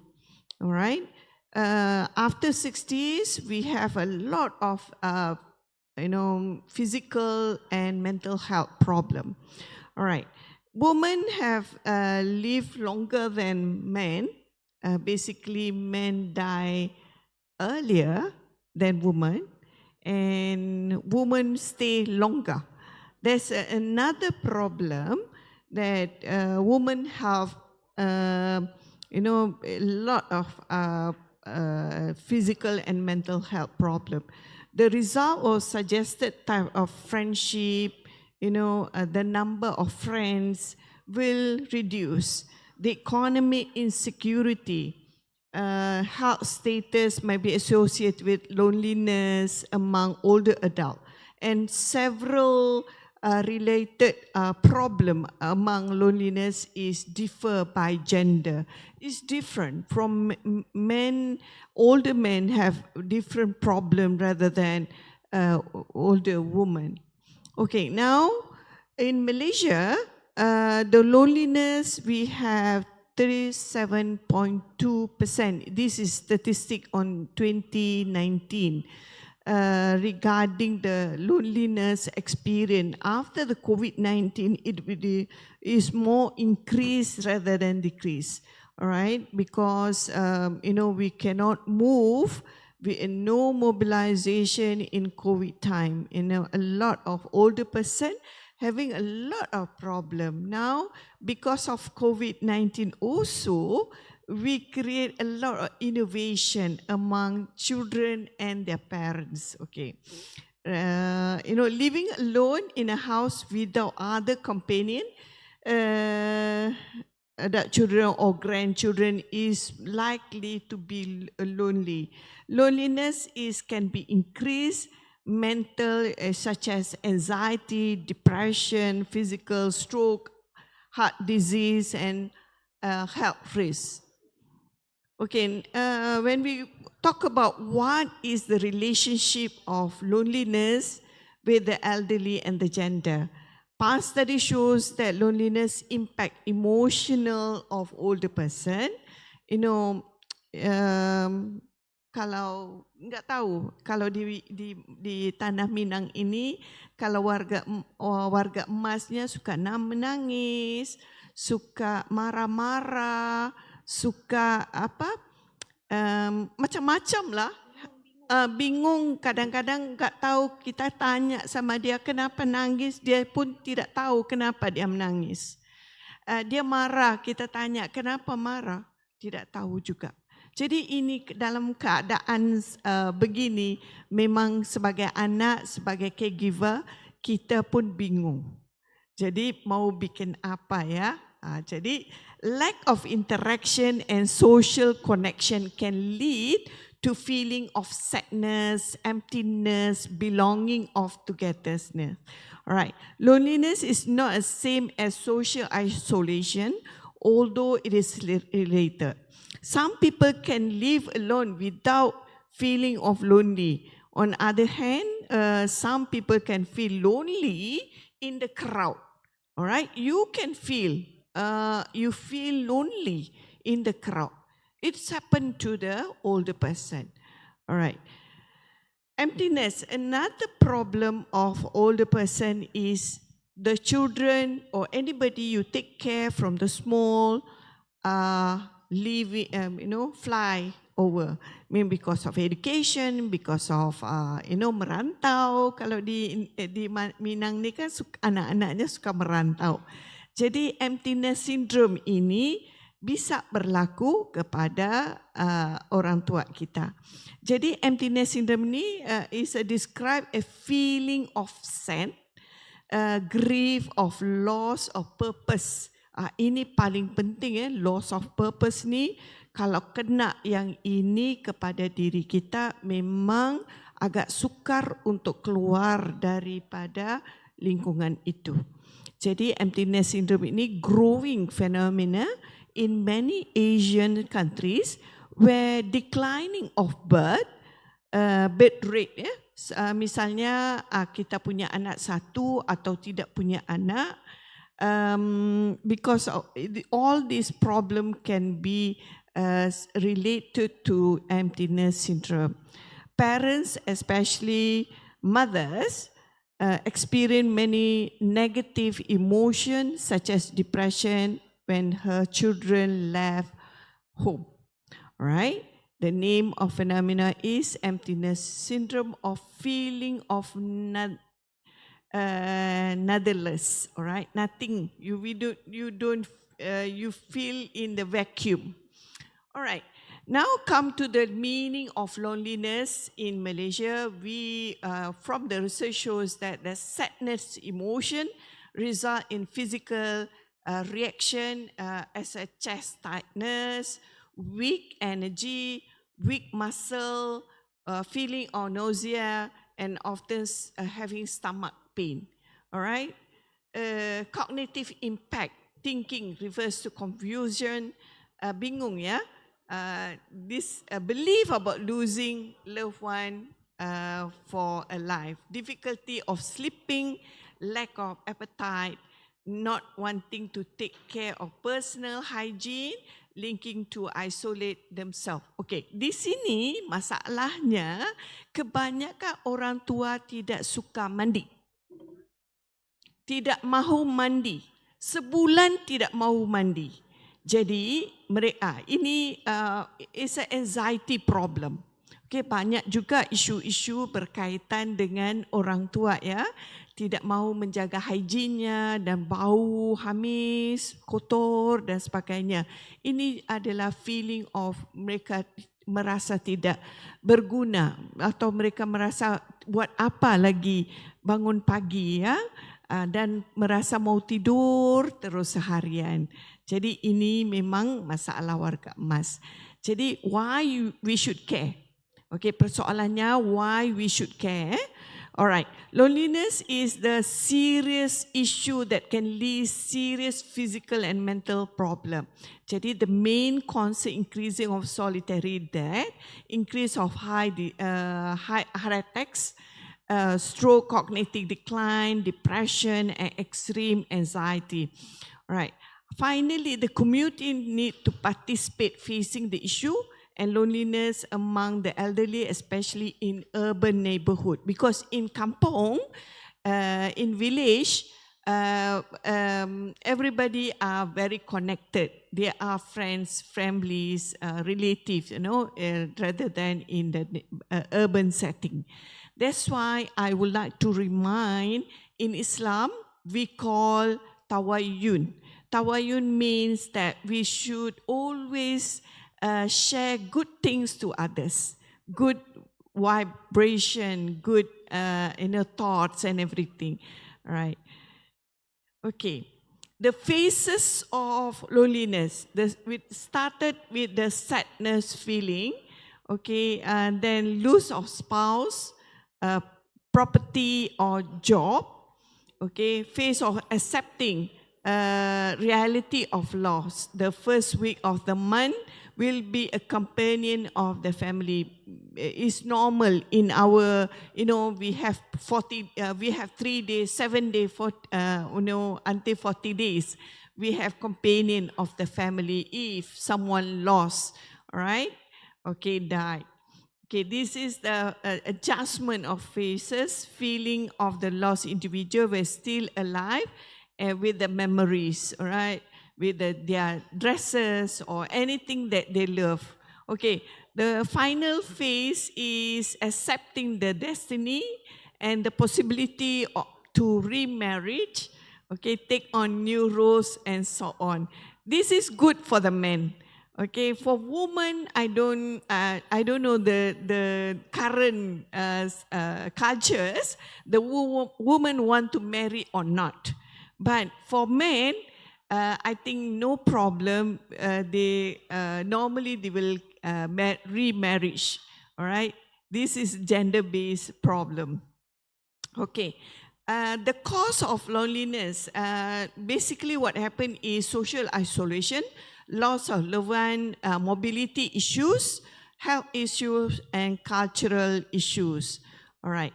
The effect on the loneliness among genders is mental health, physical health, quality of life, and financial implication. Financial implication will more often happen to women rather than the men. Okay, how we want to cope with loneliness? First, social engagement, support network, technology, mental health support, and volunteer work. All right. We try to do a lot of research on elderly. What we do is usage phone, all right, for among lonely elderly in our community. We find out that contacting, we have find out another problem. When they use social media, they find out the old friends and everything, and sometimes good, sometimes not. They're feeling, with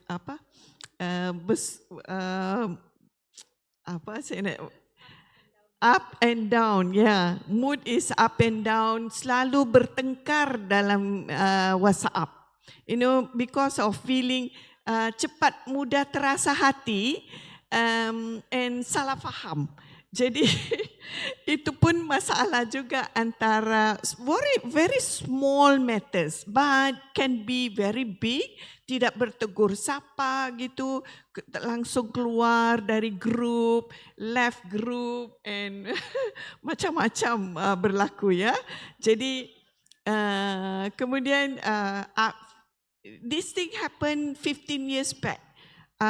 Waktu kita mempunyai smartphone ya. Before that kita tak ada WhatsApp, kita tak ada Facebook, kita tak ada Twitter dan sebagainya. Tapi currently the older person are very much scrolling, until they lupa untuk sembahyang. Jadi lupa untuk pergi surau. Scrollingnya lebih daripada intensif realiti kehidupan. Alright. Jadi ini pun masalah sebenarnya daripada ada good and bad mobile phone. Jadi kami cipta lagi dalam research is exit game. Alright. Ini berlaku ketika COVID-19 di mana orang tua tidak bisa keluar dari rumah. Jadi kami buat exegame. Contohnya online game on congkak. Tahu congkak? Alright. Jadi macam-macam permainan dibikin untuk warga emas untuk keluar daripada loneliness. Jadi board games dan sebagainya. Kalau di Malaysia ada orang Cina, orang India dan orang Melayu. Jadi ketiga-tiga ni berbeza cara permainannya. Jadi kita coba juga untuk sesuai dengan ya sukunya itu. Jadi permainan juga macam-macam. Kalau orang Cina suka main judi, mahjong namanya tu. Memang berbunyi-bunyi lah. Jadi dibikinnya exegame, board game yang seperti itu untuk mengurangkan loneliness dalam kalangan warga emas. Jadi kesimpulannya untuk take away message ya, yang pertama sekali dalam kehidupan kita dari kecil kita ni banyak rutin. Rutin harian kita tu kalau bangun pagi, makan, mandi, ke sekolah, balik sekolah, ada sekolah agama, malam lagi ada macam-macam lagi. Sampai pada waktu pensiun kita tidak mempunyai rutinness itu. Dan tidak diajar rutinness tu tiba-tiba berhenti. Siapa yang perlu ajar kita rutin itu? Jadi maka saya ingin sampaikan kepada semua peserta, we as a young person should tell to our parents regarding the routineness that they teach us when we are small. Alright, masa waktu kita kecil, ibu dan ayah kita beritahu kita rutin ini. Maka bila orang ibu ayah kita tua, jadi tugas kita untuk sampaikan kepada mereka. Yang kedua, exercise. This is the most important activity for the older person. Biasanya mereka tidak mau keluar dari rumah. Mereka tidak mau melihat matahari. Jadi biasanya di urban areas ya, penginapan kita berbeza. Jadi sangat perlu these activities. Alright. Kemudian yang ketiga itu hubungan dengan keluarga, dengan teman-teman, dengan untuk kita because when the older person it started come to the stage of loneliness because they don't have anybody to talk to. Tidak ada orang untuk bercakap. Anak-anak atau cucu mempunyai different gap of generation. Topik untuk kita berbual-bual atau kalau di Malaysia kita kata sembang-sembang, ngobrol-ngobrol lah. Itu kurang. Curahat itu kurang antara generation. Jadi anak-anak juga perlu belajar tentang komunikasi dengan orang tua supaya mereka tidak lonely ya. Kemudian life purpose, ikigai. Kalau dalam bahasa Jepun kita panggil ikigai. The reason to wake up in the morning. Kalau kita sudah tua, kita tak ada rutin, kita tak ada apa yang kita nak buat. Why should I wake up? Jadi mau fikirannya mau tidur, mau rehat, mau duduk. Kadang-kadang daydreaming saja. Jadi seharusnya kita perlu ada ya age of retirement ini perlu ada vision sama waktu kita muda. Kita ada vision mau kerja begini, gajinya mau gini, kan kita mempunyai vision. Begitu juga orang tua after retirement juga perlu ada vision and mission in life. Jadi all new hobbies ya. Friendship, encourage others. Contohnya di sini, kalau kita sudah tua, kita mempunyai skill dan kita harus turunkan skill itu kepada orang lain. Jadi minatnya tu apa? Jadi hobinya, praktisnya gitu harus disampaikan kepada orang lain sehingga Allah panggil kita untuk pulang ke alam yang sebenarnya. Jadi maintaining relationship with family members, provide support and sense of belongings itu sangat-sangat penting untuk kita reduce loneliness among older person. Finally, the conclusion is loneliness is important issues that impact the physical, mental, emotional health of gender and elderly. By understanding the cause of effect of loneliness, we can work together to create supportive, inclusive environment for older adults, right? Let's work to build a community where no one feel being alone or isolated. Thank you very much. Thank you, Professor Katie. We do have a warning session being a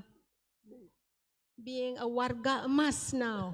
I feel it is a warning message from Professor Katie. She's explaining that in Malaysia, 37.2% elderly experience loneliness and increase over the years after COVID-19. And the phases of loneliness consist of confusing, lack of sleeping, appetizing decrease, less of personal care, hygiene, and isolating themselves. That's why she explained orang tua jarang mandi. I hope it's not happened to me. So, those kind of phases in the loneliness have to tackle with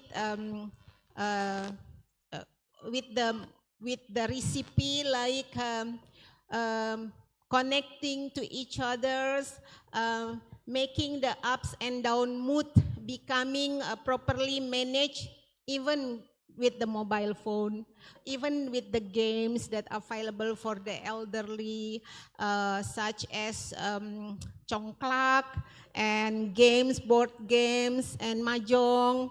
So those kind of message create the takeaway message for the young generation to help those people in loneliness space. And this is not only that making them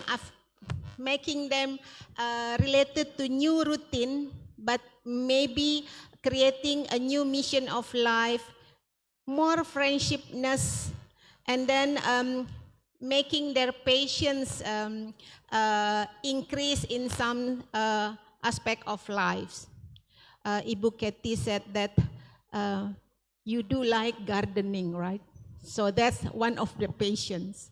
Okay, now it's time for us to do the Q&A, question and answers. And do I have the connection with the online participants? There is no question so far? There is. Okay. Is the participant in Indonesia or foreigners? Because I tend to use bahasa as well. From Indonesia or from overseas? Oh, from Indonesia.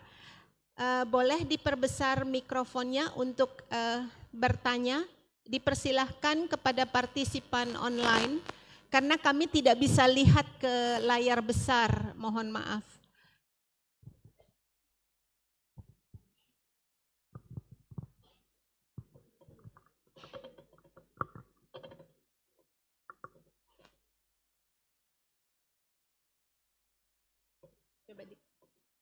Tidak ada, there is no questions from the online participants? Tidak ada. Oke. Tapi Ibu Foni mau ngecek. Okay. Oh, there is two hands up and three. Okay, from the back, the bapak, yang satu bapak silahkan, dan next to him, and in the third row after. Silahkan bapak. Ada mikrofon? Ibu, can I Oh yeah, ask Ibu. question, I'm yeah. sorry. I was I thinking raised that. my hand Oh, from I'm the sorry, very Ibu. first time. Yeah. Okay, Ibu. Okay. Thank you so much. Please state your yes. name and your institution and Yes. then your questions, please. Thank My you. name is Dewi and I'm from program studi Magister dan Doktor Kepemimpinan dan Inovasi Kebijakan Sekolah Pasca Sarjana Universitas Gadjah Mada. Thank you for the two speakers. You give a lot of insight to us, but I have a question for Professor Katie about your topic. I was wondering, you didn't discuss this in your presentation, but I'm sure you're familiar with Care Diamond by Sahra Razavi. I beg your pardon, Ibu. Ibu bertanya kepada Ibu Kathy. Kepada Ibu Kathy. Iya. Iya, kepada Ibu Kathy. You didn't discuss about this in your presentation, but I was wondering if you can probably apply the Care Diamond by Sahra Razavi that discusses. Kita tidak dengar, Ibu, sekali lagi. Cakap bahasa Indonesia kata Ibu. Ya. Baik. Silakan baik, Ibu. Ya. Baik. Sahra Razavi itu punya tulisan yang mengatakan bahwa untuk caring for the elderly itu ada 4 elemen yang kalau digambarkan itu seperti diamond. Jadi ada family, ada state itu bisa federal, bisa national, bisa regional. Kemudian ada market, ya family, market, state. Kemudian ada yang non-profit. So I was wondering, mungkin di Malaysia ada program seperti itu. Kalau di Indonesia itu ada yang community based elderly care, ada yang religious based elderly care. Kalau state punya yang program bina keluarga lansia. Bina keluarga lansia itu diselenggarakan oleh BKKBN. Badan Keluarga Berencana Nasional ya. Jadi itu di basisnya komunitas, masing-masing komunitas punya grassroots programs ya dari masyarakat untuk masyarakat. Karena tadi Ibu juga menyebutkan bahwa secara kultural, culturally, merawat orang tua itu kan jatuh ke tangan anak, terutama anak perempuan. Tapi anak perempuan pun sekarang kan mungkin merantau ya, entah karena pernikahan, entah karena sekolah, sehingga keluarga tidak bisa lagi menggantungkan diri kepada anak untuk mengasuh orang tuanya, merawat orang tua. Sementara kalau kita rely on market itu juga tidak murah. Saya tinggal di Jogja dan upah minimum regional kami itu sangat kasihan ya, karena Jogja itu second lowest UMR-nya, yang nomor 1 Jawa Tengah. Kami masih agak tenang karena ternyata ada yang UMR-nya lebih rendah.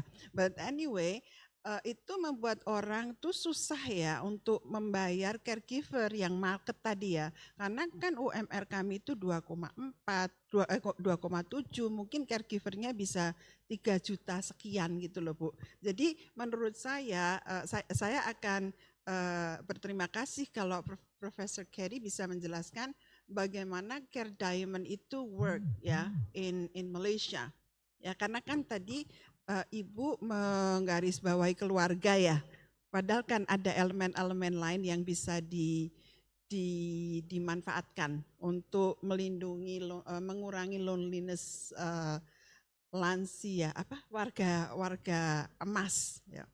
Kemudian itu pertanyaan pertama. Yang pertanyaan kedua adalah bagaimana Profesor Katie mengimplementasikan intersectionality in caregiver for the lansia ya, karena kan lansia itu tidak single entity ya. Tadi Profesor menyebutkan tentang gender, tentang disability and disability, tentang social status gitu. Kira-kira bagaimana ya intersectionality itu diterapkan di dalam caregiver untuk lansia dalam upaya mengurangi loneliness. Terima kasih.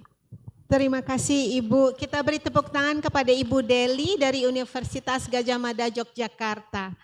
Do we have all the questions recorded? Ibu Kathy, time is yours to answer. Okay, terima kasih atas soalan tu sangat konseptual. And untuk soalan pertama Ibu, kami di Malaysia kita sudah buat dasar ekonomi negeri Selangor, dan kita ada untuk peringkat persekutuan kita ada dasar ekonomi untuk Malaysia. Jadi salah satu model yang kita guna adalah model diamond of care. Jadi bagaimana kita contribute antara state government, local government, and kemudian kita ada NGOs dan sebagainya. Namun daripada research saya menunjukkan 93.8%, hampir 95% orang warga emas ini tidak mahu mendapatkan bantuan, walaupun kerajaan Malaysia sudah bagi wang, sudah macam-macam program dalam community. We have home help services from the volunteers. We have free medical assistance from the Ministry of Health and everything, but still 95% of older person in Malaysia asking the children or anybody close to the older person to help. It's not the government doesn't support, but the personal, the older person really want the children or the relative, very close relative, to take care of them. Inilah di sini dilema, very contrast ya. Satu pihak mau anak-anak yang dijagain, tapi di satu pihak lagi anak-anak tidak bisa. Memang sangat sibuk dari pagi sampai ke malam. Memang sangat sibuk dengan macetnya jalan ya.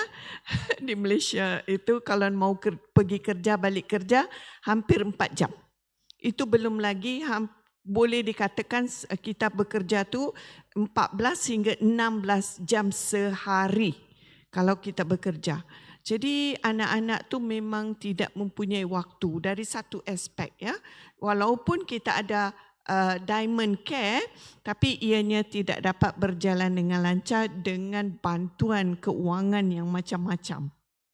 Jadi yang kedua, integration between because when I did research, terlalu banyak policy makers or kementerian yang mempunyai relation to older caring ini, right? Tapi integration, work in silo is another problem, di mana Kementerian Kesihatan tidak mahu bekerja dengan Kementerian Social Work, Social Welfare. Okay, mereka mempunyai different programs dan sebagainya. Ini satu hurdle, but in Indonesia saya tidak pasti juga, mungkin kekeluargaan di sini lebih utuh pada pandangan saya. Banyak lagi masih lagi working time is bit different. Balik jam 2, balik jam 4. Kami di Malaysia belum tentu kami boleh balik jam 4. Walaupun masuk kerja jam 7 pagi, kadang-kadang long hours working time. Jadi ini isunya ya. Jadi mau balik kampung pun kadang-kadang mau ambil cuti pun memang agak sukar.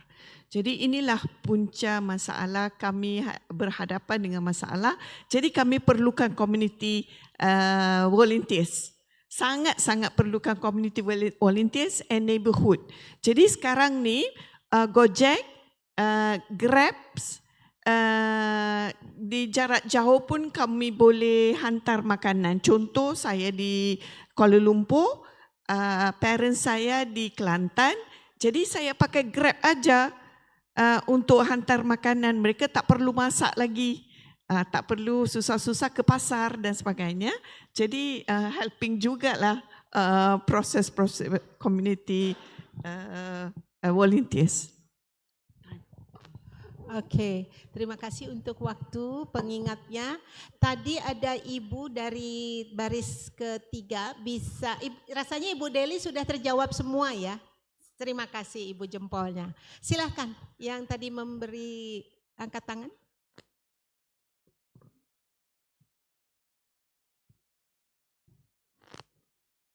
Ibu Roza rasanya.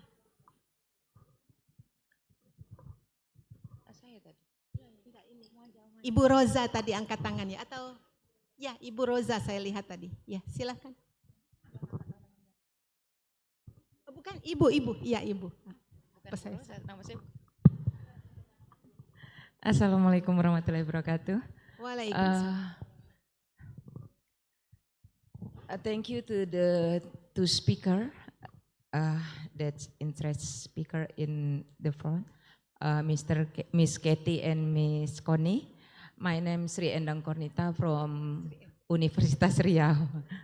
Mungkin mirip ya Bu ya. Mirip sekali, maaf sekali Ibu dari Universitas Riau. Riau, Unri ya. Maaf Ibu. Faculty Economic and Business. Yeah. Can I speak in Malay, Miss Katie? Sure. Oke, saya akan bercakap dalam bahasa Malaysia, mungkin juga bahasa Riau. Oke. After I hear about your presentation, I think Miss Katie bercakap pasal macam mana penyebab terjadinya loneliness pada warga emas ya. Tapi dalam praktek, dalam kenyataannya, dalam faktanya, ketika kita nak berbuat sesuatu kepada warga emas tersebut, mereka agak keras kepala, kepala batu, tak nak dicakap. Kita nak arahkan dia, sebagai contoh tadi, dia malas mandi, kita cakap elok-elok, supaya mandi, dia takkan mau. Dia pikir dia orang tua, dia ngatur. Walaupun anak dia temankan dia tidak mendengarkan anak dia.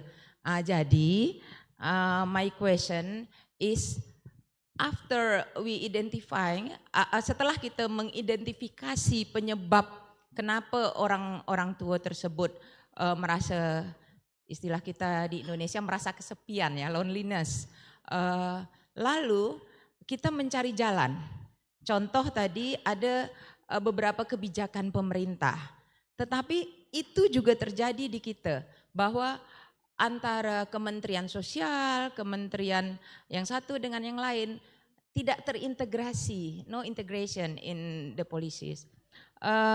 Jadi apa yang harus kita lakukan terkait hal tersebut, sehingga warga, pertama sekali adalah yang kita pahami, apakah perasaan loneliness yang kita maksud, yang kita kaji ini sama hal dengan yang dimaksud oleh warga emas tadi.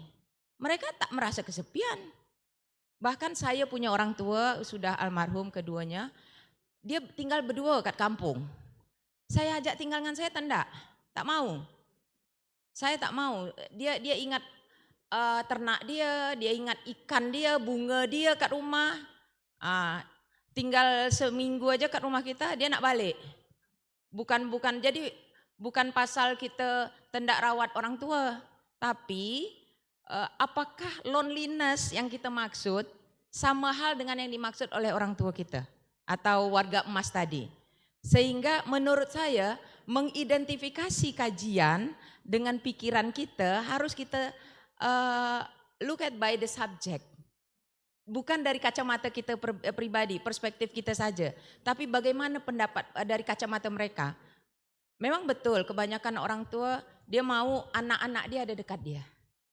Nah, salah satu solusi yang selama ini mungkin kalau kami di Indonesia ada sebagian keluarga yang anak dia kemudian yang sudah mampu mandiri, sudah mampu berbuat segala sesuatu sendiri, mereka tinggal dengan neneknya, menemankan neneknya. Mungkin begitu. Jadi itu yang ingin saya tanya kepada Miss Katie. Bagaimana kita menghadapi keras kepalanya orang tua ketika kita ingin mereka melakukan suatu perubahan supaya menjadi lebih baik. Itu banyak kami alami dan itu sangat sulit. Nenek Julia satu ya. Agak sampai sekarang kalau dia nak duduk kat sini kita nak bilang ini sudah waktu makan, dia bilang dia tak nak makan. Tapi ketika kita sudah kasih makan kadang dia lupa. Saya 1 hari ini belum diberi makan karena sudah mulai pikun, lupa.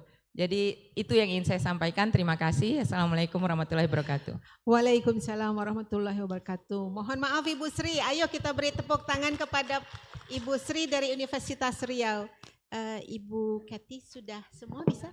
Okay, jawapannya kita ada training on communication between orang tua dengan anak. Jadi dalam komunikasi itu kita memang betul saya setuju kita memang agak sukar untuk mendapatkan pandangan subjek. Sebab subjek sendiri pun tidak tahu sebenarnya apa yang dia mahu. Jadi di sana tu itu problem sebenarnya, dilema kita untuk identify actually what they want. Sebenarnya orang tua sendiri tidak tahu apa yang mereka mahu. Jadi apa yang kami di peringkat penjaga, caregiver ya, yang buat adalah komunikasi. Contoh untuk mandi. Jadi komunikasi yang kami ajukan adalah this or that.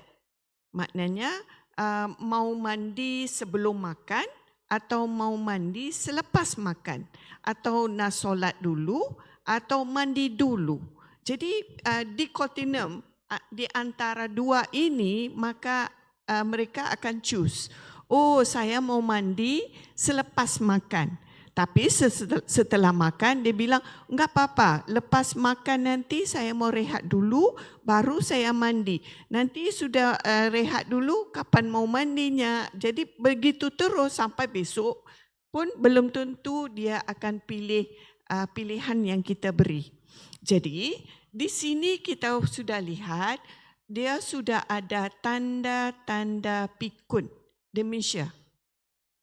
Okey, kognitifnya tu tidak dapat berfungsi dengan baik di mana transmitter dalam otak itu tidak berjalan dengan lancar, maka dia tidak dapat buat pilihan.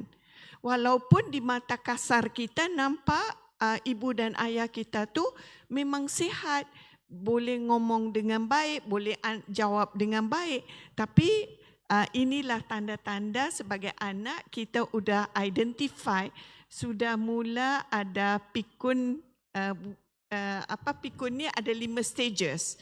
Itu adalah stages pertama. Jadi agak sukar untuk identify demensia. Jadi demensia ini memang betul mereka suka bersendirian, mereka tak suka dengar bunyi bising. Ibu ayah kita ni yang dah tua tak suka dengar bising-bising, tak suka dengar riuh-riuh. Mereka benar, mereka mahu ada anak-anak datang rumah. Tapi mereka pusing kalau cucu-cucu datang tu bising, kotorkan rumah, bersepah rumah, tidur sana sini, tak mau tidur dalam bilik, tidurnya di ruang TV. Semua itu menjengkelkan mereka sebenarnya. Kalau betul-betul sebenarnya mereka suka ada orang datang, tapi selepas orang itu pergi, dia harus kemas rumah tu. Jadi kadang-kadang capek. Anak-anak tak fikir yang ini. Jadi banyak isu. Jadi ada banyak training actually that we given to all the caregivers to identify the problem then how to solve this problem. Sekian, terima kasih. Ibu Sri Subekti sudah terjawab semua? Ada mau bisa personal nanti dengan Ibu Katie. Jadi 2 ya. Rasanya saya akan berharap dari Ibu Foni ada tambahan tentang bagaimana di Indudur Nagari itu mungkin ada juga orang tua. Silakan. Iya, terima kasih Bu Moderator. Sedikit berbagi barangkali kalau urusan yang elderly tadi not my capacity, tapi sharing dari mungkin di Nagari Indudur. Kalau Bapak Ibu tadi sempat melihat ada di slide saya, ada gambar yang saya jelaskan ini adalah anggota kelompok tani, anggota kelompok wanita, selembar daun, ada 2 orang yang merupakan ibu dan anak, jadi itu 2 generation, yang ibu itu sudah hampir 70 itu umurnya Bu. Ya, tapi dia tetap kekeh ingin ikut. Jadi karena ada keinginan untuk terlibat, itu yang membuat beliau hidup barangkali maksudnya bersemangat ya. Karena kalau kelompok wanita ini they have regular meeting weekly ya, weekly regular meeting setiap minggu. Nah itu dia ikut juga mengolah itu walaupun hanya duduk saja, nggak ikut yang nguleknya, nggak ikut yang memecah kemirinya, tapi dia ikut berada di situ. Ya mungkin karena bertemu dengan orang-orang sekampungnya ya. Jadi merasa ada manfaat keberadaannya. Lalu ada juga tadi gambar kalau mungkin ibu-ibu, bapak ibu bisa lihat, saya sempat ada di slide yang saya berfoto dengan pemilik lahan. Lalu di sebelahnya tadi saya lupa menjelaskan ada ibu-ibu tua itu sudah hampir 70 juga saya tanya menggotong kemirinya di kepalanya itu sekitar 2-3 kilo Ibu.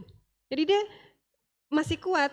Saya bilang ini kenapa masih Bu? Saya mau pulang on the way back ke Nagarinya, ke kantor Wali Nagari, ketemu dengan ibu-ibu tuh. Ya pokoknya sehari mau 1 kilo, mau 2 kilo, pokoknya dia bergerak berjalan ke hutan itu kan forest healing gitu. Kalau Bapak Ibu yang suka hiking itu bagian dari mungkin yang tadi ada exercise ya di sini ya, Prof. Kepi juga ada menyampaikan. Itu mereka punya manfaat di keluarga, merasa punya manfaat.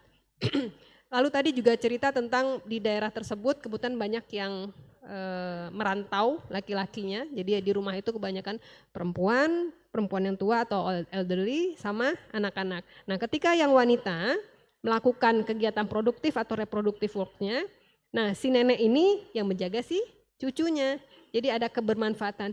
Cuma mungkin case-nya berbeda sedikit karena yang saya nggak tahu apakah responden yang Prof. Keti tadi adalah di urban area atau di rural area. Jadi kalau yang tadi Bu Sri juga sama Bu Deni juga ya yang dari UGM itu lebih ke urban area case ya. Kalau yang di Nagari Indundur itu yang saya temukan. Ya mungkin itu sedikit sharing dari saya barangkali Bu. Terima kasih. Ya, kita beri aplaus kepada kedua presenter dan kepada kita semua. Rasanya waktu yang 5 menit tadi sudah terlewati. Mungkin kita akan tutup dengan sedikit summary dari floor pada sore ini bahwa dengan natural resources dan yang dikelola dengan baik, should I explain it in English or Indonesia saja ya? Bahasa saja sudah. Ibu Foni Mutiara memiliki cerita sukses bagaimana di Indudur Nagari itu perempuan selembar daun berinteraksi sampai yang tua sekalipun. Profesor Keti menjelaskan bahwa di Malaysia ada berbagai varian-varian kesulitan warga emas yang tinggal di bandar.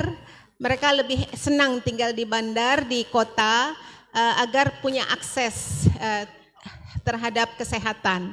Dan yang di desa atau yang lebih rural setting mereka mungkin harus diurus oleh keluarganya, anak-anaknya. Kira-kira itu adalah summary dari session kita. Sangat berterima kasih kepada presenter dan kepada para partisipan yang sangat aktif. Semoga memberi manfaat. Maka saya tutup sesi kita dengan membaca Alhamdulillah. Wassalamualaikum warahmatullahi wabarakatuh. Selamat siang.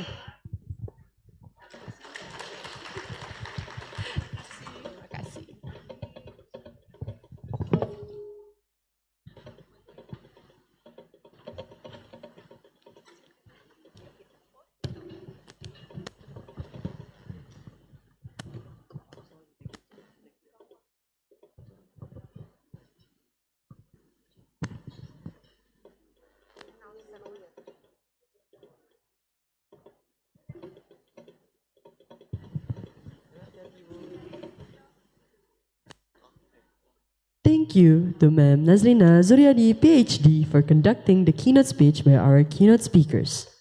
As an appreciation from the committee, we would like to invite Mr. Jendrius to come to the stage to deliver the token of gratitude to our moderator and keynote speakers.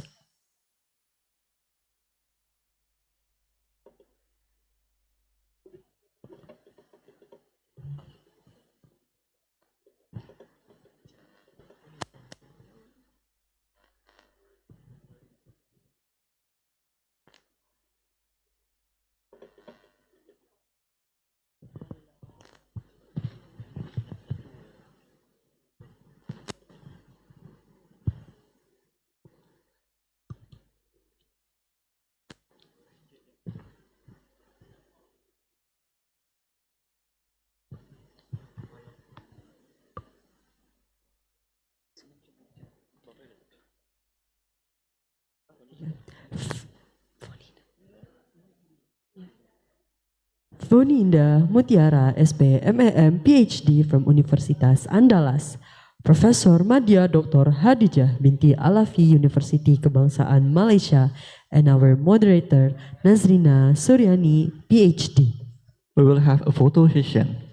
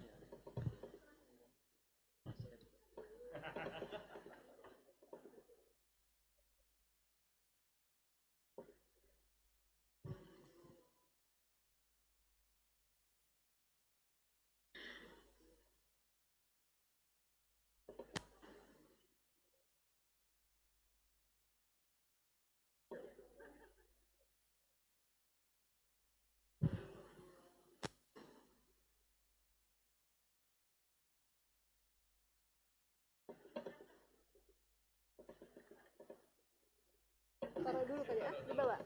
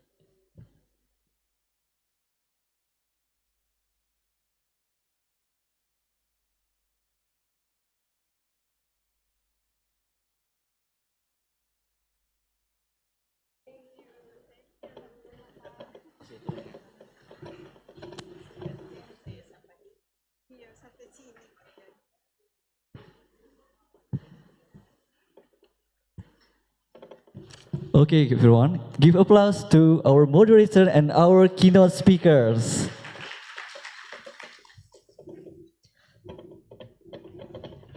Our next session is keynote speeches that will be moderated by Ibu Deni Yarmawati. Deni Yarmawati is a lecturer at the Department of International Relations, Universitas Andalas, specializing in international politics and critical geopolitics. She previously served as an expert staff at the House of Representatives of Indonesia and is currently the head of the Politics and Women Empowerment Division at Rotasi Institute. Her academic and research interests include international relations, diplomacy, and community-driven development programs, with studies spanning US-Russia relations, Indonesian identity, and soft power diplomacy. Ladies and gentlemen, please welcome Deni Yarmawati.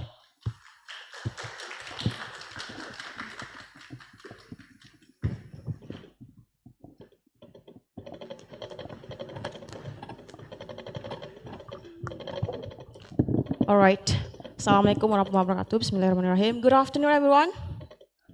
Then I hope we still have energy left here for this session because this is the last one today. Ladies and gentlemen, welcome to this afternoon ICGCS seminar. My name is Dania Mawati, and I have the privilege of serving as your moderator today. We are gathered here to explore two topics from our speakers. The first one is about gender, Islam, and politics in Indonesia, and we're going to see challenges and opportunities. And the second one is about gender training and Muslim women's movement in Southeast Asia. Our goal is not only to gain insights from our distinguished speakers, but also to engage in meaningful dialogue that will broaden our perspectives later on.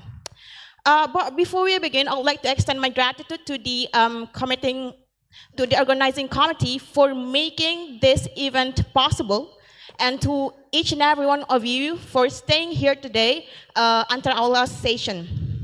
We encourage you to participate actively, whether through thoughtful questions during the Q&A session or by sharing reflection afterward after this event.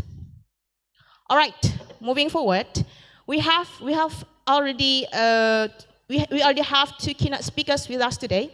The first one is Ibu Dr. Dina Afrianti from Australian Catholic University, Bu ya, and Ibu Dr. Nur Ismah from National University of Singapore. Please join me in welcoming Ibu Dr. Dina Afrianti and Ibu Nur Ismah to the stage. Silakan, Ibu.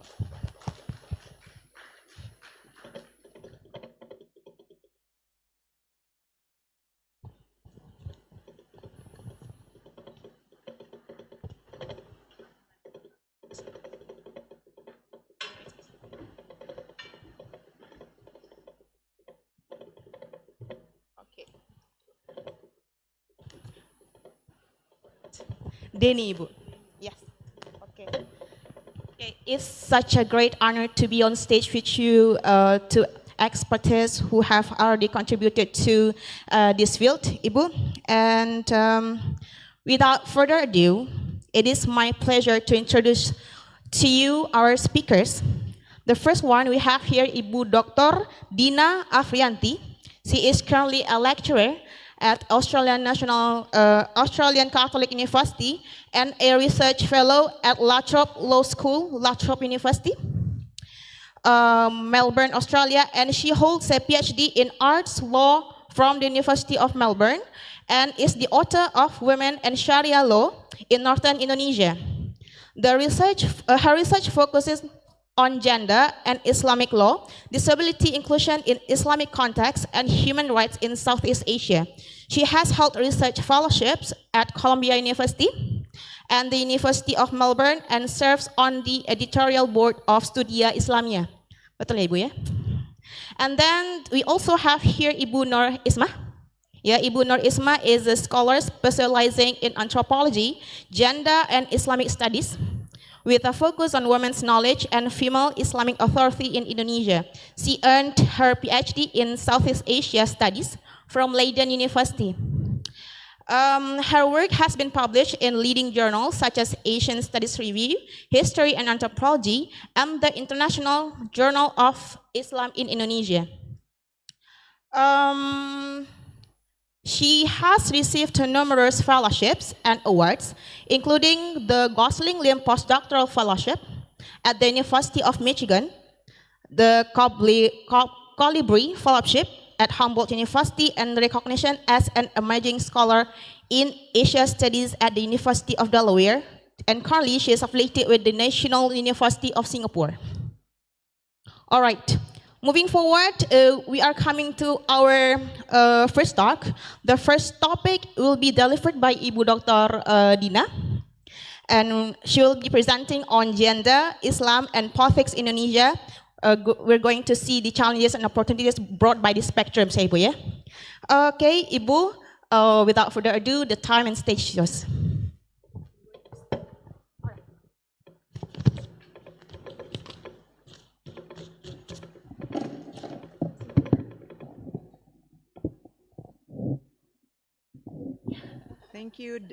Thank you, Danny, for your very generous introduction. Good afternoon. Assalamualaikum warahmatullahi wabarakatuh. Distinguished colleagues from Pusat Studi Gender, Anak dan Keluarga, conference organizers, colleagues from the Faculty of Social and Political Sciences, colleagues from other faculties and departments at ANDALAS Universities, and ANDALAS University, and also all conference participants. It is actually a privilege for me to be here in Padang, West Sumatra. It is an honor to join you in learning and discussing how we might imagine equality within the theme of this conference, Reimagining Equality, Intersectionality, Technology, and Sustainable Futures in Gender and Culture. In my keynote today, I will reflect on the theme of gender, religion, and politics in Indonesia, a very broad and complex topic that no single lecture can cover in full. Am I right? What I offer here is to share both personal reflection and also insights drawn from my own scholarship and experience. My aim is to share a way of thinking, a framework, through which together we might better understand how these dimensions intersect. I'm conscious that the research many of you are doing is far richer and more nuanced than what I can present in a single talk. And I see my role today as opening up questions and inviting further academic inquiries. I would like to start with culture and my positionality. Like many of you, West Sumatra is home for me. It is where I first learned about what it means being a daughter, a woman, a wife, and also a scholar. My mother, the matriarch in our family, told me from a young age what my identities are, that I am a daughter who must live according to our faith and also adat. As we say, adat basandi syara, syara basandi kitabullah. Sorry, first slide, you can move to first slide. As many of you know, in West Sumatra we have found a unique balance between these two important sets of cultural norms, our faith and also our adat. Our identity, therefore, can be said to be automatically plural. It is also fundamental to our Minang culture that the female gender is prioritized in certain aspects of life. A gendered perspective is inherent to life in Minang culture. This is also a reminder that gender does not merely mean examining how women are affected by a decision or practice. It is about understanding and appreciating the impact on all genders of the way things are done, which is, in many ways, a working definition of culture. For us, culture has always been about more than tradition. It is where all our identities meet. My experience as a daughter, a scholar, a woman of faith, and an academia, often alongside colleagues from the West, and a Minangkabau person is shaped by these intersections. Working in Australian academia, often alongside colleagues from the West, and within the context of a developed country, I sometimes ask myself whether I have moved too far from my own identity as an Indonesian, as a Minangkabau person, and as a person of faith. I also often ask myself, have I become too Western? And when I speak of equality, I sometimes wonder, am I asking too much? Is what I'm asking for in conflict with my faith or my culture? It is in these moments of questioning that I see most clearly how culture and intersectionality are inseparable. They remind me, and hopefully us here, that identity is never fixed, but always negotiated across the spaces we inhabit. The concept of intersectionality have become more and more prominent in recent years, and by placing intersectionality as one of the key themes of this conference, The organizers highlight its importance in deepening our understanding of how gender intersects with culture and other dimensions of identity. The existence of multiple identities within an individual is a simple way of understanding what intersectionality means. It extends beyond gender and embraces a wide range of personal characteristics, including geographic location, rural versus urban, economic status, elite, middle class, and poor, physical characteristic, including intellectual or mobility-related issue, if we look at with a disability lens. My own identities have continued to shape who I am as a woman and also as a scholar. I consider it important to be aware of my own position in undertaking scholarship. It will be no surprise to most of you here to learn that intersectionality has significance for research, policy development, and also decision making.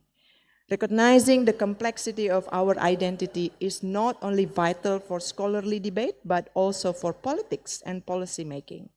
This is because separate data points about people in society do not, on their own, reflect the complexity of lived experience. Life is complex and decision making should take account of that. Policies designed without an intersectional lens risk overlooking the lived realities of those who face overlapping form of disadvantage. So I'm now in part 2 of my presentation. So next slide, please. These reflections on culture and intersectionality remind us that identity is never fixed, as I said before, but always shaped by the political and social conditions in which we live. And so, to understand gender equality in Indonesia today, we must also turn to the broader political context. We are meeting in the shadow of recent extraordinary events that have great relevance for the subject matter of this conference, a sustainable future where equality and justice are more than aspirations, but concrete realities. Since August 25, we have witnessed widespread spontaneous protests that erupted across Indonesia, led by Indonesian youth. These protests were triggered by the Indonesian parliament's or the DPR's decision to place the interests and needs of parliamentarians above those of the voting public.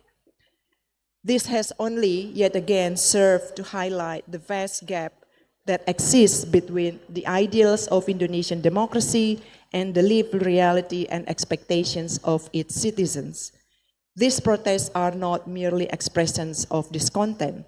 They reflect deep frustrations and with political system that often fails to uphold accountability and inclusiveness. They also remind us that struggles for equality, whether in terms of gender, religion, or political participation, are interconnected. I'm sure all of us here have done a lot of reflection, soul-searching as we mourn the tragic loss of 11 young lives. How are we here again? This is the question many of us ask, especially those who were old enough to experience 1998. I was one of those who used to believe that several years ago, after we departed from an authoritarian, corrupt, militaristic regime, our democracy would only grow stronger, that equality would be within reach, and that justice would no longer remain a fantasy, that our pluralistic society would be sustained by tolerance, respect for diversity, patriarchal religious authority. Finally, it is important to mention what might be an unusual example of progress for Indonesian women.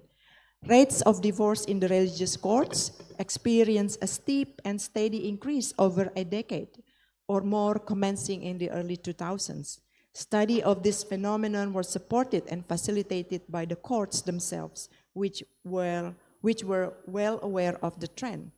The majority of cases were initiated by women, many of them poor, and in many cases lacking formal documentation for their marriages and often also lacking birth certificates for children. The working hypothesis was that women saw benefit in formalizing their social status as divorcees despite the often negative association with the word gender. So next section, next slide, please. This conference is addressing the big questions about diversity and how we as a nation manage our resources into the future. I would argue that our biggest and most important resources is our people. I hope you agree with me. Indonesia is diverse because we are diverse, and haven't we always promoted our ability to stay united while recognizing difference? This is our national motto after all, right? Bhinneka Tunggal Ika. Recent events, however, do cause us to question how effective our democratic transition has been. No one can argue that the people have successfully embraced democracy. The problem seems to be that the Indonesian democracy is not responding with the same sincerity and the same warmth. It is fundamental to the political process that the people choose their leaders and the platforms on which they stand.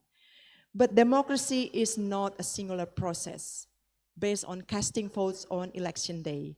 It is a complex and dynamic systems of institutions, rules, principles, and also procedures.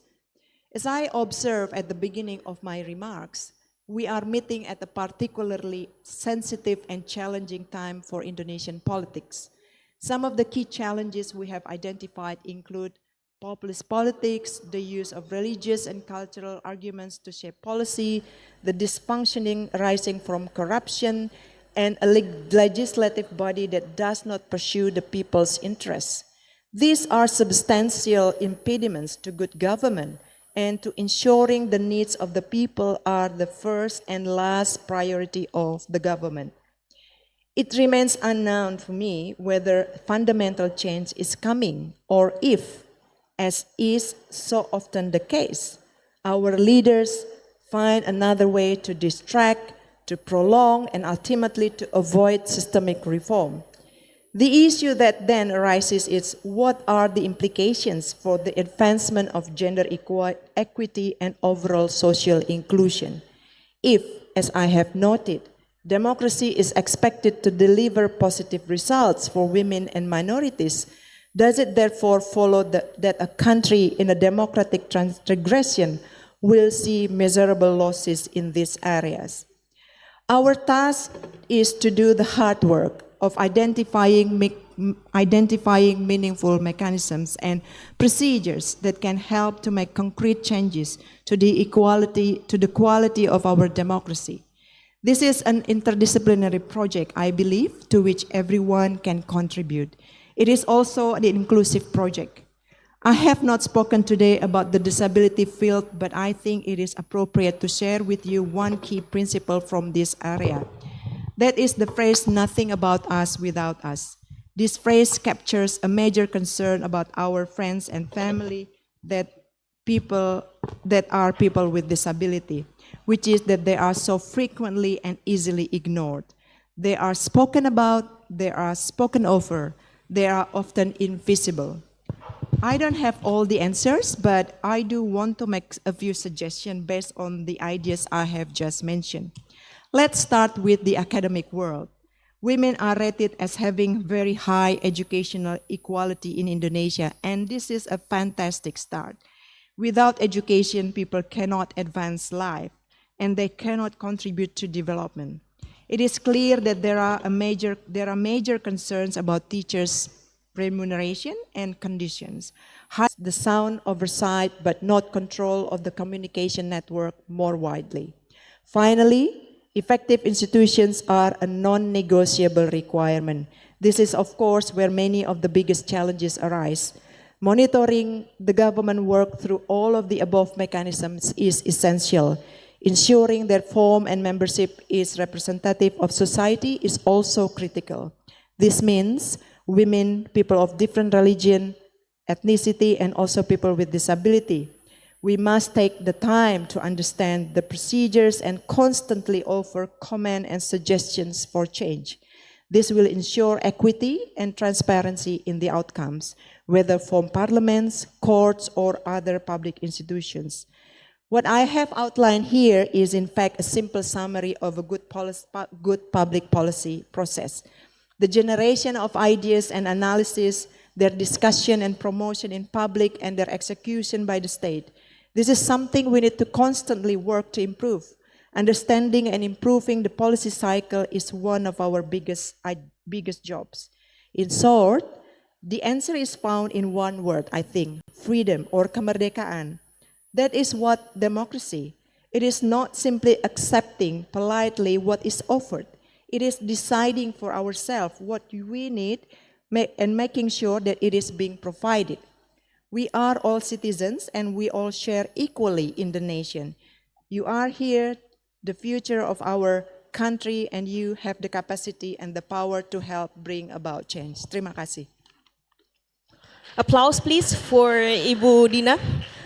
Thank you, Ibu Dina, for your insightful presentation. You have given us a lot to think about. And let me, please allow me to conclude a bit from your talk. You're talking about gender equity and social inclusion. You're also talking about the significance of intersectionality, how it is really significant, especially in the area of research and policies. And you were also talking about challenges and opportunities. One thing that I noted was that you're talking about how democracy is actually a thing that will provide both challenges and also opportunities for women in Indonesia in achieving gender equality and social inclusion. All right, moving on.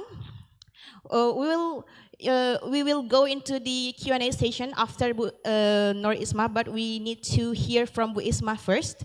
All right, we are here with Bu Isma. Bu Isma will be delivering a talk about gender training, Muslim women's movement in Southeast Asia. Bu Isma, time and stage are yours.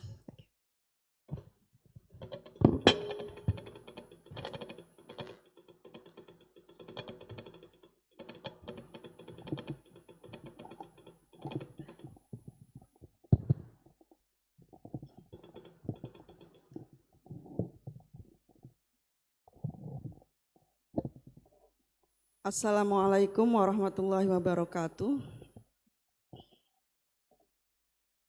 Assalamualaikum warahmatullahi wabarakatuh. It's like pengajian ya.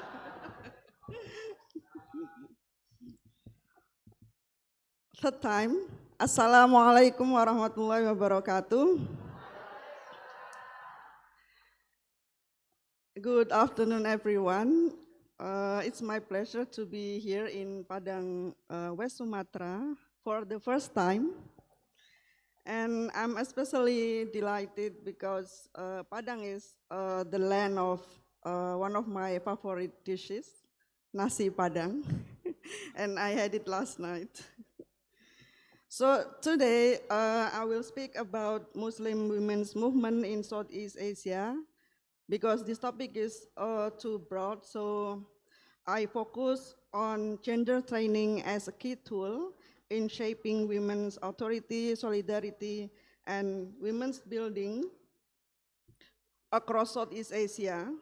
My argument is twofold. Firstly, gender training provides Muslim women with interpretive resources to challenge patriarchal readings of Islam and to transmit alternative religious knowledge. Secondly, these trainings also create spaces of solidarity and transnational networking, which enable women to move from local struggles to interconnected movements across the region. Next slide, please. Next slide. Okay, so my presentation today draws on my ongoing postdoctoral research in NUS about female Islamic authority and gender dynamic in Southeast Asia, and also my research on the PUP or Pengkaderan Ulama Perempuan organized by Rahima, and my doctoral research on women issuing fatwas, female Islamic authority, and community-based authority in Java, Indonesia. And also the Muslim Women Leaders Study Visit Program in Indonesia, organized by KUPI and INFID. And comparative cases in Malaysia, Singapore, Brunei, Thailand, and the Philippines. It also builds on theoretical anchors, Talal Asad notion of Islam as a discursive tradition, which emphasizes that religious authority is always reinterpreted in relation to text and context. And also Sabah Mahmud's concept of pious agency, that women's religious practices, even when framed as piety, can have transformative effects. Next slide. So why gender trainings matter?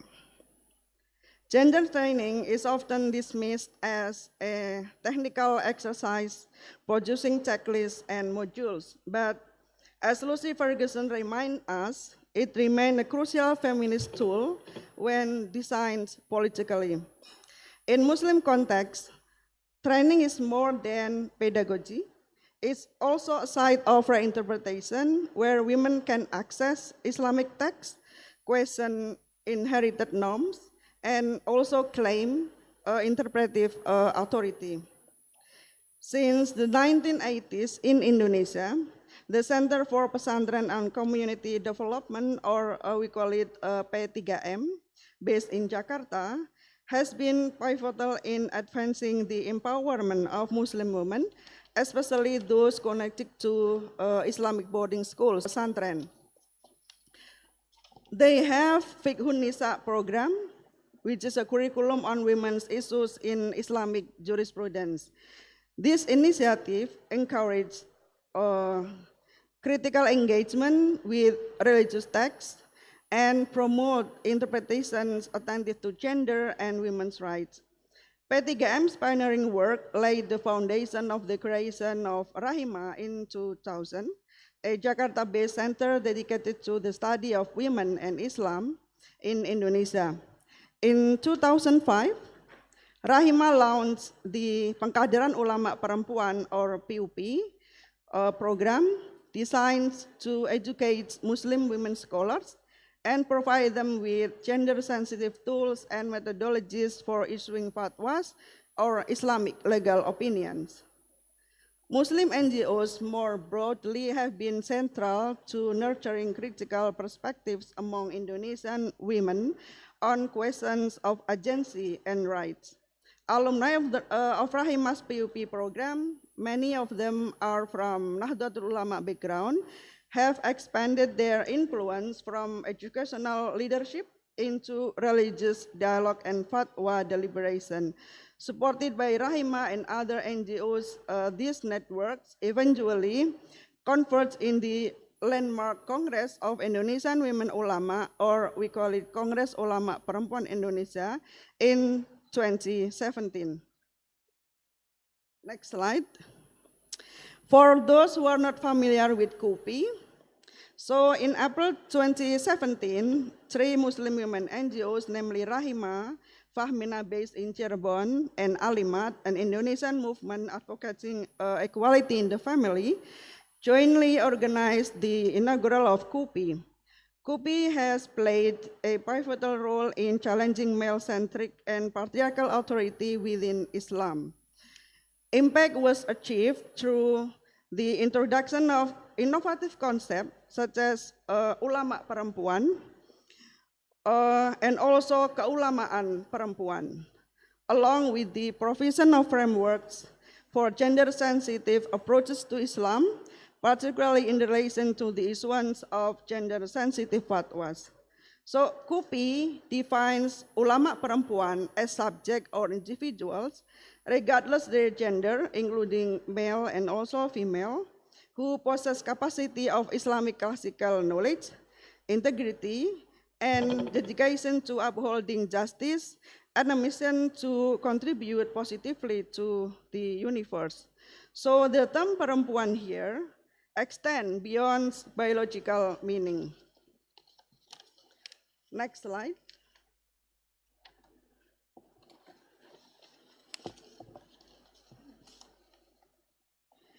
So while the POP programs that I mentioned before targets participants from Indonesia, another initiative, namely the Muslim Women Leaders Study Visit Program, also demonstrates this influence. In October 2024, in FIT, the International NGO Forum on Indonesian Development and the KUPI movement hosted the Muslim Women Leaders Study Visit in Cirebon, West Java. They designed this program for 11 Muslim women leaders from Afghanistan, the Philippines, Malaysia, Pakistan, and Thailand to exchange knowledge, share experiences, build networks, and strengthen their understanding of religious argument that support gender equality and social inclusion. The program also invited participants to engage directly with KUPI's movement, achievements, and methodologies for promoting gender justice grounded in Islamic values. By the end of this visit, the participants had gained fresh insight to support their efforts to advance gender equality and human rights in their own countries. The activity began with a pre-workshop held via Zoom on September 19 to 20. And during this session, KUPI activists delivered a presentation introducing the KUPI movement and its fatwas. Their presentation laid the groundwork for a deeper exploration of KUPI's fatwa methodology in the upcoming in-person workshop. And then from October 14 to 16, 2024, participants gathered in Cirebon for the offline workshop. The study visit program applied a participatory and experiential approach, encouraging active engagement and learning through experience. Participants also visited some institutions in Cirebon, including Muslim Women's NGO Fahmina, the Fahmina Islamic Institute and School, Siber Sheikh Nurjati State Islamic University, and the Kebon Jabu Islamic Boarding Schools, to gain first-hand insight into KUPI's practices and context. Survey data from the program evaluation, 100% satisfaction with the materials. Participants described the approach as intellectually enriching, socially enhancing, and also emotionally inspiring. Importantly, they didn't just absorb Islamic concept, they also saw how KUPI integrates them into fatwas, community advocacy, and policy engagement. One Pakistani participant noted that keadilan hakiki, which is one of the KUPI's methodology, or substantive justice, meaning recognizing women's biological and also social realities, was enlightening and adaptable to madrasah's context in Pakistan. A Filipino participant said that the trainings restored her confidence as a woman and also as a human being, showing how deeply these sessions resonate at the personal level. This pedagogical model, which is theory and also practice, was the key. Lectures on theology were followed by visits to pesantren and NGOs like Fahmina, so participants saw lived example of gender just Islam. As one participant stated that blending indoor lectures with community visits proved to be the most valuable aspect of the learning experience. In my research, I found that training creates three interlinked effects. Firstly, knowledge transmission. So women learn how to interpret textual and also based on the context. They learn about the methodology, including mubadalah, which means hermeneutic of reciprocity, and also substantive justice, or keadilan hakiki, and ma'ruf, which means common good, that can teach them the concept in their pesantrens and also madrasahs and community sermons. Secondly, authority formation. As women practice issuing fatwas or leading discussion, they embody authority in front of peers and also communities. And thirdly, solidarity building. By bringing women together across regions, training produce shared vocabularies and trust that sustain movement. Women from conflict affected Mindanao, for example, and also conservative Malaysia and militarized Pakistan discovered shared struggles and strategies. They decided to adopt Kupis methodology back home in their own countries, showing how training facilitates knowledge migration across borders. Next slide. In Southeast Asian context, gender trainings have also proven to be effective tools for transmitting knowledge and fostering movement building. In Malaysia, for example, gender trainings intersect with legal activism. Sister in Islam has run workshops for lawyers, activists, and community leaders since the late 1980s. These sessions train women to read Quranic verses on marriage, divorce, and inheritance alongside constitutional guarantees. These trainings produce a cadre of advocates who challenge discriminatory amendments to family law.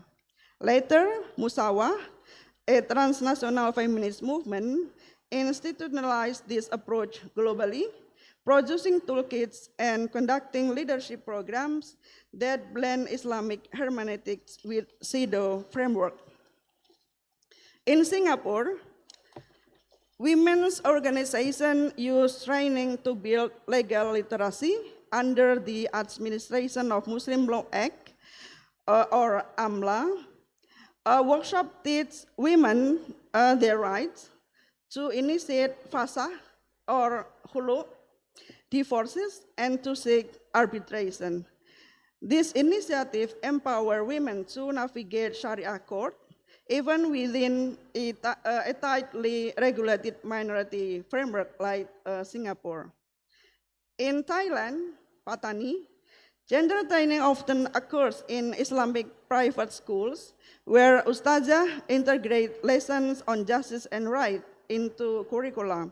The schools train women to become teachers, community mediators, and leaders of tarbiyah programs. While politically constrained, this training cultivates resilience and localized authority. In the Philippines, NGO like Nisaul Haq v Bangsa Moro combine gender training with peace building. They train women's paralegals to use both Sharia reasoning and international law when advocating in courts or peace negotiation. UN Women in 2015 notes that this dual training gave women unique access to decision-making in the Mindanao peace process. And lastly, in Brunei, where civil society is more restricted, gender training tends to occur within small NGOs addressing domestic violence. So modest, these programs use Islamic concepts to legitimize women's counseling and advocacy. Musawah's country overviews notes their slow but steady effect in shaping discourse. Next slide.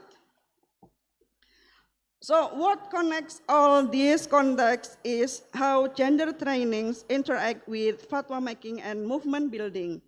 In Indonesia, Kupis trainings prepared women ulama to deliberate fatwas that later shaped national law. For example, Kupis fatwa on the harm of child marriage contributed to the 2019 revision of the marriage law, which raised the minimum marriage age from 16 to 19. In Malaysia, Sister in Islam trainings enables activists to challenge discriminatory fatwas. Despite facing backlash such as in 2014 Selangor fatwa that labeled Sister in Islam deviant. More recently, they have collaborated with KUPI to organize trainings on Kupis methodology of issuing fatwas.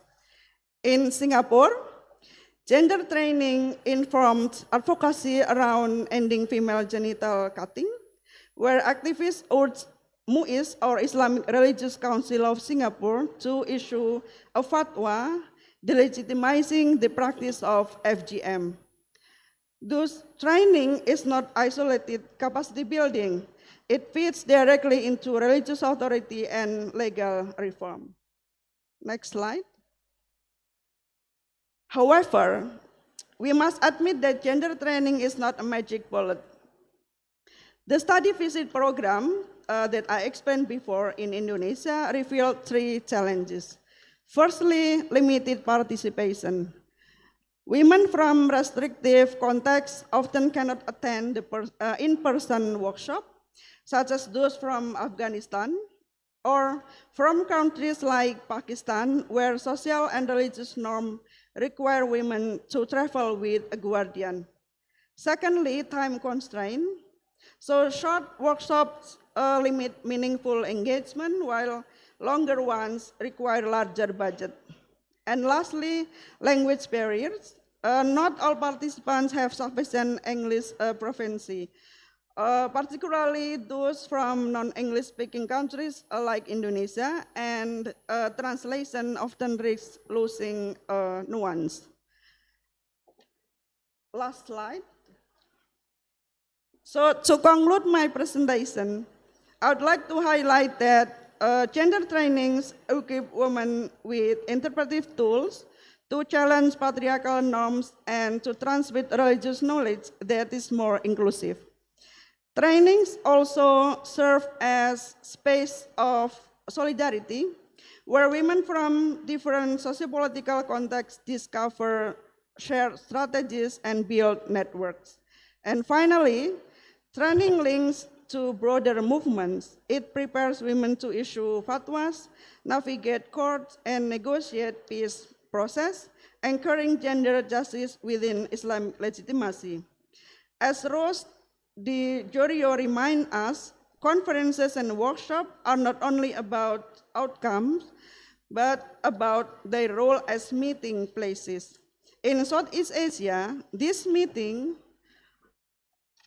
through workshop and conference, whether in pesantren classroom, NGO offices, or international study visits, have been crucial in transforming Muslim women's activism from isolated efforts into an interconnected regional movement. Thank you for listening. Wassalamualaikum warahmatullahi wabarakatuh. Waalaikumsalam warahmatullahi wabarakatuh. Thank you, Bu Nur Isma, for your amazing speech. We have gathered a lot of information from Ibu Dina dan Bu Nur Isma, and please allow me to conclude a bit from your talk. You were talking about inequality, women, and we're talking about women. It's very intriguing because, like women, we have a lot of limited access in many areas of life, like education, paycheck, participation in public. But here, it is very interesting that you mentioned about gender training programs, and it is some sort of technical exercise that equips women in interpreting Islam and its challenges. It challenges patriarchy, because when we're talking about interpretation, mostly it's interpreted by patriarchal society, and somehow it's not on women's side. So you were also talking about how the comparison between several countries in Southeast Asia, like Malaysia, Singapore, Brunei, Thailand, also Philippines. It's very interesting. And I think, in my opinion, we are, in this society, we are in so much need of this kind of trainings.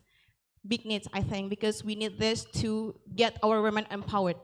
Okay, right, moving forward, we are coming to our Q&A sessions.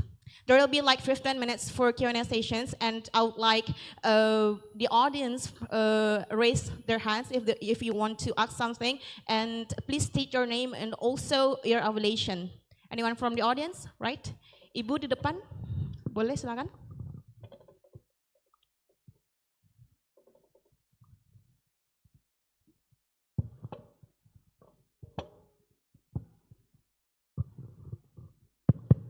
Okay, thank you. Assalamualaikum warahmatullahi wabarakatuh. My name is Yesi Olivia. I'm from Universitas of Riau. My question, not a question, actually, I'm asking for Ibu Dina's opinion. Thank you for bringing out the current situation in Indonesia, especially the pink and green symbol in the past demonstration. Based on my observation, the symbol actually garnered a lot of attention from people, especially from those who sympathize with the student. But somehow the discourse shifted by framing ibu-ibu in pink jilbab as someone is as irrational and harsh, totally neglecting the other ibu-ibu who demonstrate with calm manner, such as Ibu Maria Sumarsi. So I'm asking about your opinion about online activism in Indonesia, especially the intersection between democracy and gender. Thank you. Okay, thank you. Mohon maaf, your name? Yesi. Ibu Yesi dari Universitas Riau. Universitas Riau. Okay, basically, Ibu Yesi was asking about activism in Indonesia because lately we have like pink and green symbol. Ibu Dina, gather all the questions first. All right. Okay, we will gather all the questions from the audience first. Anyone? Okay, the one in the middle, please.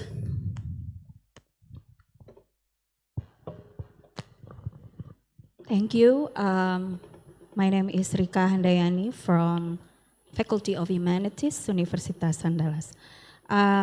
My first question is for Ibu Dina. Thank you for coming. I know the topic is about gender, Muslim, and Indonesia.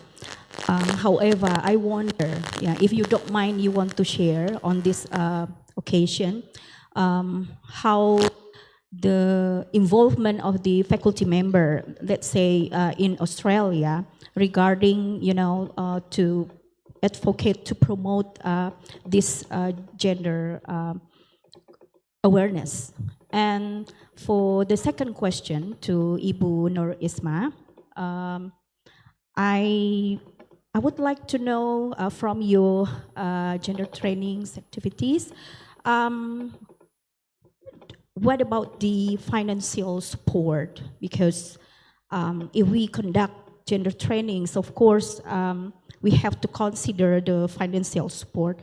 And I want to know about the source of this financial support, the first one.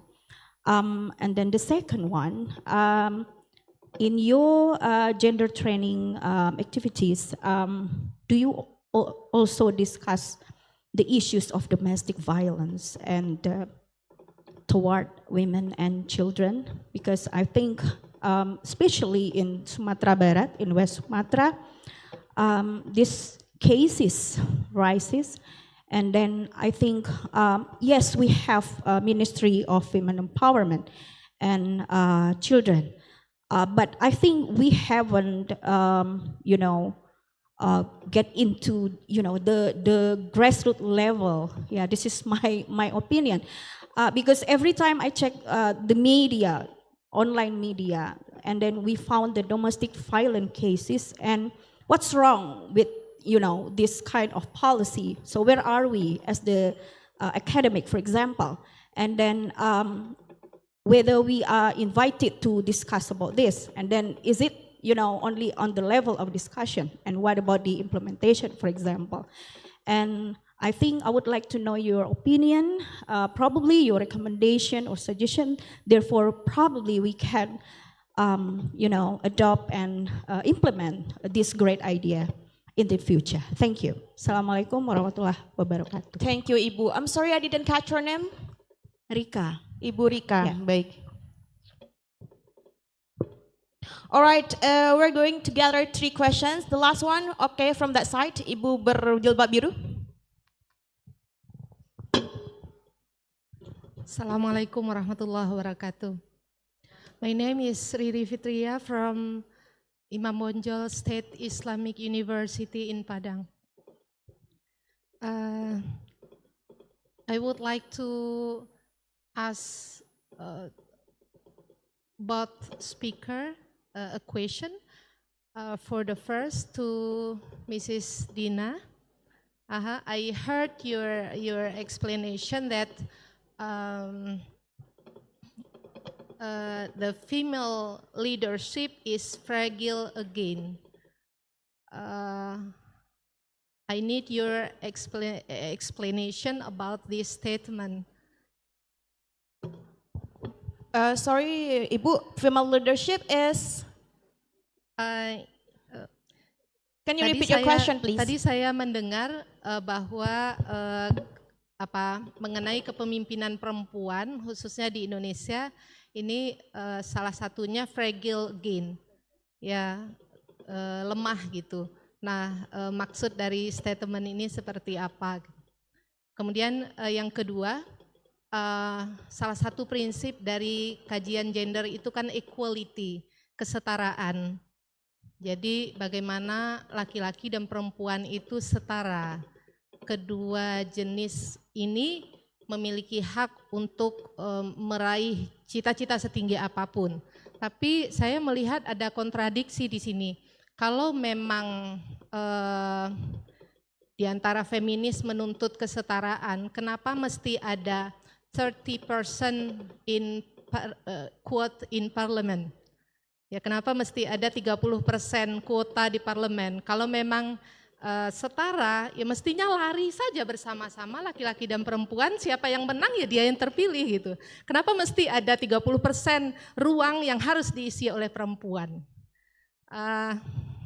Pertanyaan ketiga kepada the last speaker, ada gender training. Saya ingin poin-poin apa saja biasanya yang diberikan bekal dalam gender training itu. Gitu. Terima kasih. Assalamualaikum. Waalaikumsalam warahmatullahi wabarakatuh. Thank you so much for all the people who ask questions. We have 3 questions here. I will repeat all the questions. The first one is about pink and green symbols. It gains a lot of attention lately because of some riots happening back several days ago. It's a question about activism in Indonesia. The second one is from Ibu Rika, Unand. Ibu Rika was asking about the involvement of faculty member to promote this gender awareness. This is a question for Ibu Dina, and then the second one is financial support. Is there any financial support? Because when we are talking about the this program, we need to consider about financial support, and also we're talking about domestic violence and how it is in grassroots level. The third one from Ibu Rini, ya Ibu ya. From Ibu Rini, from Imam Bonjol Islamic University, about female leadership and equality. Okay, the first question can be answered by Ibu Dina. Silakan Ibu.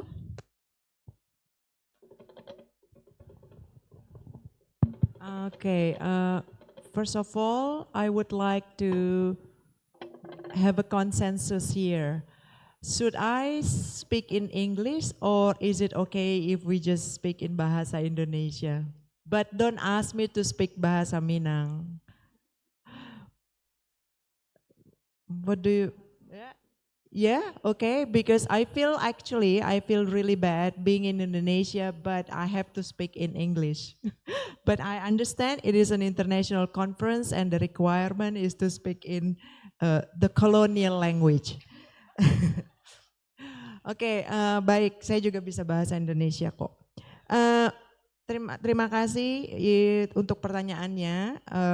Saya senang karena artinya teman-teman di sini mendengarkan ya, tadi saya bicara. Betul sekali, saya juga mengikuti bagaimana backlash yang kemudian muncul terhadap gerakan yang pada awalnya gerakan tersebut adalah mengapresiasi Ibu Ana yang saya sebutkan tadi ya, karena saya sendiri pagi itu masih di Melbourne, begitu melihat saya langsung captured, itu saya save gitu, because I think that's a very strong visualization of bagaimana perempuan di Indonesia itu selalu berada di garis depan ketika ada pada momen-momen penting. Saya tidak tahu berapa banyak di sini yang menyaksikan 1998, tetapi kita semua tahu mungkin dari bacaan gitu ya bahwa 98 bisa berhasil dan bisa membawa kita ke demokrasi itu karena peran perempuan. Dan saya melihat itu dan juga banyak jutaan warga Indonesia juga melihat apa yang diperlihatkan Ibu Ana sebagai sebuah semangat yang sama, yaitu untuk melawan penindasan, melawan kekerasan, ya kan. Tentu saja kita lihat bagaimana dia pakai bambu runcing gitu ya, kemudian menghadapi aparat. Online activism, that's the question, right? Because sejak itu kita mendengar juga, kita membaca bagaimana banyak sekali komentar-komentar di sosial media. Tapi satu hal, kebetulan saya 10 tahun terakhir penelitian saya juga banyak di disability rights ya. Jadi buat saya backlash yang disampaikan oleh mereka yang against Ibu Ana itu adalah menggunakan bahwa Ibu Ana penderita ODGJ, orang dengan gangguan jiwa. Bagi saya ini double bahkan triple marginalization, discrimination, and semakin menguatkan argumen bahwa di Indonesia, di masyarakat kita sebagian besar masih begitu kuat punya stereotip, punya stigma terhadap perempuan miskin karena Ibu Ana adalah representasi dari orang miskin, ya kan. Kemudian dia kalau memang adalah penderita ODGJ sekarang juga dipermasalahkan dan disudutkan. Padahal kita tahu semua penyandang disabilitas, intellectual disabilities, mental disabilities, they have the same rights with everyone. Ya, jadi bagi saya orang yang kalau menggunakan dia itu kalau di Indonesia mungkin dipakai, nggak semua juga pakai istilah ODGJ ya, masih menggunakan gila segala macam. Itu adalah stigma dan itu salah satu juga yang harus sama-sama kita berangus, kita minimalisir. Kita tidak boleh lagi menggunakan terminologi yang sangat patrilineal. Ya, yang merendahkan, karena di dalam terminologi itu sama dengan ketika perempuan disebutkan, maka that's why it is gendered, right? Karena ketika menyebut kata perempuan yang muncul adalah lemah. Tadi pembicara yang ibu dari menceritakan di situ ya tadi di mana, di desa mana itu, karena misalnya alasannya kalau pergi ke hutan perempuan tidak bisa atau tidak takut segala macam. Itu artinya kan ada sesuatu yang salah di dalam komunitas, di dalam masyarakat. Seharusnya tidak boleh ada rasa takut. Dan itu sebenarnya bagian dari human rights. So back to online activism, I hope I answer your question. Online activism tadi pagi juga kita mendengarkan bagaimana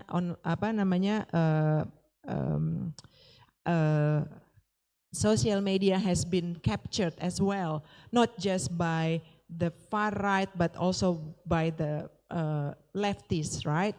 Jadi di situ adalah battlegroundnya, ya kan? Mungkin teman-teman juga ingat pada tahun 2019, 2018 dalam proses deliberasi undang-undang anti kekerasan seksual, percakapannya banyak sekali di sosial media, ya kan? Uninstall feminism, ya kan? Uninstall feminism, hashtag uninstall feminism.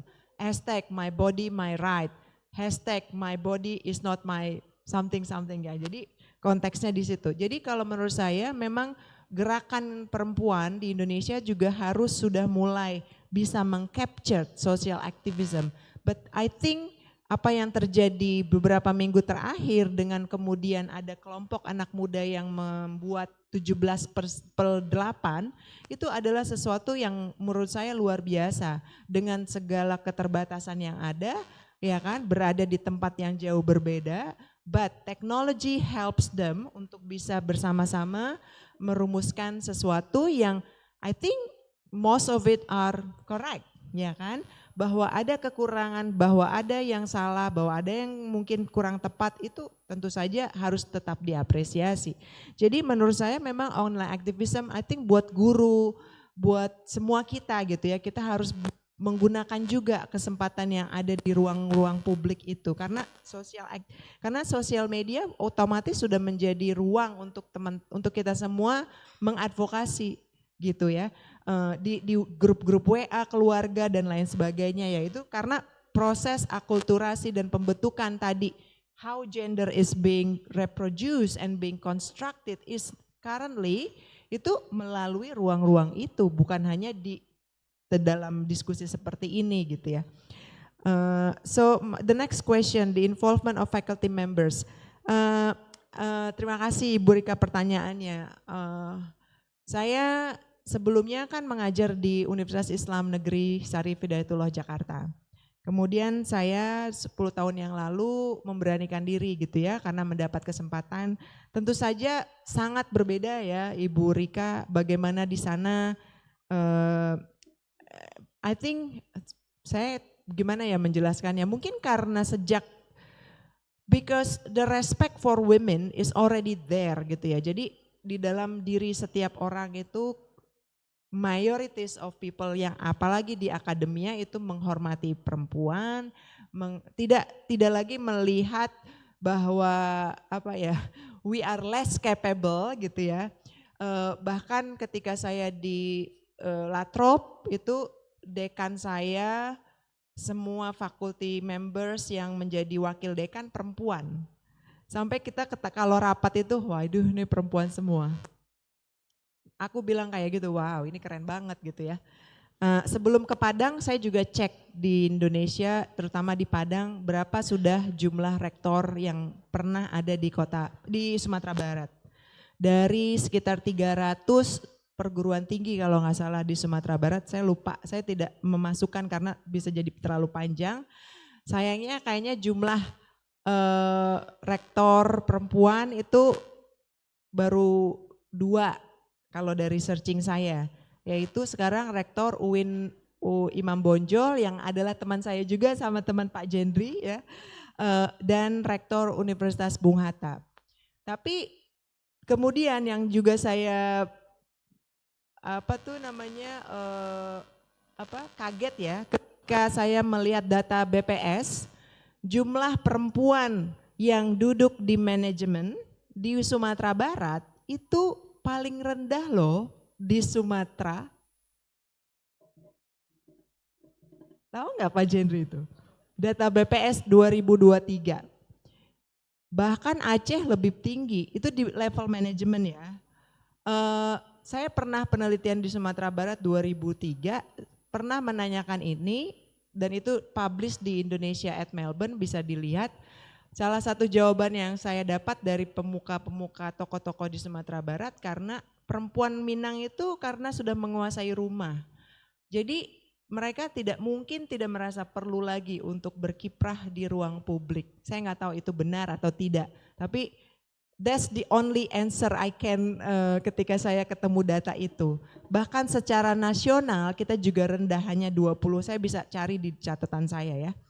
Itu ya Ibu, jadi kalau di faculty, di kampus tentu saja itu jauh lebih maju ya, tetapi tetap yang namanya harassment, yang namanya discrimination against women itu ada. Hanya persoalannya menurut saya, bedanya adalah policy itu dibuat dan policy itu ada dan itu bisa menjadi tempat kita untuk protes begitu ya. Jadi kalau misalnya orang didiskriminasi hanya karena dia gendernya gitu ya, itu bisa sampai ke Fair Work Commission dan itu bisa sangat bermasalah gitu ya. So I think it's about policy. Policy harus ada dan policy harus diimplementasi gitu. Kemudian Ibu Rini, I think probably tadi sedikit salah paham. Maksud saya adalah female leadership itu ketika tahun 2000-an, 1999, ketika sudah mulai ada PDIP menang, pemilu 1999 itu kan otomatis seharusnya pemenang pemilu akan menjadi presiden, ketua partainya. Tetapi waktu itu langsung lah dibuat koalisi antara politisi dengan religious authorities, bagaimana cara supaya perempuan itu tidak menjadi pemimpin. Dikeluarkanlah banyak dalil-dalil, ya kan, bahwa women itu nggak boleh jadi leader, kalau dia jadi leader dia akan begini gitu ya Bu. Jadi itulah mungkin juga mengapa sampai sekarang misalnya di Unand katanya belum pernah ada ya rektor perempuan, saya nggak tahu, mudah-mudahan bukan karena itu. Dia kan sudah 7 tapi ya. Tapi saya juga tahu di seluruh PTAIN, PTAIS jumlah rektor perempuan juga sangat sedikit. Di seluruh universitas negeri dan swasta di bawah Kemendikti-Saintek itu ada juga di paper saya, itu juga sangat-sangat kecil. Ya, I think that's also something to do with how women always have to do the triple burden, ya kan? Jadi di rumah, kemudian harus bekerja dan seperti saya bilang harus bekerja di komunitas juga. Ibu, bapak, ibu-ibu pasti member of, kalau enggak Muhammadiyah, Aisyah pasti mungkin member of NU Nasihatul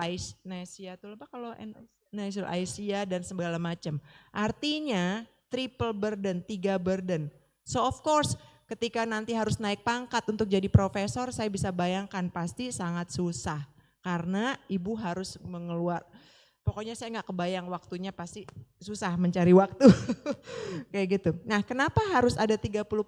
Menurut saya karena itu tadi, karena mindset of most of our society itu masih melihat atau masih sangat dipengaruhi oleh perempuan di rumah saja. Kalau di Jawa itu ada istilahnya apa?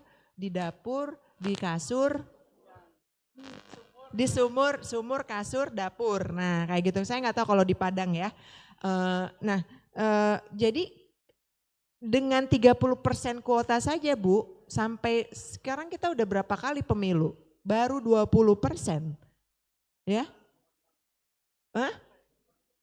11,5 di Padang. Di Sumatera Barat rendah, ya. Oke, masih itu udah pakai kuota masih susah.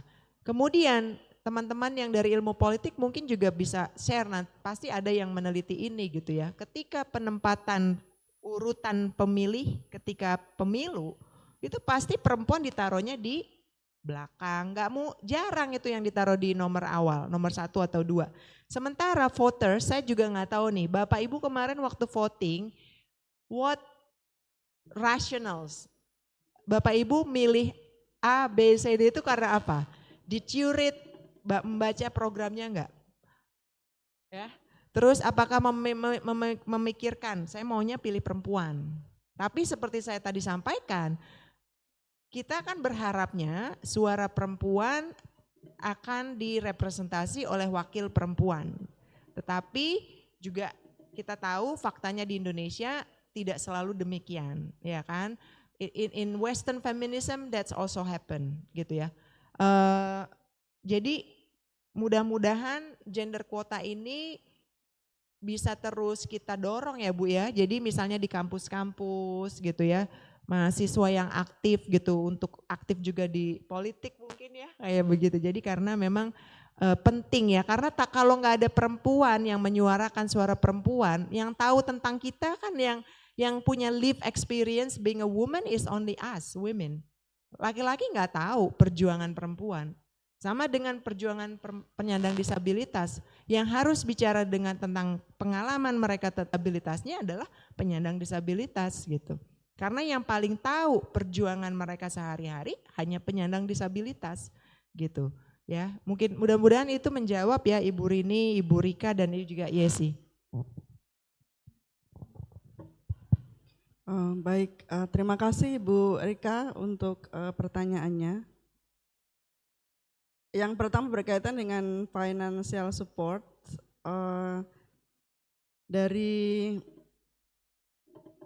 paling tidak kalau misalnya contohnya itu adalah PUP, program pengkaderan ulama perempuan, itu mereka mendapatkan support untuk membiayai kegiatan dari donor. Jadi memang unfortunately we are still depending on the donor support. Kemudian apakah di dalam training itu juga membahas mengenai domestic violence yang berdampak pada perempuan dan anak-anak? Ya, jadi beberapa isu berkaitan dengan perempuan dan anak dan vulnerable group ya, itu menjadi beberapa topik yang dijadikan sebagai isu atau tema di dalam diskusi. Karena saya juga salah satu alumni dari program PUP Rahima, jadi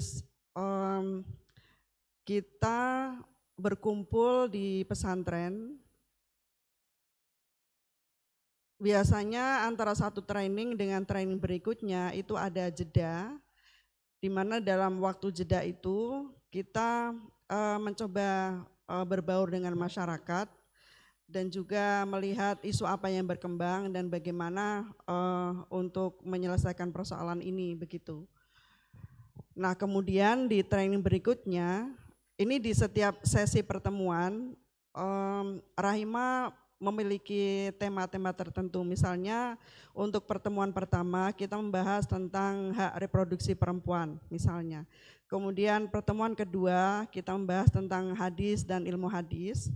Kemudian pertemuan berikutnya tentang tafsir dan ilmu tafsir. Lalu berikutnya tentang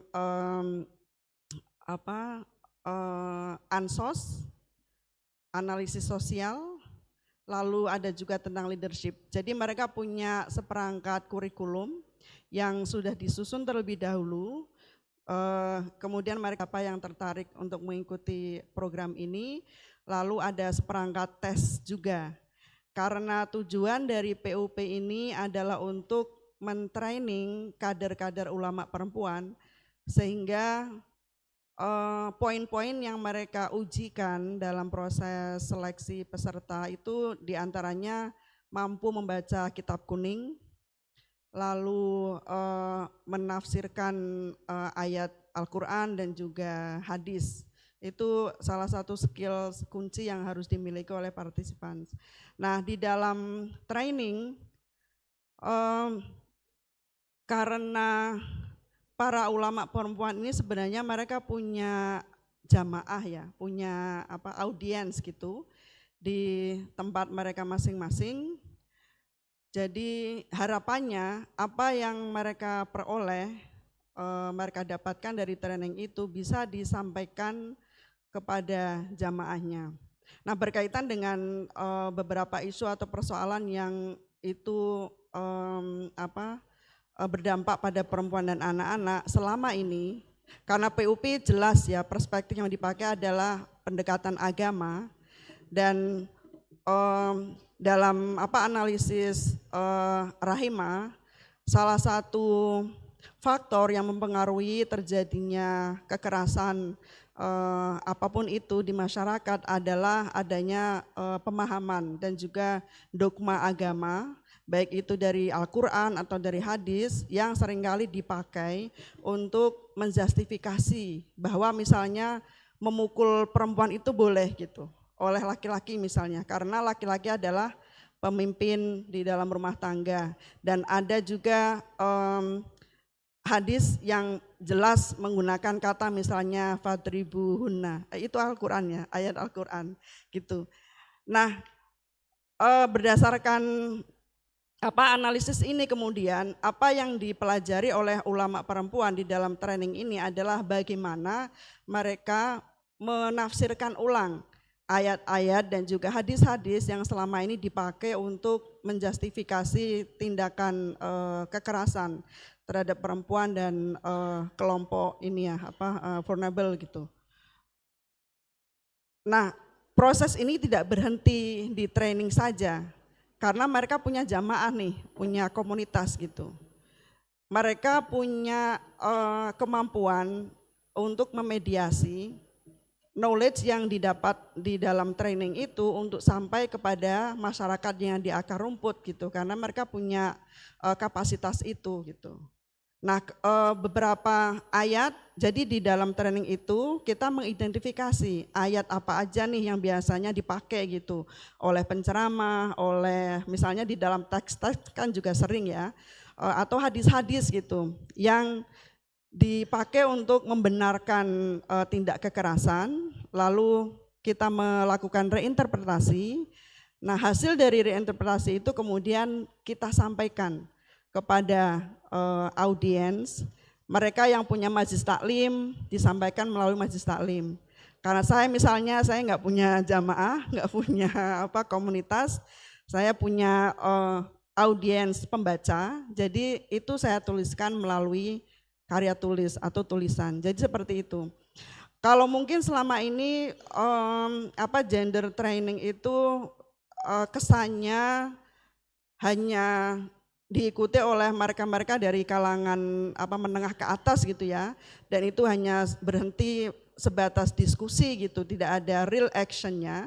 Tapi sepanjang pengamatan saya dan juga pengalaman saya, gender training yang dilakukan oleh NGO misalnya kayak Rahima atau P3M itu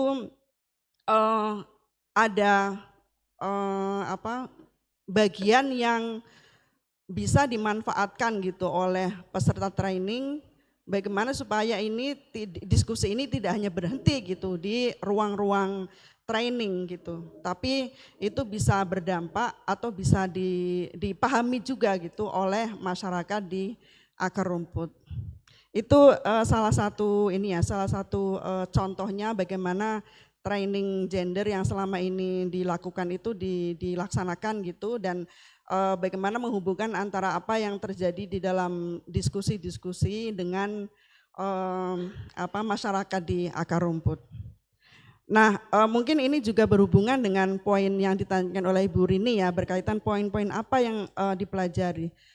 Jadi sepanjang pengamatan saya di dalam studi, saya juga pernah ya bekerja untuk Musawah untuk mengevaluasi program training yang mereka lakukan. Mereka biasanya kebanyakan melibatkan women leaders from Middle Eastern countries dan juga Asia. Kemudian merumuskan ulang konsep semacam training ya, yang itu bisa diaplikasikan gitu oleh Musawah ke depannya gitu. Nah, menurut saya setiap gender training itu punya tujuan tertentu dan juga siapa yang mereka akan libatkan gitu sebagai peserta. Nah, tujuan dan siapa penerima manfaat dari training ini menurut saya adalah kuncinya gitu. Misalnya kalau Ibu kebetulan di kampus memegang posisi di pusat studi gender misalnya, dan ingin membuat gender training, ini menurut saya satu hal yang penting harus dirumuskan itu adalah tujuan dari gender training ini, kemudian sasaran dari gender training ini, sehingga kemudian training ini tidak berhenti di ruang itu saja gitu, tapi bagaimana ini bisa berdampak gitu bagi masyarakat di akar rumput. Mungkin masyarakat akar rumputnya tidak selalu harus masyarakat di desa-desa atau mungkin di kota-kota. Mahasiswa itu juga masyarakat gitu. Nah, mungkin kalau seumpama sasarannya itu adalah dosen, artinya bagaimana pengetahuan atau gender sensitivity ini bisa ditularkan gitu ke masyarakat yang berhubungan dengan dosen, ya berarti mahasiswa gitu. Nah, ini nanti baru kemudian diturunkan ke kalau misalnya tadi PUP, karena PUP itu karena perspektifnya adalah religius perspektif, kemudian yang dihadapi itu adalah naskah teks keagamaan yang bias gender, lalu yang harus dimiliki oleh alumni adalah kemampuan untuk menginterpretasi ayat dan hadis misalnya. Nah, bagaimana untuk konteks dosen gitu? Kira-kira kebutuhan apa gitu atau skill apa yang perlu ya dikuasai oleh dosen ini, sehingga pemahaman atau pengetahuan tentang gender sensitivity atau mungkin tentang equality dan sebagainya itu tidak hanya berhenti pada dosen peserta training, tapi juga bisa sampai kepada masyarakat atau komunitas ya, di mana dosen atau partisipan dari training ini berinteraksi. Mungkin itu Bu, semoga terjawab. Terima kasih. Okay, thank you Ibu Dina dan Ibu Nur Isma. Silakan kasih applause dulu untuk speakers kita hari ini, Bapak Ibu. Oke. Thank you so much. Unfortunately, Bapak Ibu, because of the time limit, I don't think we can afford any more questions from the audience. If you have more questions, Oke, silakan Ibu Dina. Sorry, saya ketemu datanya supaya menjadi refleksi ya. Di proporsi perempuan yang berada di posisi manajerial menurut provinsi tahun 2023 ini data BPS ya. Yang paling juara di provinsi di Sumatera, di Pulau Sumatera adalah Kepulauan Riau dengan 40,45. So well done Riau. Dan yang paling rendah adalah Sumatera Barat dengan hanya 27%. Kemudian untuk data tentang perguruan tinggi dan ada rektor perempuan dari 88 perguruan tinggi plus 3 PTAIN, PTAIS, hanya 2 female rektor in West Sumatra. Gitu ya, jadi agak menyedihkan juga sebenarnya ini menurut saya.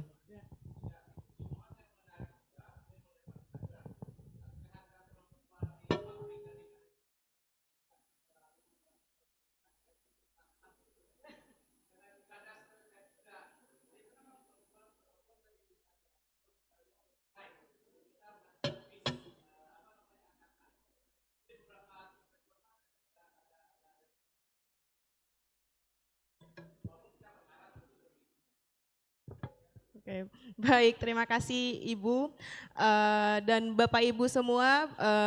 Because of time limit, unfortunately we cannot afford one more questions from the audience. But if you want to have any questions, you are able to contact Ibu Dina dan Ibu Nur Isma privately ya. Okay. We're talking about gender equality. We have a lot of homework for sure, yeah, but we are faced by challenges and opportunities, and we still have a lot of things to do. The insight shared by our speakers have highlighted both challenges and opportunities that lie ahead, reminding us that meaningful progress depends on collaboration, innovation, and continued inquiry. Ultimately, the knowledge gained here today serves not only as conclusion to this seminar, but also as a starting point for further dialogue and action. There's an interesting words from Ibu Nismah tadi yang bilang bahwa proses tidak berhenti hanya sampai di sini saja. Harapannya juga kita dari sini we can continue because the real knowledge what leads to action. Mudah-mudahan kita dapat mencapai itu semua ya Bapak Ibu ya. Okay, as we come to the end of this of today's seminar, I would like to extend my heartfelt thanks to our distinguished speakers for sharing their expertise and to all of you in the audience for your active participation. It is my hope that you leave here today not only with new knowledge, but also with inspiration to apply these ideas in your work and studies. On behalf of the organizing committee, thank you once again for being a part of this event. And we look forward to welcoming you at future seminars. Thank you all for attending this event. Wishing you all a wonderful rest of the evening. Thank you so much. Assalamualaikum warahmatullahi wabarakatuh.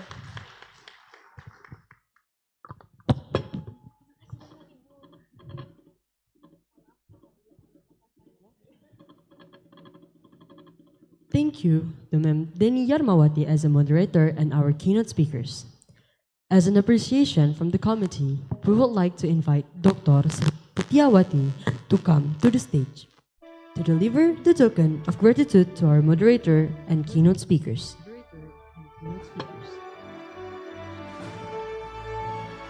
The token of gratitude will be delivered to Dr. Dina Afrianti, Dr. Norisma, and our moderator, Denny Yarmawati.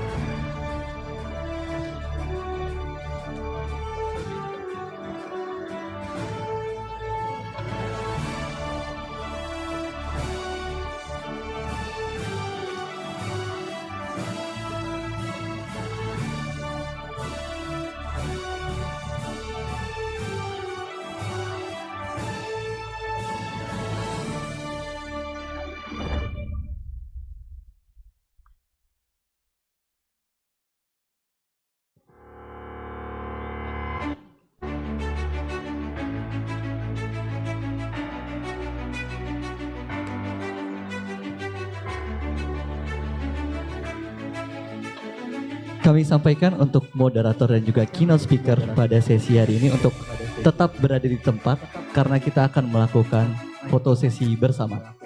Kami turut mengundang kepada seluruh Bapak dan Ibu hadirin peserta untuk dapat maju ke depan karena kita akan melakukan foto bersama.